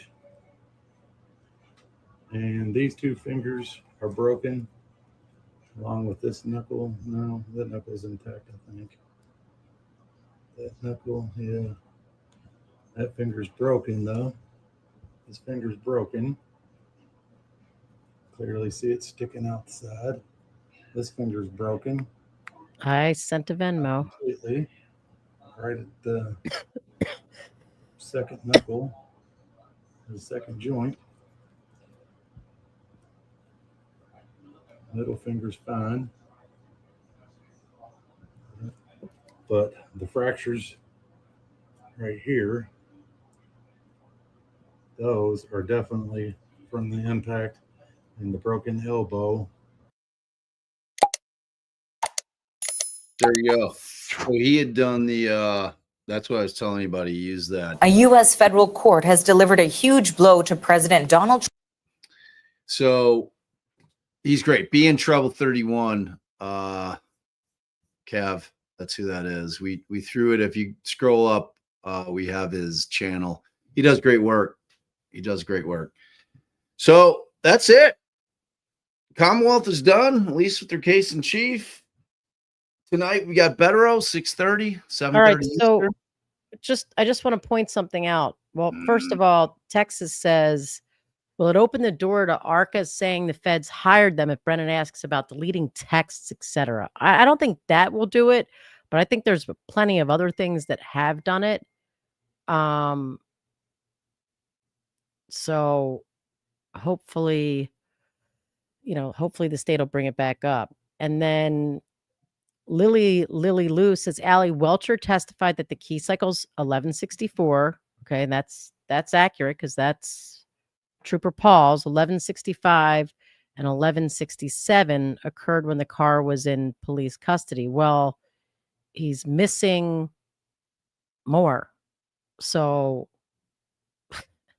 that's why I don't understand why Alessi couldn't have asked him those questions, like along the lines that he was doing. I mean, I'm hoping ARCA is going to touch on that. I mean, I don't know why calling Trooper Paul has to be the way to get at it, but I disagree with the judge's ruling. But even with it, I feel like Alessi could have asked him to count back his key cycles, just like they did when it was Trooper Paul.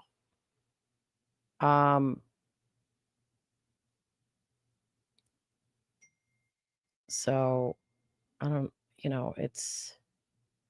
it's crazy, but so I was getting confused.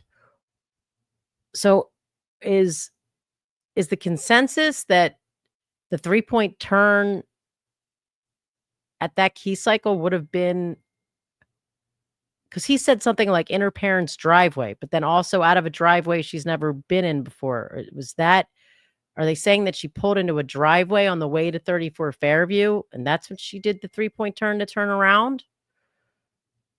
I don't know. I need you guys in the chat. I'm not 100 clear. I'm like, because I'm still not clear. 1162 right, or is it wrong? That's all I want to know. Is it 1162 cannot be, I don't think can be in front of Karen's driveway because 1164 is Trooper Paul's testing. In front of 34 Fairview. Okay. Because after 34 Fairview, right? So she's home. She goes out on the trip with the girls, right? Looking. She drives to the O'Keefe's. She drives to her parents, right? There's also a 3-point turn when they're putting the SUV up on the tow truck. Right. Because like they back it up and then they pull up onto the flatbed tow truck. 1163. All right, and then the tow truck, and then what I think is the other one would be when they take it off the tow truck and they put it in drive to pull it into the Sally Port. So if that's 1163,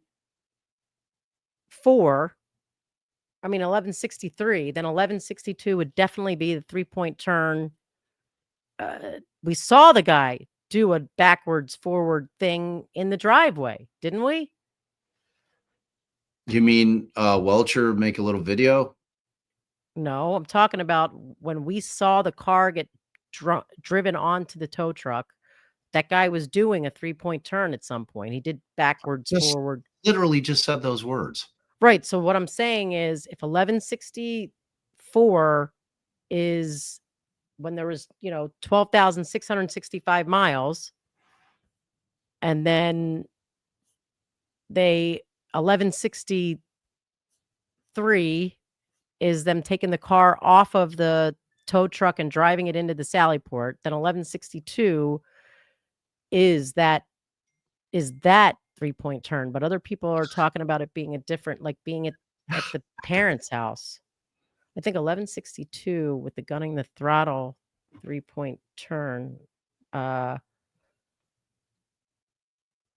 the Reed's house going onto the tow truck. Okay, so that is the Reed's house. I keep forgetting that was at the Reed's house when they went on the tow truck. So yeah, we're all saying the same thing.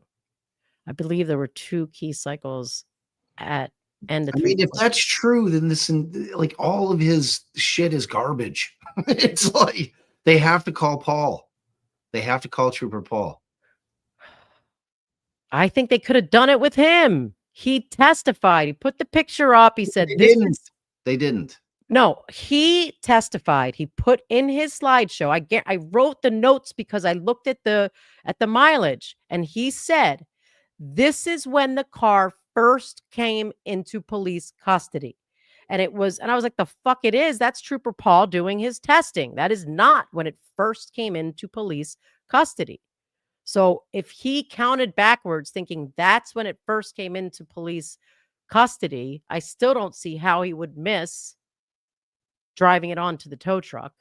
And then that just makes no sense how they could miss, how they could get from there to there when we all know there's all these other times that the car got turned on. It just doesn't make any sense. But I mean, you're saying they could have done it, and maybe they could have, but they didn't. So Right. my point is they have to call Trooper Paul. Right. Unless ARCA did that, but I don't think that they had ARCA do that. I don't know. I mean, I think you have to lay the foundation. You got to call Paul. Better call Paul. All right. Mickey says she had to make a left turn. Turn to pull in and park in the garage. We don't know. We don't know that she didn't have to back up in a line of 100%, especially if she's buzzed, and especially with the weather. I mean, my old ass, I can't pull in straight into just a straight up like spot anymore. I've got to it's like 7 moves. It's ridiculous. I'm like, I'm always crooked and shit. I'm like, what is going on? I'm a good driver. I just so yeah, your point's well taken, Mickey. So the defense is going to have to call the guy, because we didn't get into this trial yet, that there was a guy who said it's not broken, right? They didn't call that guy. The cop testified it wasn't broken. It was just cracked. Yeah. All right. They So did not call him. they got that guy. They're definitely calling the plower. So, here's what I was going to say. Let's assume the jury decides that he was hit by a vehicle, right? Who's to say that he didn't then come out into the street, because he's coming out as Karen's leaving, to be like, yo, like you're, or watch Karen pull away, or like, what the hell, where is she going? And somebody just plows him over. I mean, there is absolutely clipped him, right? Like, if they want to believe he could have been clipped, there is nothing to say that he didn't, because otherwise what be in trouble and everyone else we're all screaming. He just stood there watching her for not 50 some feet, but 80 some feet come plowing towards him with no furtive movements. Just standing there like this, actually. But totally Hey. tracks. That seems Come and get me. Yeah. You missed. Try it again. I dare you. All right, let's wrap. We love you guys. Mods, thank you so much for everything that you do. Thank you for every single day of the Commonwealth's case. As painful as it may have been some days. Thank you. I anticipate that you'll be here for Better tonight. Thank you, thank you, thank you 1,000 times over. Thank you, Mandy and Tracy, so much for all that you guys do. Tracy just sent me the buffer zone order and memorandum. It's 20 pages. I'm going to take a peek at it. We'll probably talk about it a bit with Better tonight. And please remember to like, share, subscribe. It really helps our channel. We're so close to 50. You guys can do it. Like, you guys are the ones who do it. Like, share, subscribing. It gets us into people's feeds. People discover us. Think about when you kind of ran into us. You're like, oh my God, like, these people are pretty good. I like them. It's the same thing for everybody else. Like, if you don't know that we exist, then you don't know that we exist. So thanks, Giggle Glimmer. I called her Glitter Giggle Glimmer. Did you call her Gliggle Glamour? I might have called her like Glitter, Giggle, or Glimmer, Gittle, Glitter. Easy for you to say, babe. Well, we ain't gonna go home, but we got to go the hell on. I'm gonna Scorty Bello out of here. Love you all. See you tonight for Better. We love you, Giggle. We'll see you tonight. So again, like, share, subscribe. Thank everybody for all your generosity all week. You guys have been amazing. Thank you again for all those that donated to Cameron. We're trying to figure out, we're getting ready to do the live for the flipping. So yeah, Cam's, I'm trying to get her to do it at the gym so she's not just So it's less taking a beating on dangerous. her knees and ankles on the grass. Hard, yeah, that's rough. That's rough. And whenever she's going to do it, then I'll do mine. And if you're a replay crew, make sure that you're leaving a comment in there. That also helps get the live into the algo. So we have portaled you. You will magically transport over to Betero, which is not for many, many hours. I'm sure you guys are going to be dipping around, see who's talking Reed still. But we hope to see you all there tonight. The great Mark Betero, he will have thoughts. We promise you that. He will definitely have thoughts. Like we got, like I said, we got so lucky. It was luck and a little bit of planning on my part. Like, Mark, we were going to go Monday, and I'm like, how about we do Thursday? I was thinking that this thing might wrap Thursday, and shit went my way. So we got him. We got him for the end of the case in chief. So that's good. All right, you guys, we love you so much, because without y'all, I'm just an old man sitting around talking to his wife. Yeah, who's super hot. Bye.